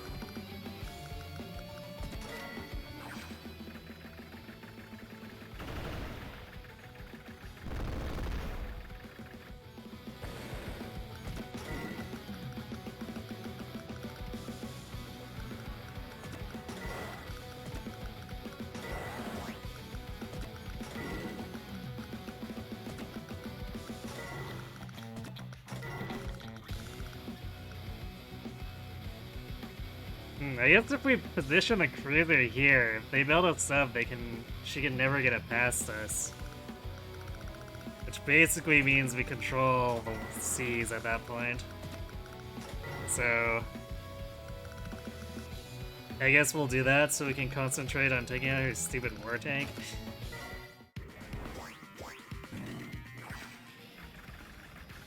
Or she can just throw it away. Either or.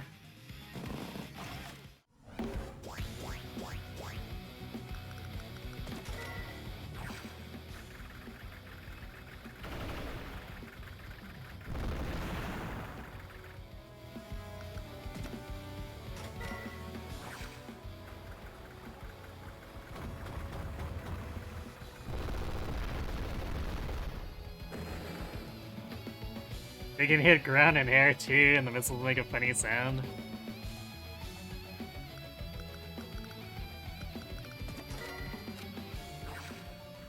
So it kinda sounds like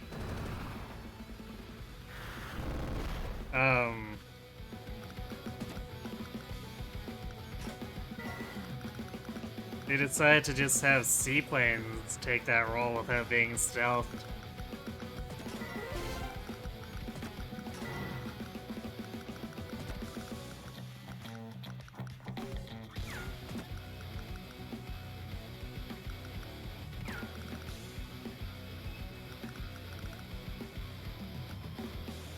You know what?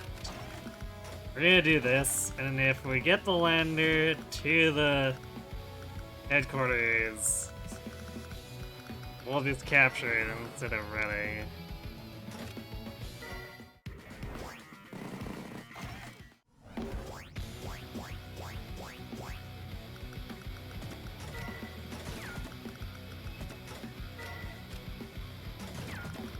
That's an interesting turn of events.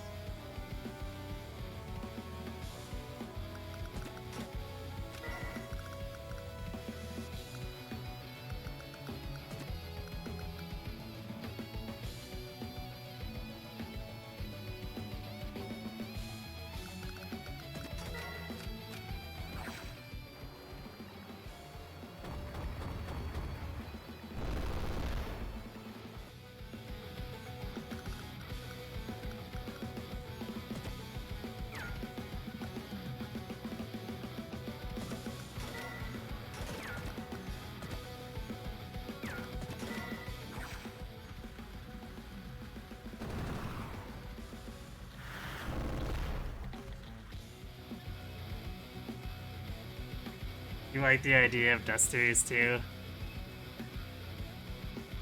Makes sense to me, like...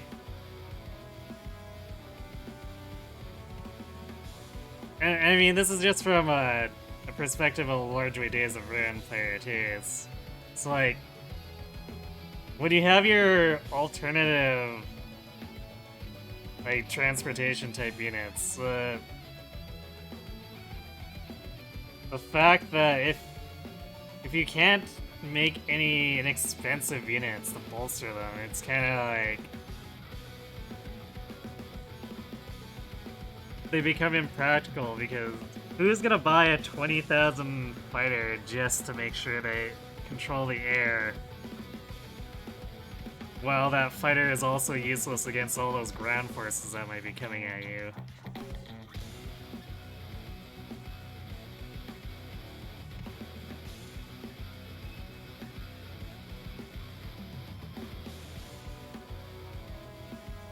So it makes a lot of sense to have cheaper units.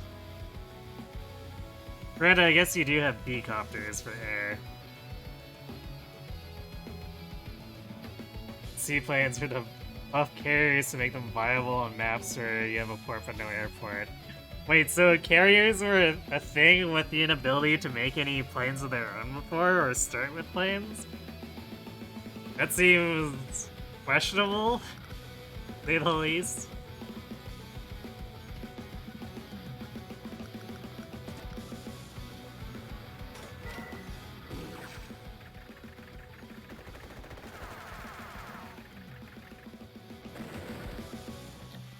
The other DS air unit was the black bomb, and goddamn was that thing broken. Let's see. Yeah, they could hold aircraft, but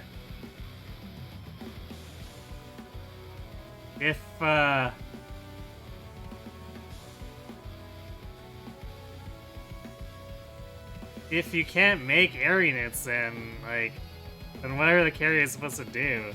They're anti-air? But how good at anti-air?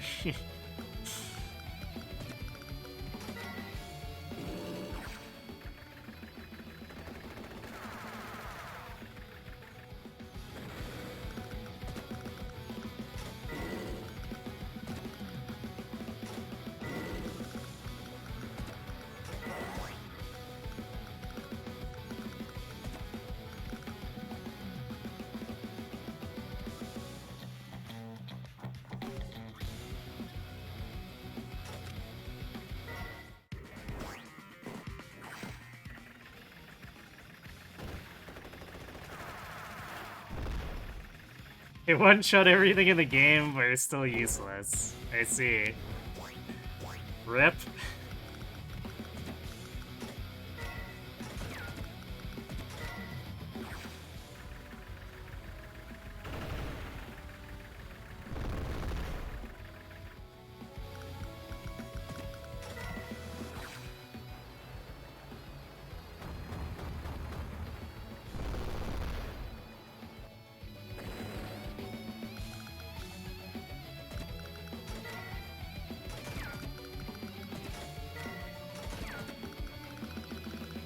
Oh, did I not move the lander? Whoops.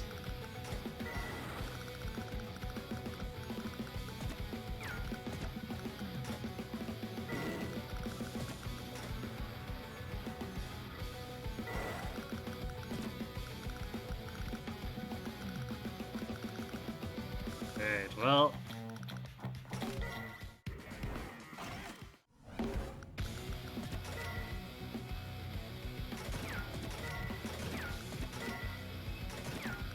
Battleship is actually doing the most damage now. Yay, veterancy.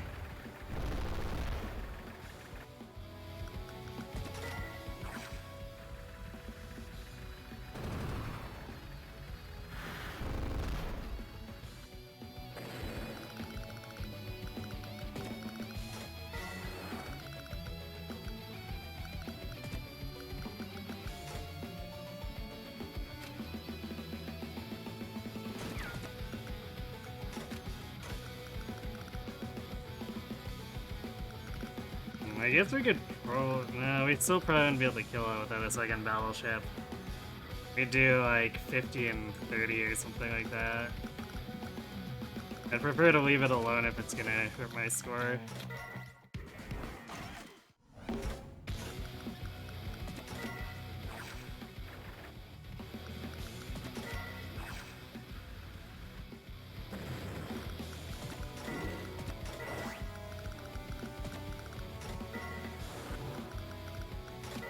Especially since I hardly take any penalty for extra turns and speed.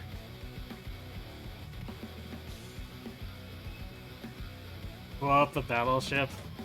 I mean, it's gonna take 3 shots, which hurts my power score, and we're trying to S-rank this.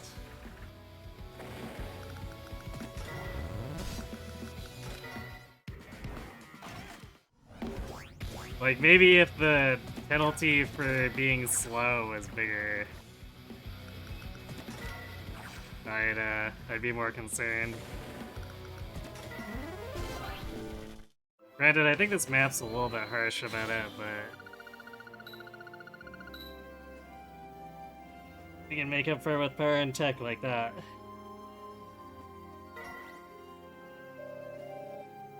That was a little bit close. I bet if we did attack the battleship, we probably would have lost enough points to not actually make that. Alright, so...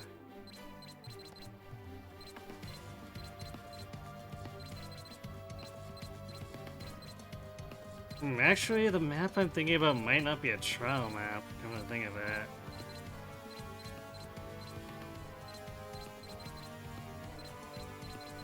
Maybe that's why we didn't see it.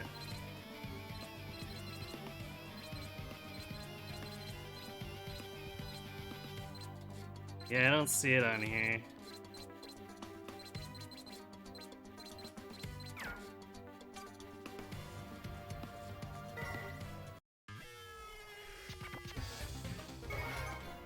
Oops. That's what I meant to do. I meant to go to... Free battle. Is it a free battle map?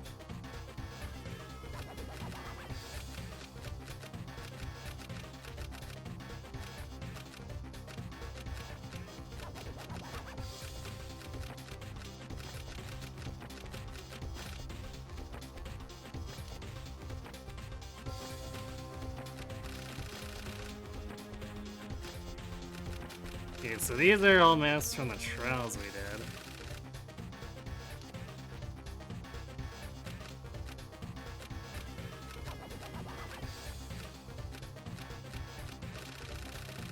Oh, is that it? There. Barren Plains. Okay, for some reason I thought this was a trial map, but I guess it's just a free-to-play two-player map.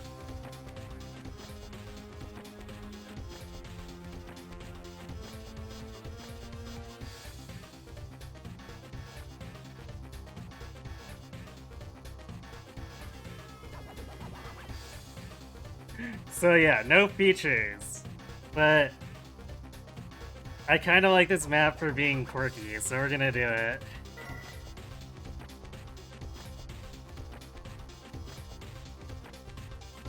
I guess it's not gonna matter who we play as, because there's no COs and no properties to make COs, and so I guess, what music do we want to listen to?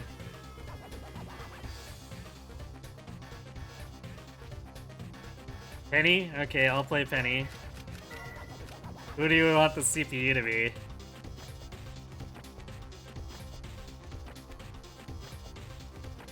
Oh, you're talking about the global buff. I don't think that's gonna matter here.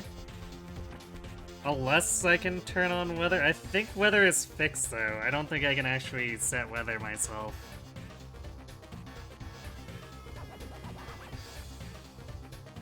Although I wouldn't want to do this map if I could set the weather and then run Penny anyway, because it's like, what's the point if I just go, hey, permanent sandstorm and I'm Penny, teehee. Gage or Tabitha?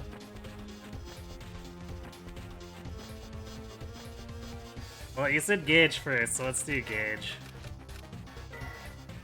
Oh, apparently I can set the conditions. I see. So if I wanted to be silly about it, I could set it to permanent sandstorm and be just like, yeah, I'm Penny.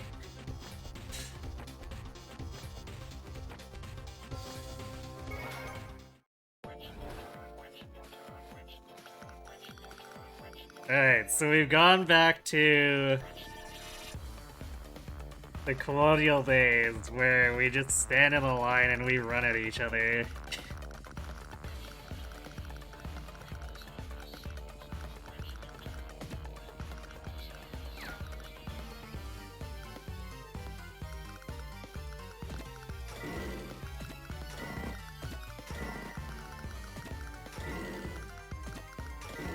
This is a lot of units to move.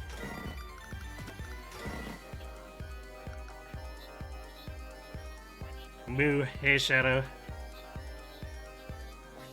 Yeah, colonial era firefight.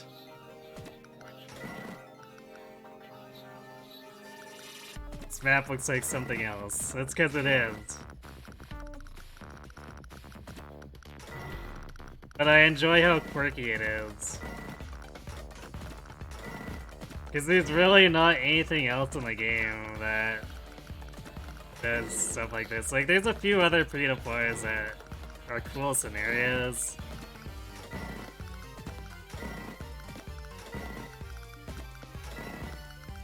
But for the most part, I don't think they're all that well thought out. I don't know, I guess I don't know if this one's that well thought out either, but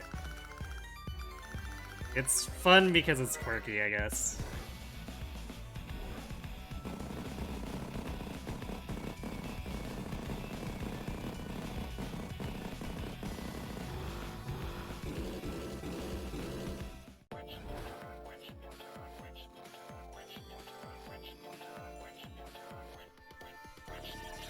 You remember seeing a Fire Emblem 7 hack that had a map like this, and but only every unit had one movement and a poison sword? What? Each turn took an hour. Yeah, I imagine so. What's the point in giving everyone only one movement and a poison sword?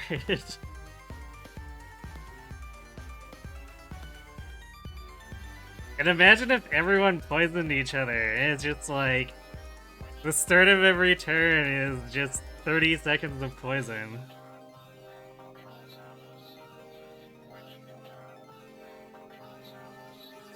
It was a Rage Fest submission. So, hacks that are supposed to make people rage quit?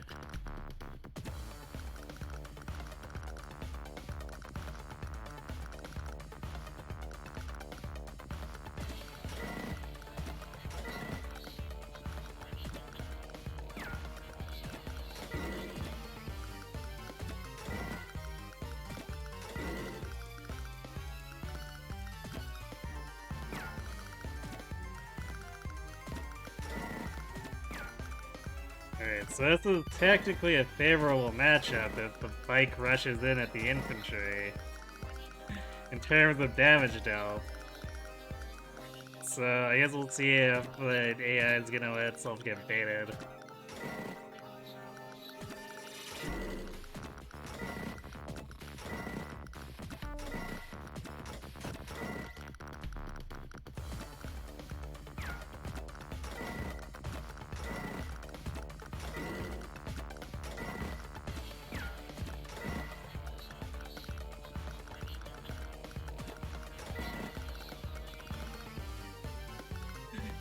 Blue's formation is just so neat and lined up, and mine is a blob of whatever.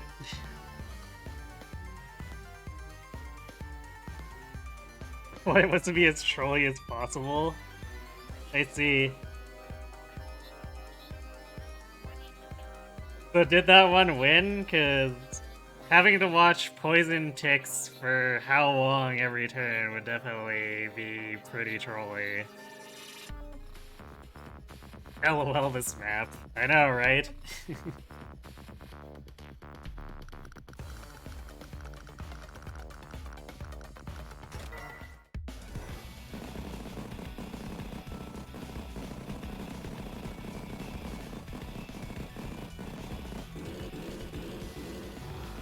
Oh, they did go in.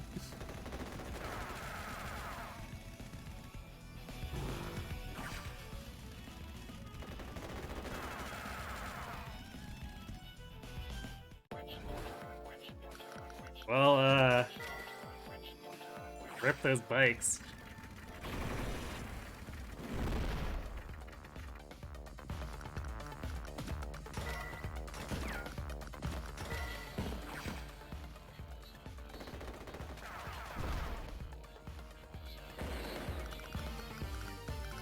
So since we're not, this one isn't ranked, you can see me doing more skirmish-like strats where I don't bother to merge units and whatnot.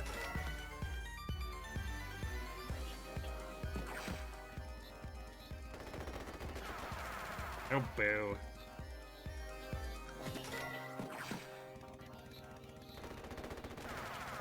Well, I guess it's better that the promotion goes to one of these other units anyway.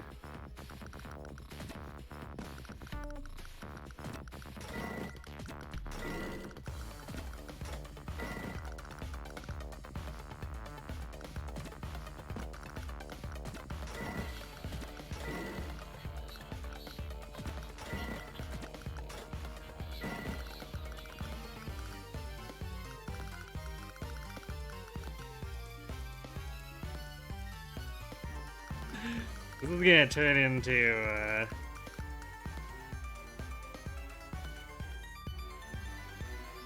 bloodbath real quick here. So what I'm hoping to do is set it up so that I can catch them with exposed anti-tanks so I can hit them with the bikes. It was definitely a top contender. I wasn't told there was the hack. It had 3 or 4 different maps. It opened with a Fog of War Seas Gate map that was absolutely massive, but had no enemies. Forced you to walk all the way to the gate going slow and expecting an ambush that never came. Did the hack also give you a Roy-style lord who is basically useless? Because that would definitely add to the tension for a map like that.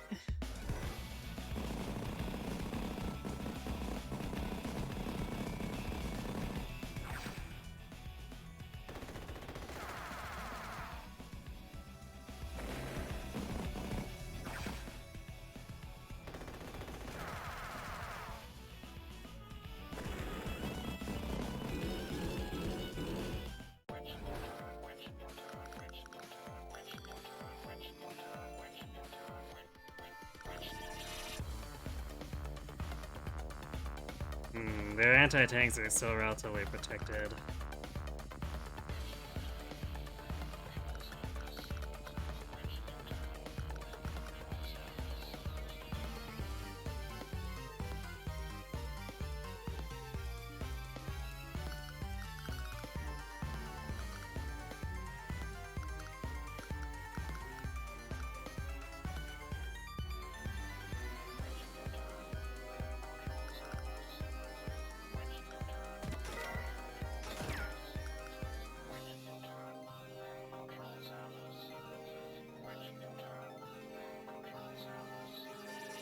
I might just pummel this front line and have these guys on the back come forward to attack.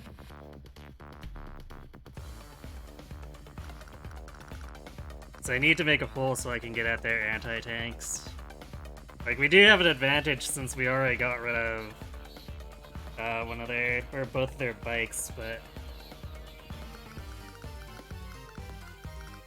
we need to be able to capitalize on that.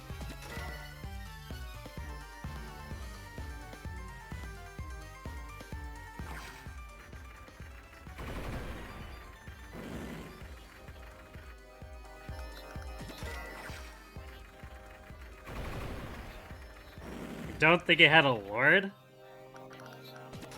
So what did it do for units then? 'Cause I feel like having a lord and then giving you a fog of war map with nothing in it, where obviously the assumption is that if the lord dies, it's game over. That would be pretty trolly.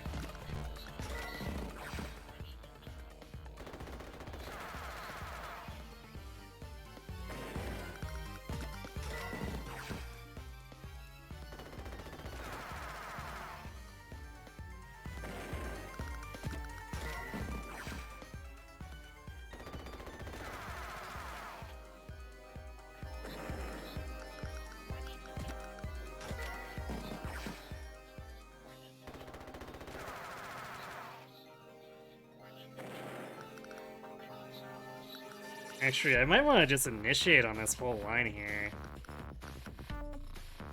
Because we want to hurt the enemy a lot. Otherwise, they're going to do the same to us. And we basically lured them into taking a whole ton of damage.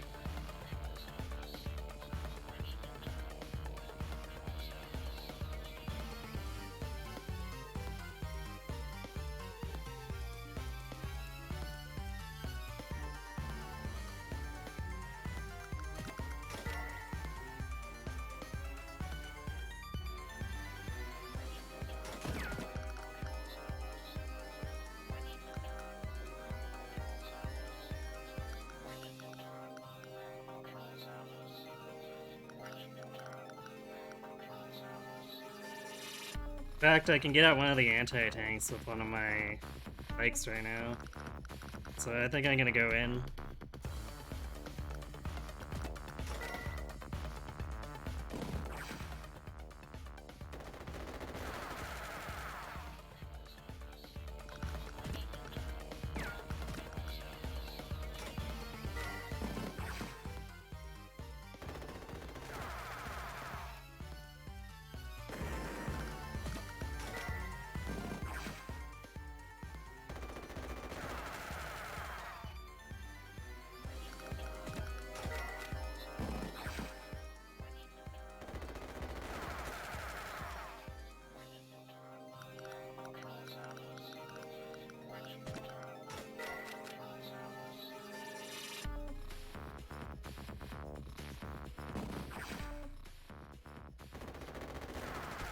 Actually, I don't even need the bike. I can go in with an infantry. Which lets me do things with the bikes later.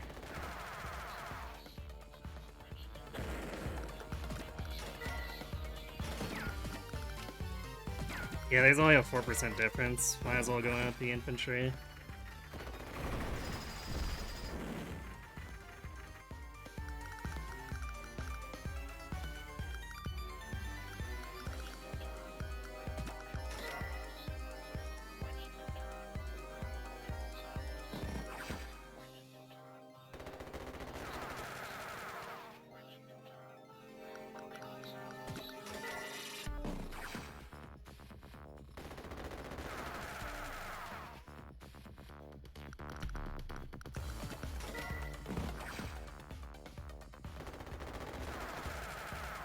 Also, it protects this line of veterans in the middle, so they will possibly survive to run forward and get promoted again.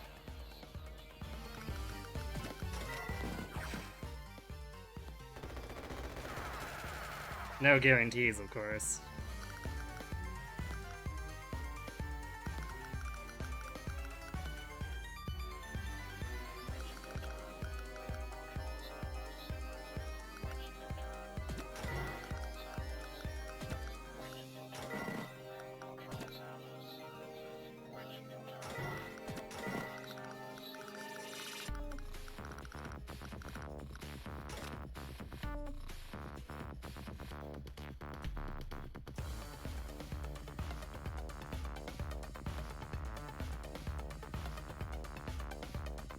feel like the side that shoots first just sort of wins. Yeah, they do, which is why red wins. Makes sense, I guess. Imagine trying to PvP this map. Yeah, I mean, there's a lot of Advanced Wars maps, so I can't imagine being good in PvP.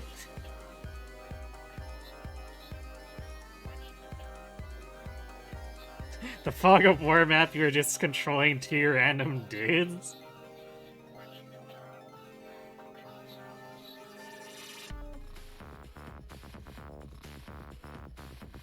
I guess that's kind of trolly, but...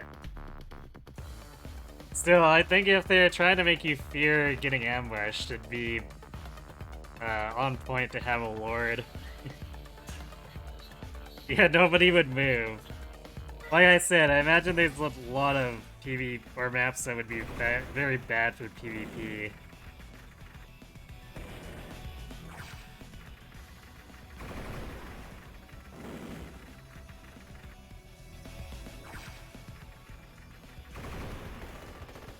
Oh wow. How did you survive? What the heck? Really bad roll from the computer, I guess.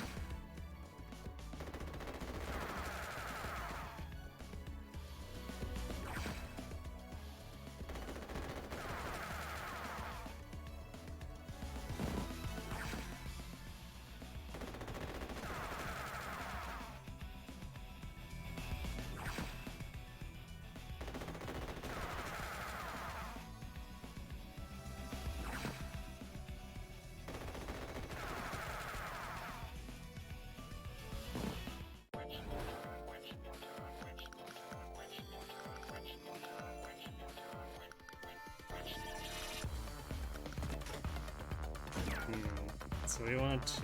I guess we do that.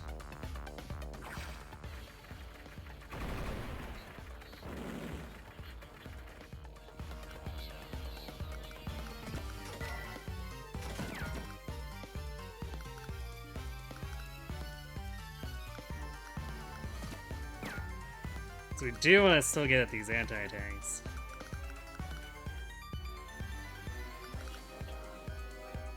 Otherwise, they can just turtle us. I mean, not that we're gonna lose, or there's ranking to lose or anything, but still. They'll be annoying and they'll go hide in a corner together. So the weaker they are, the better.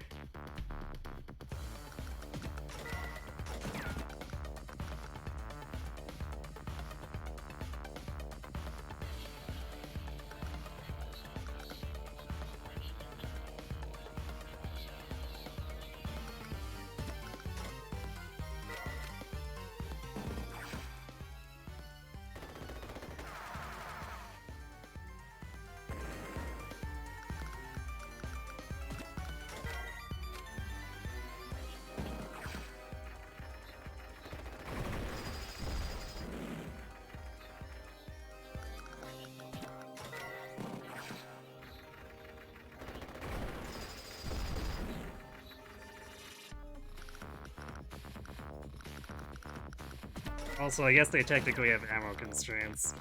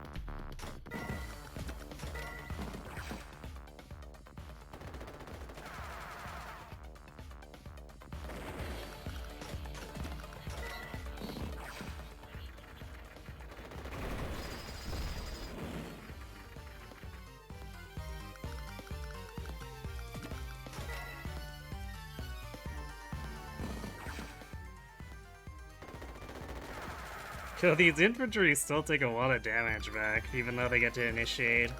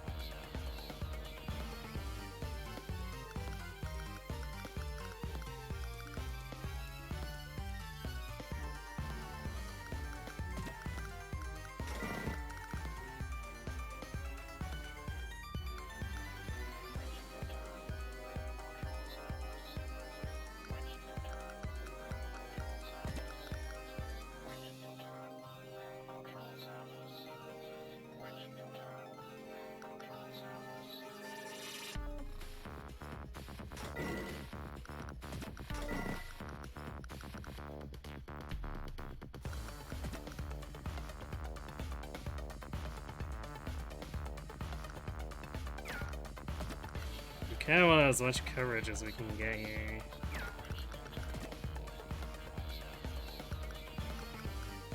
Without exposing ourselves.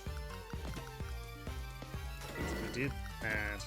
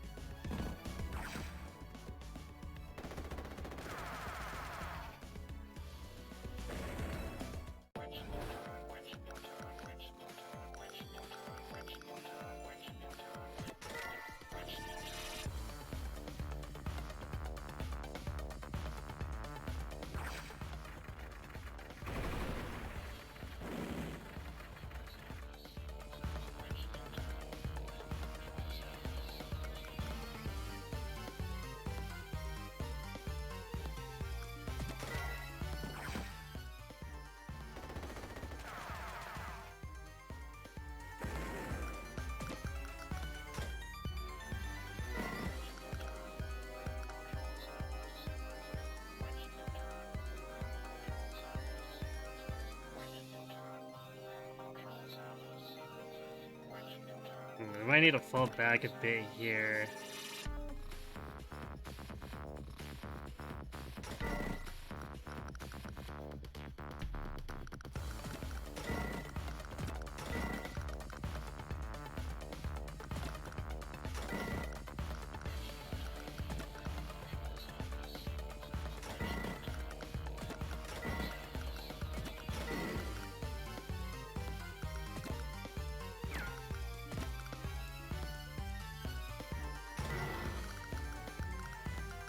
It's because we need to lure these guys out. They've joined up, so they're a little bit stronger.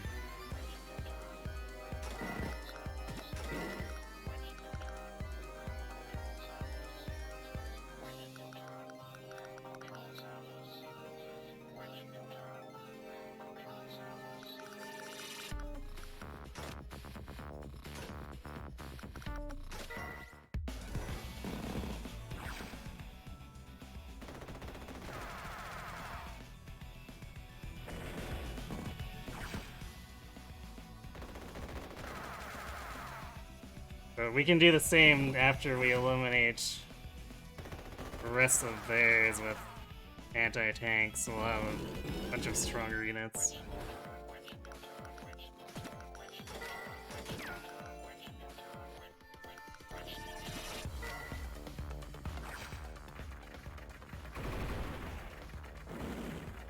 But we may just want to throw a bunch of infantry at this thing to whittle it down.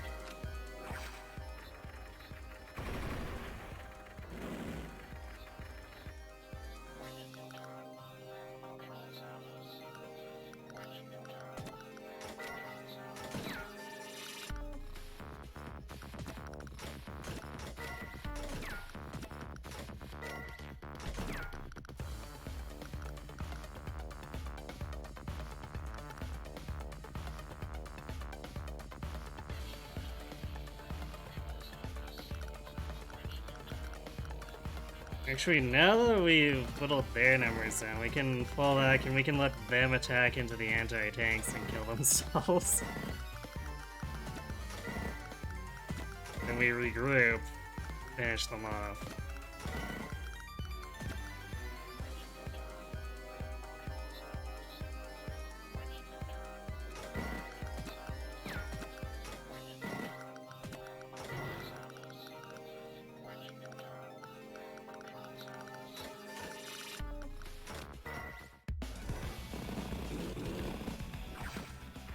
I was wondering, the two ones ran away from the anti-tank.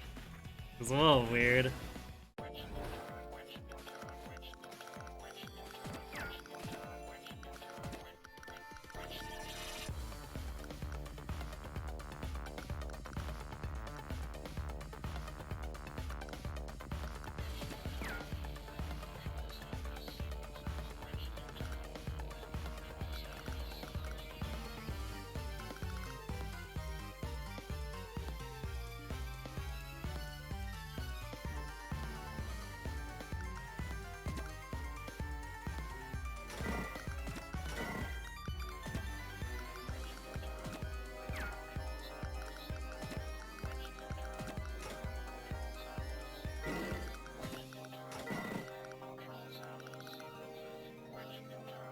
We definitely need to concentrate the firepower over here.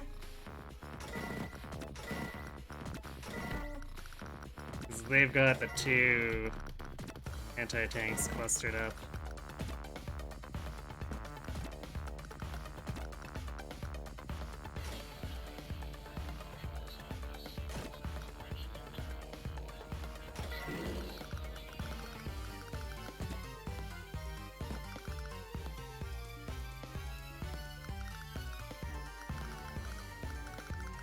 I wonder if they're gonna run back to the far back of their field there.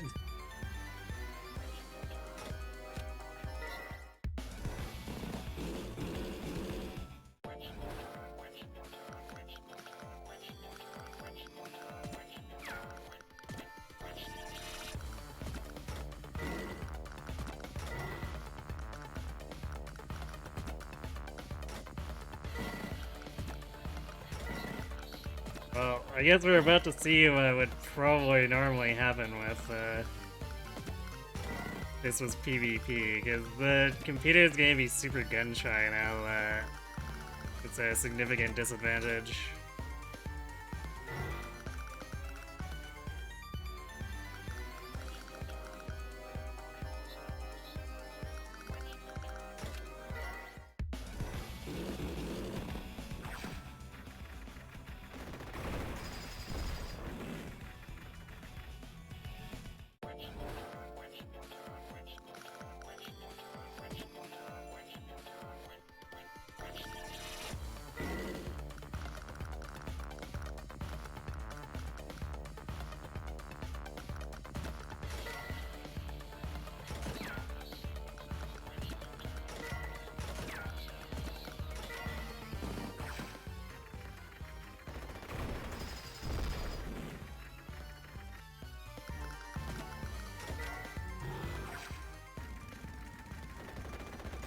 got one.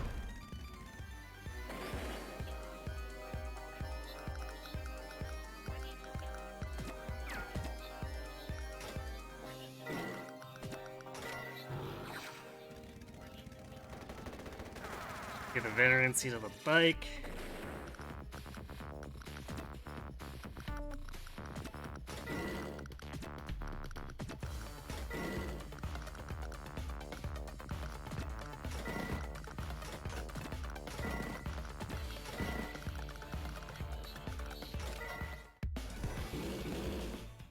What?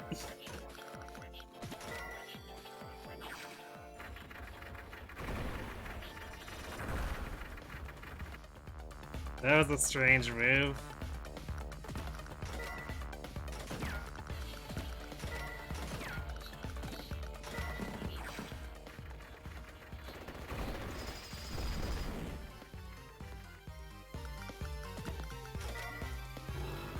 I guess the classic, the AI retreats a bunch of units and hangs one out to dry move.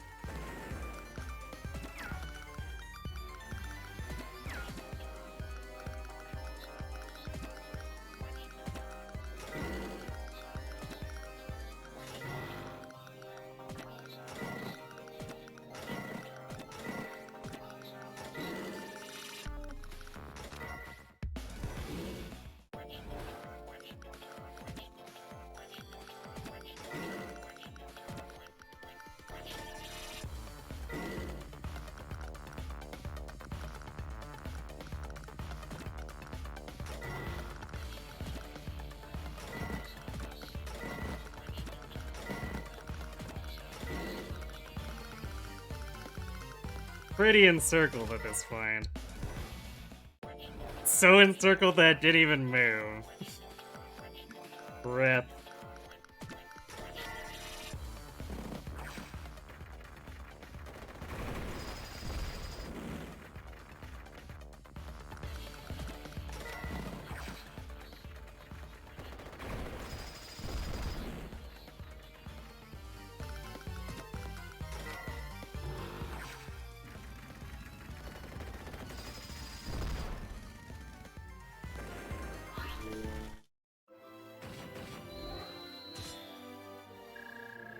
Boom!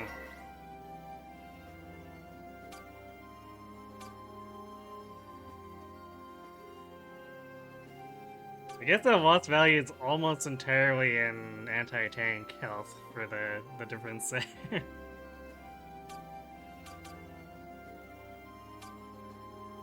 So my infantry got whacked pretty good too.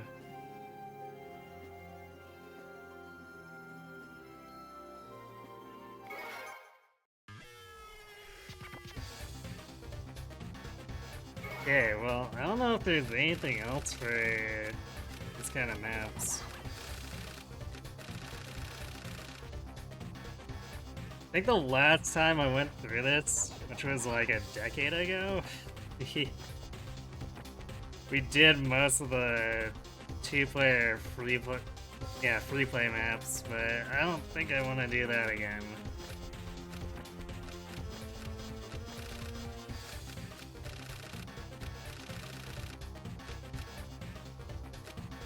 I don't know. Yeah, I don't remember too many of these being all that interesting anyway, narratively.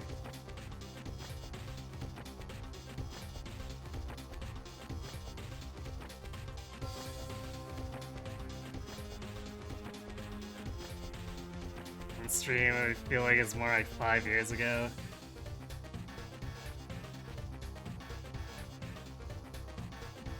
I mean, I've been streaming for quite a while now, and this was one of the first things I did for the stream.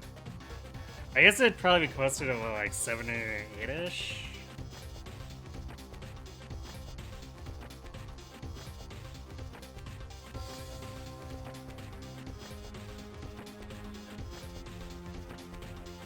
Actually, let's see. It'd be easy enough to check when I first made that Serenus post. Which would have been like a few months after I started my account.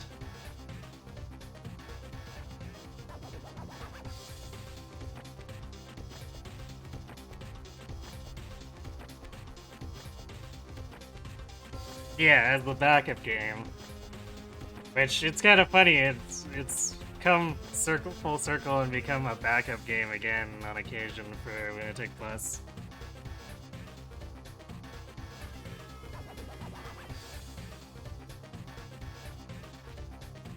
Let's see, I guess I started February 2015 is apparently when I first posted it. Yeah, I guess it is closer to like 6 years now. Yeah, I guess a decade ago I must be thinking of when I first played Days of Ruin. I've kind of played this game to death and back.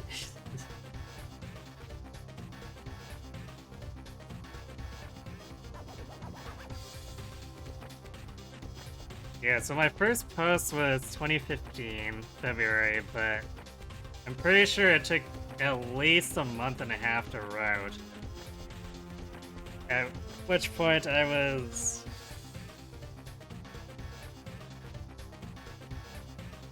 doing nothing but Awakening. So first Days of Ruin was probably like, I don't know, April, May 2015.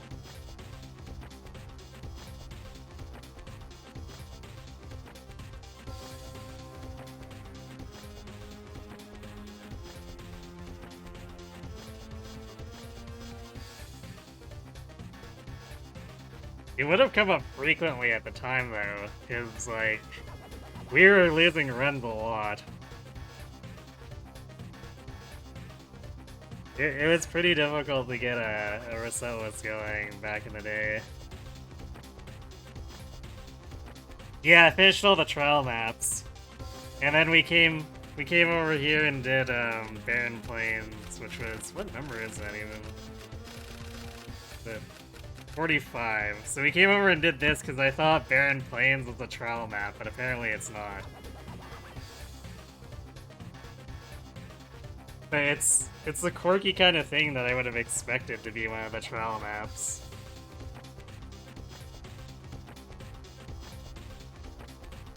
Although, trying to score well on that would have been horrifying, if I'm being honest.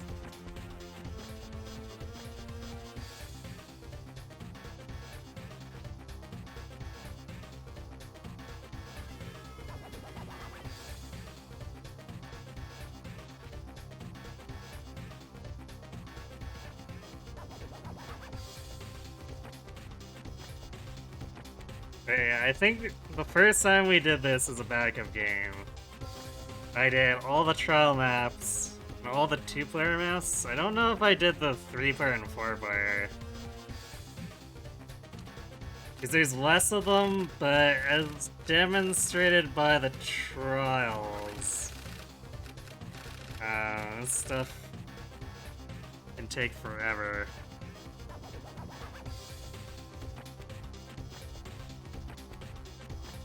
Like, some of these 4-player maps are horrible.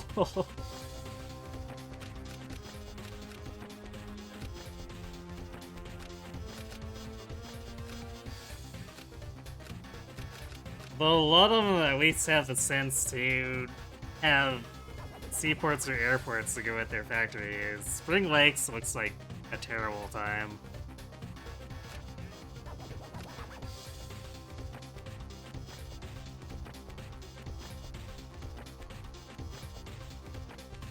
Oh, and plus Canal. I remember this one. This one has a significant flaw in it because,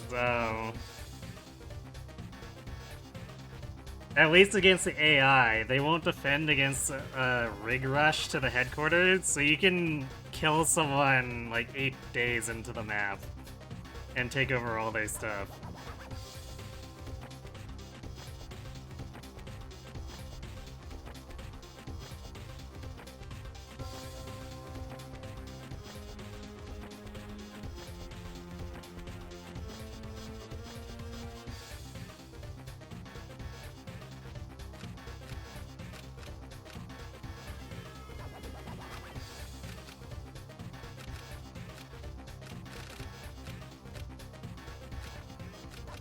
Yeah, okay, a lot of these look like they might be a little more well thought out than I remember, but it's still not really too enticing.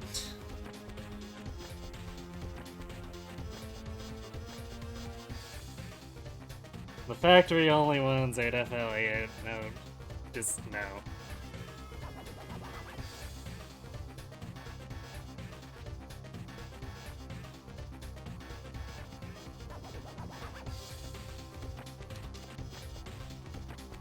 So yeah, serve. Really no other free-to-plays here that I want to do.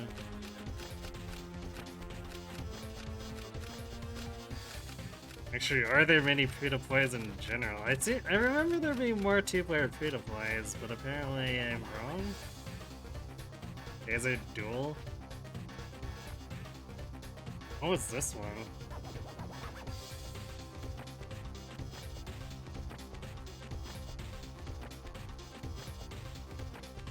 Oh wait, this was... This is a low economy one, because there's two factories in here, but there's no properties. So it looks like it expects you to fight with nothing but infantry. That sounds really terrible.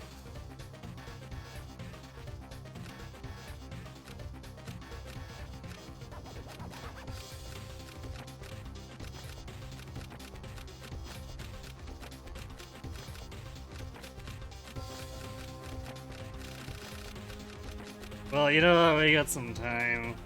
Let's indulge terrible. Anyone got a specific CO they want me to put in for me and the computer?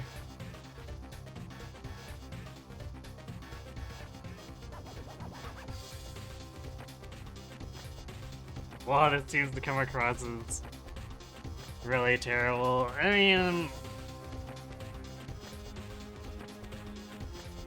there's some free-to-play stuff that's interesting, but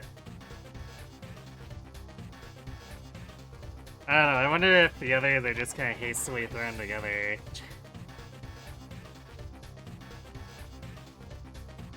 And a lot of the skirmish maps just aren't great either.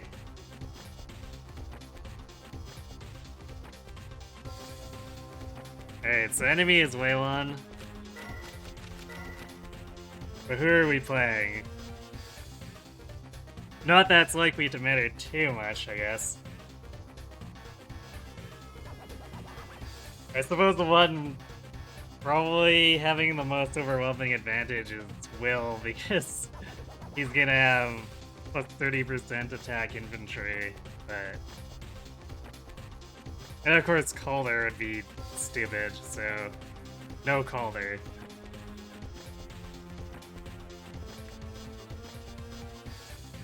Stick with Penny. Alright.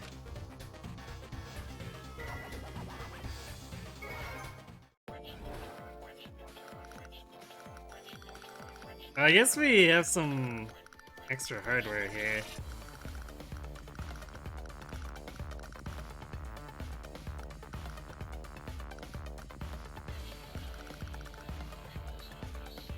So this is like, I guess kind of like Barren Plains Light then. Except we've actually got tanks, so it's gonna be maybe a little less of a bloodbath.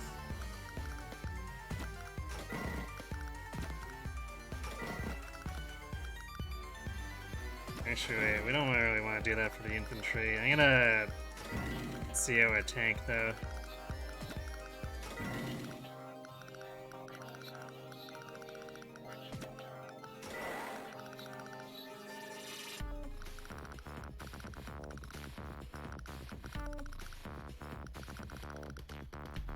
I think the only thing that might be able to disrupt their economy is recon, which I would totally be willing to do that with, but I'm not sure if it's actually gonna reach.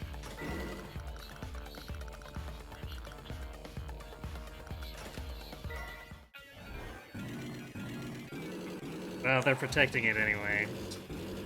Wait, what? Where is he going? AI, please.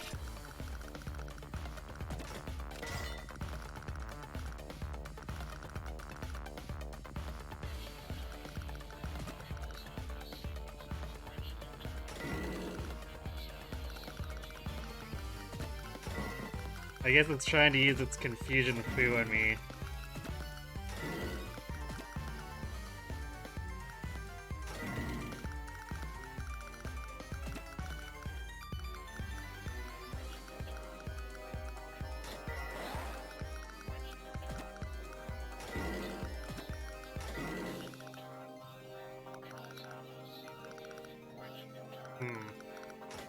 Why is there artillery out front?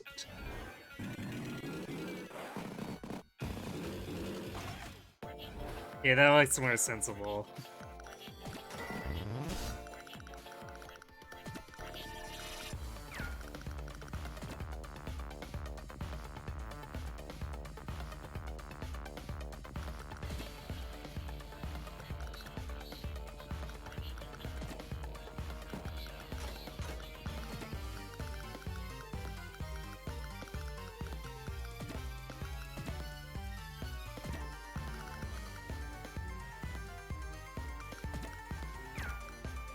Well, I guess maybe let's put a tank out as bait.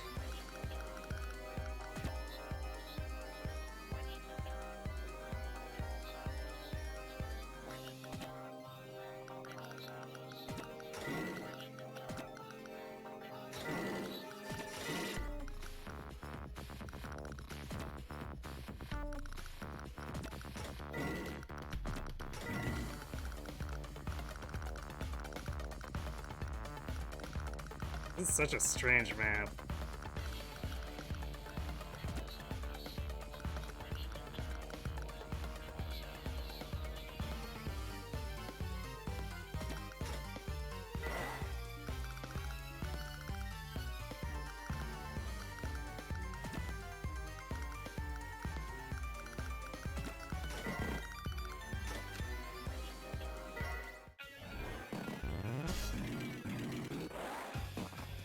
They're not willing to attack.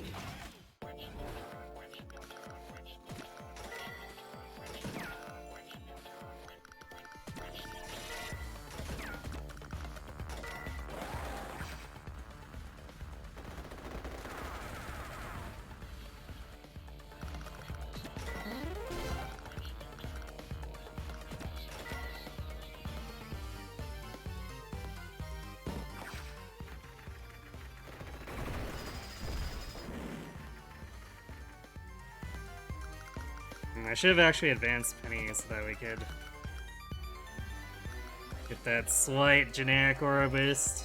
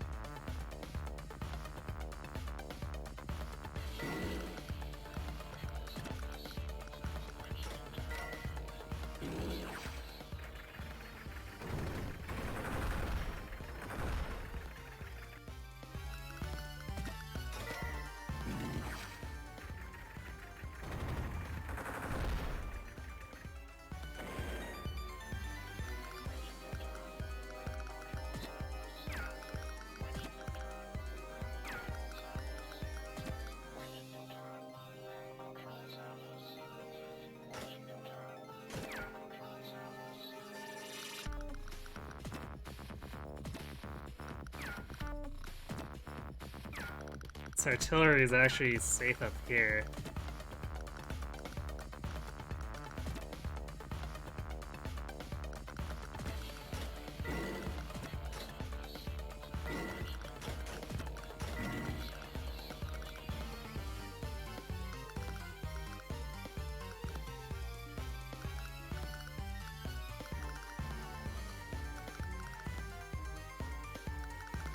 I can afford a tank next turn. So we can probably just win through War of Attrition.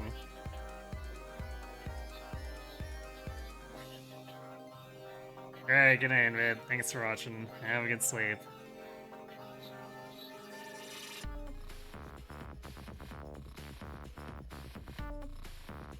Tabitha would have been a good choice. Tabitha would have been kind of overpowered.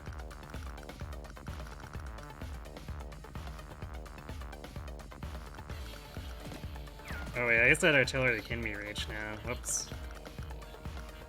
Should have put the medium tank here. Well, it's nothing for it.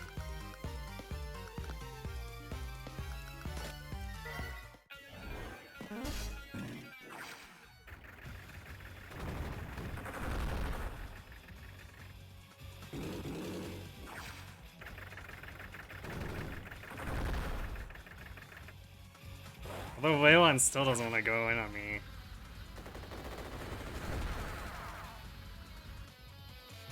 So he threw his anti-tank away for nothing.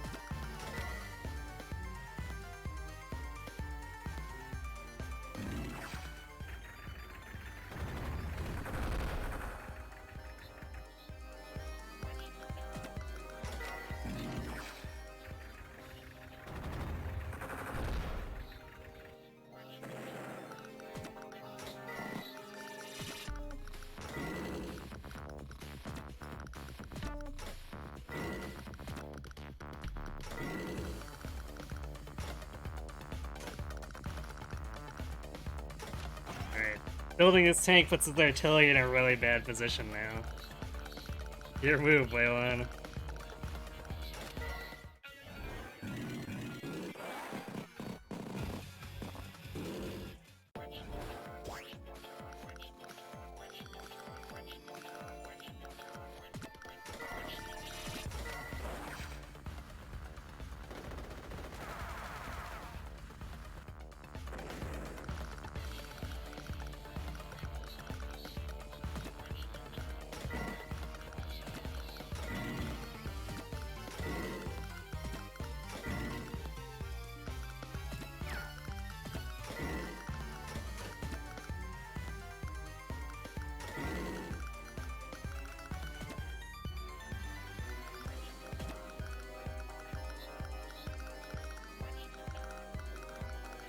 Do we care enough to pull the artillery out right away? Do we want to let it repair more?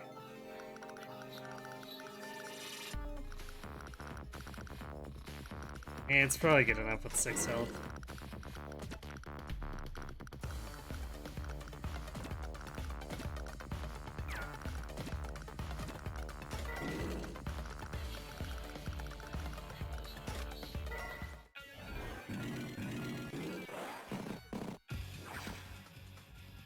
Really just gonna hide from me? All that posturing.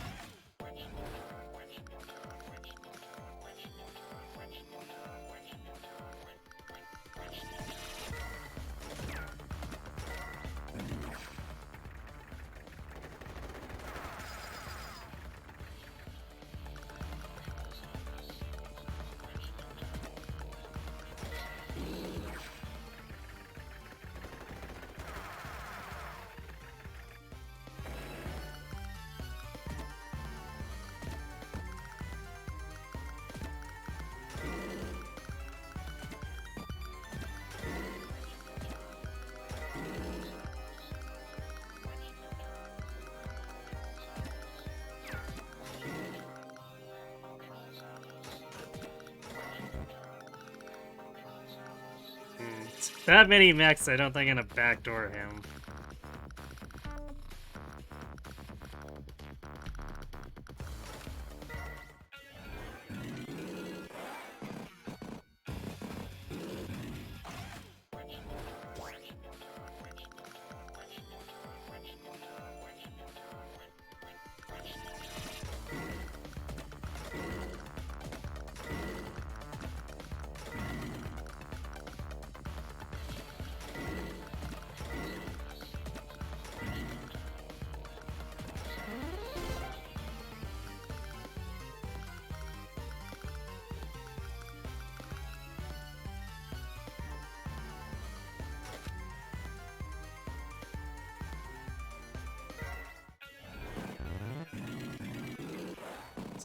Start capturing with the infantry and then leave them hanging. Classic.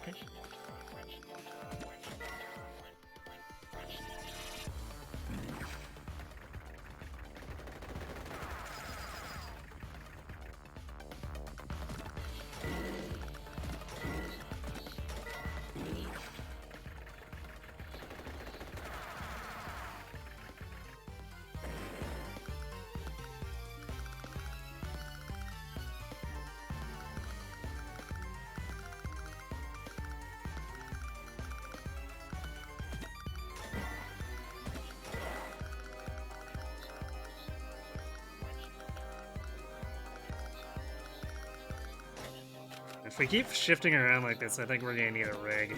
Otherwise, we're just gonna run out of fuel.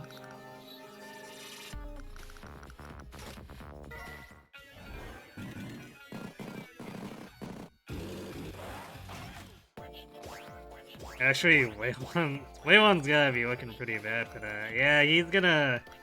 Those medium tanks are gonna be stranded pretty soon.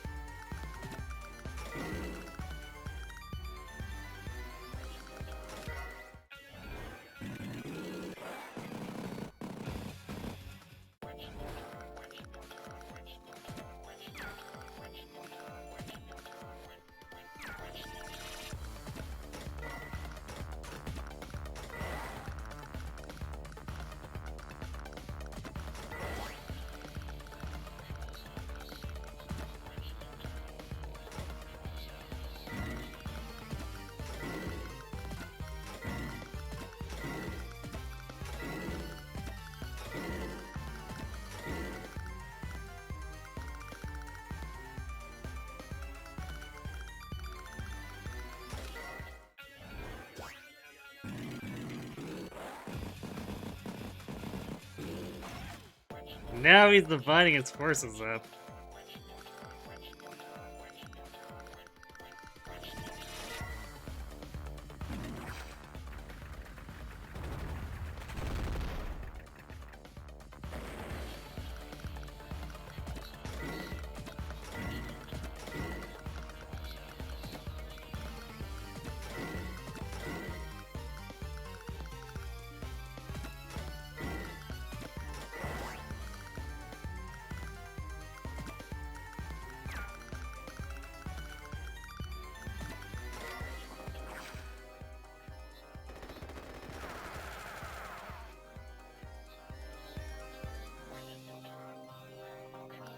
I wonder if I can get them to run out of fuel. Probably.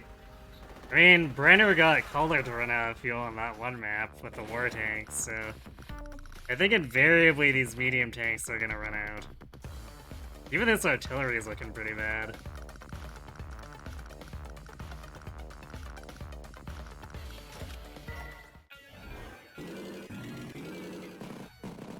Well, the regular tank was smart enough to go to the headquarters. These two can actually fuel up if they want to. This medium tank is pretty screwed though. There's no way it's gonna make it back to base.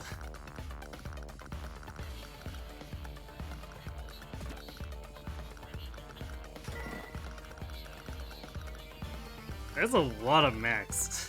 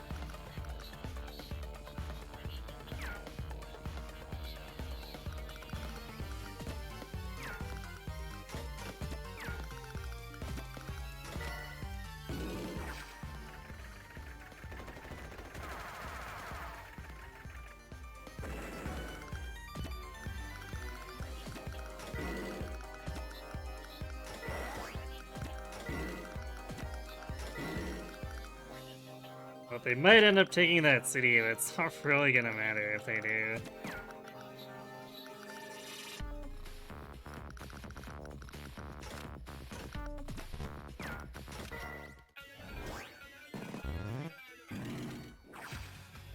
Really?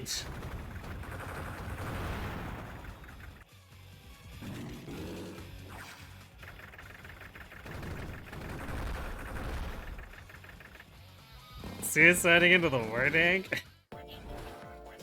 Waylon, I have questions.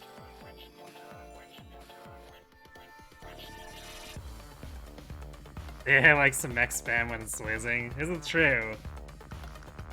But let's be fair here. A lot of people mech spam. Well, okay, there's the medium tank running out. The artillery made it back. Just barely, but it did.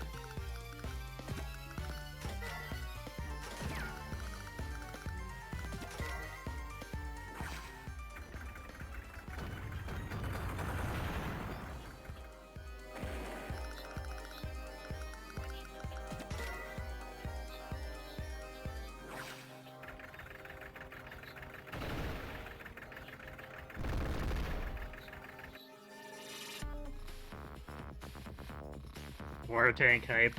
I know, right? I mean, it's a decent response to mech spam when the war tank has mobility. Although, considering the medium tank decided to duel it, I'm not sure if the war tank's actually gonna make it over to do any more fighting.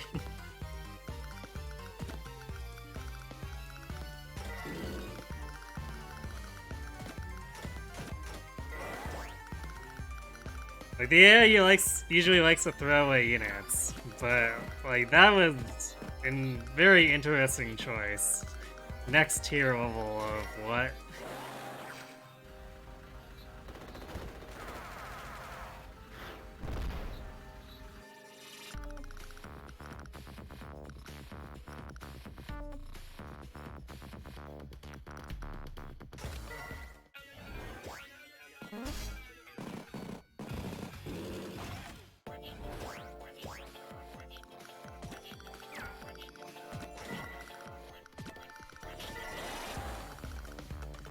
It's gonna force them to take longer to capture, which is all I really care about.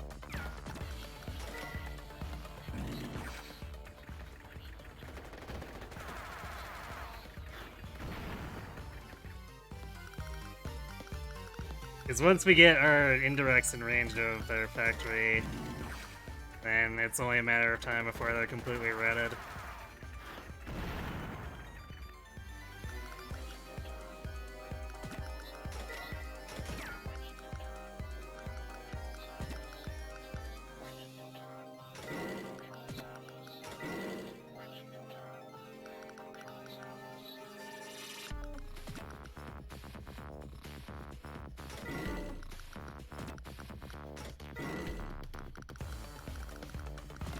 Alright, little war tank, you can do it. Let's drive faster.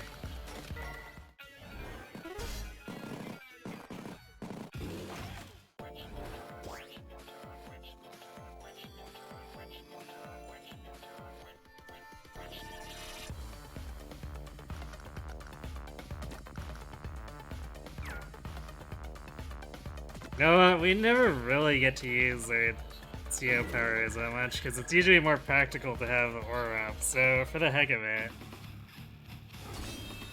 Roar, Stormfront! Snow! Yay, not actually very useful. Granted, I guess it really screws Waylon's mechs, but they were already screwed to begin with, so...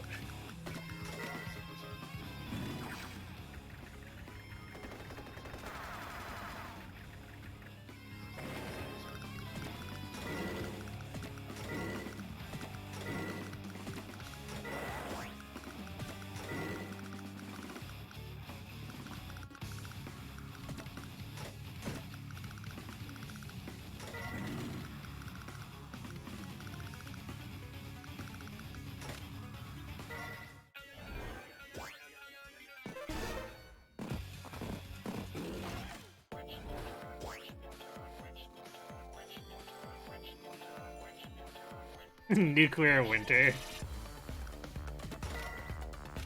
Sure, let's go with that.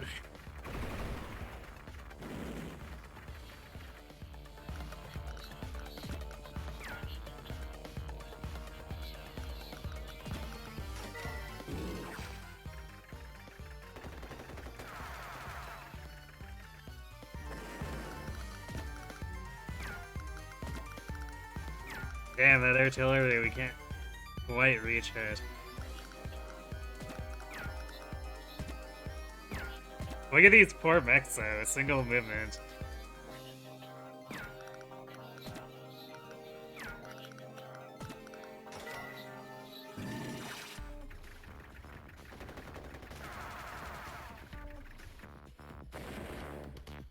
The alternative, she gave the planet dandruff. Yes, that's also a plausible possibility.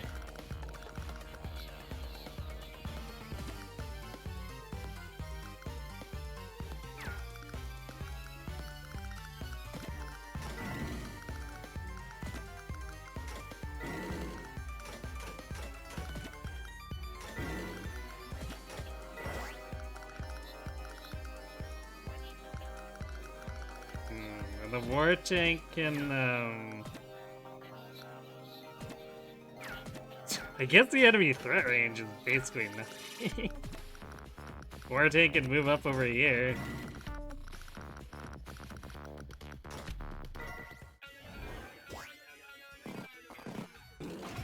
Yeah. That mech's just like, you know what?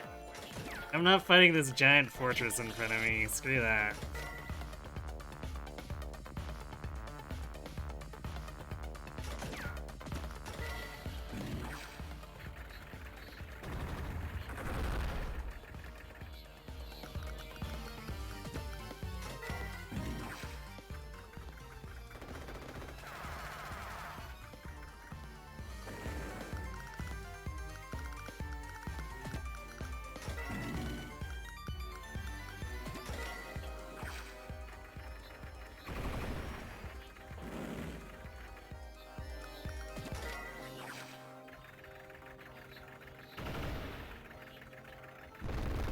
No, we don't need a farm score, so I'm just gonna cover this up.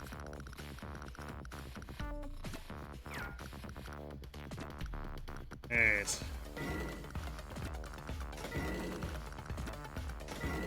Let's clean the last of these guys up.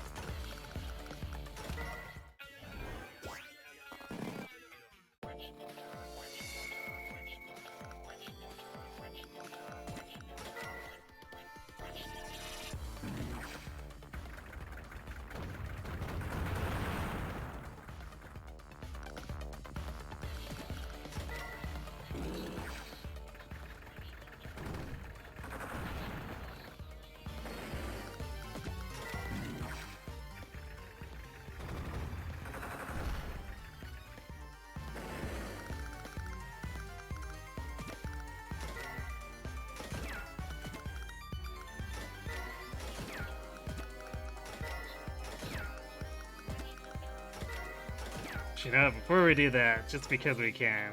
Look, another war tank.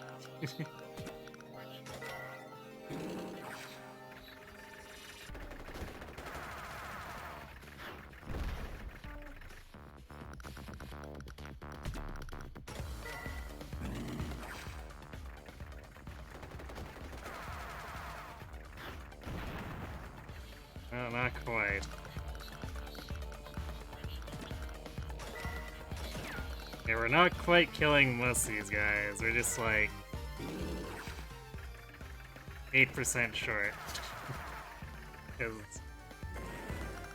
unfortunately, as much as I like Penny, being stuck with a generic 10% is pretty weak.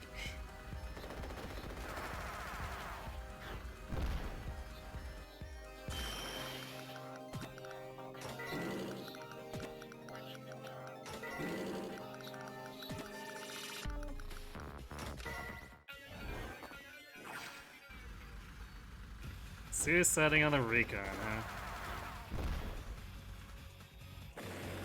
And And then suiciding on the medium tank. This guy decided he likes pain.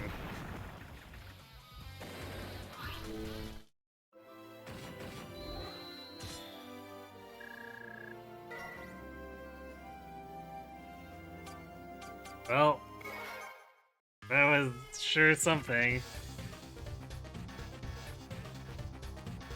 Yeah, we got the CO power again. I mean, it's not terribly hard to charge when your opponent's spamming mechs and you're running, like, veteran and medium tanks.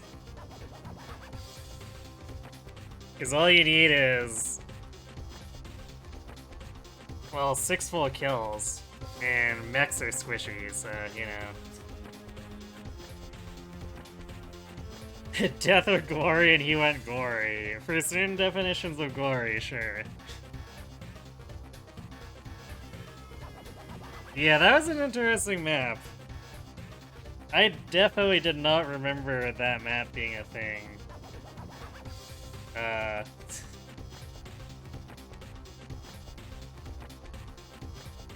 I'm not quite sure what IS's intention was in designing it, but it was definitely strange. So if they wanted to make me raise an eyebrow, I think they succeeded.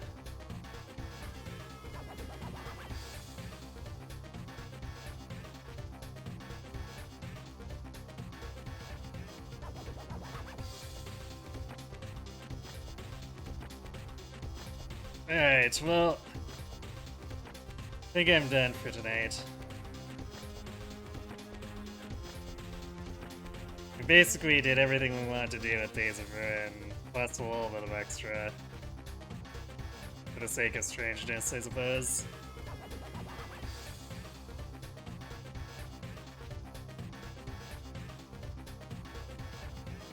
So, sorry we didn't get to do Rosellas tonight, but it wasn't in the cards.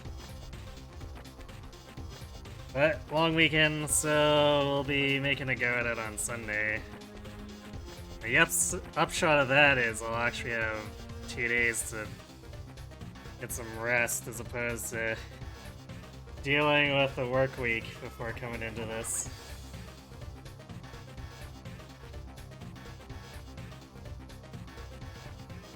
I guess I'll have to figure something else out for backup now, since we closed out the last of the Days of Ruin stuff. I'll give it some thought for Sunday. I guess there's always the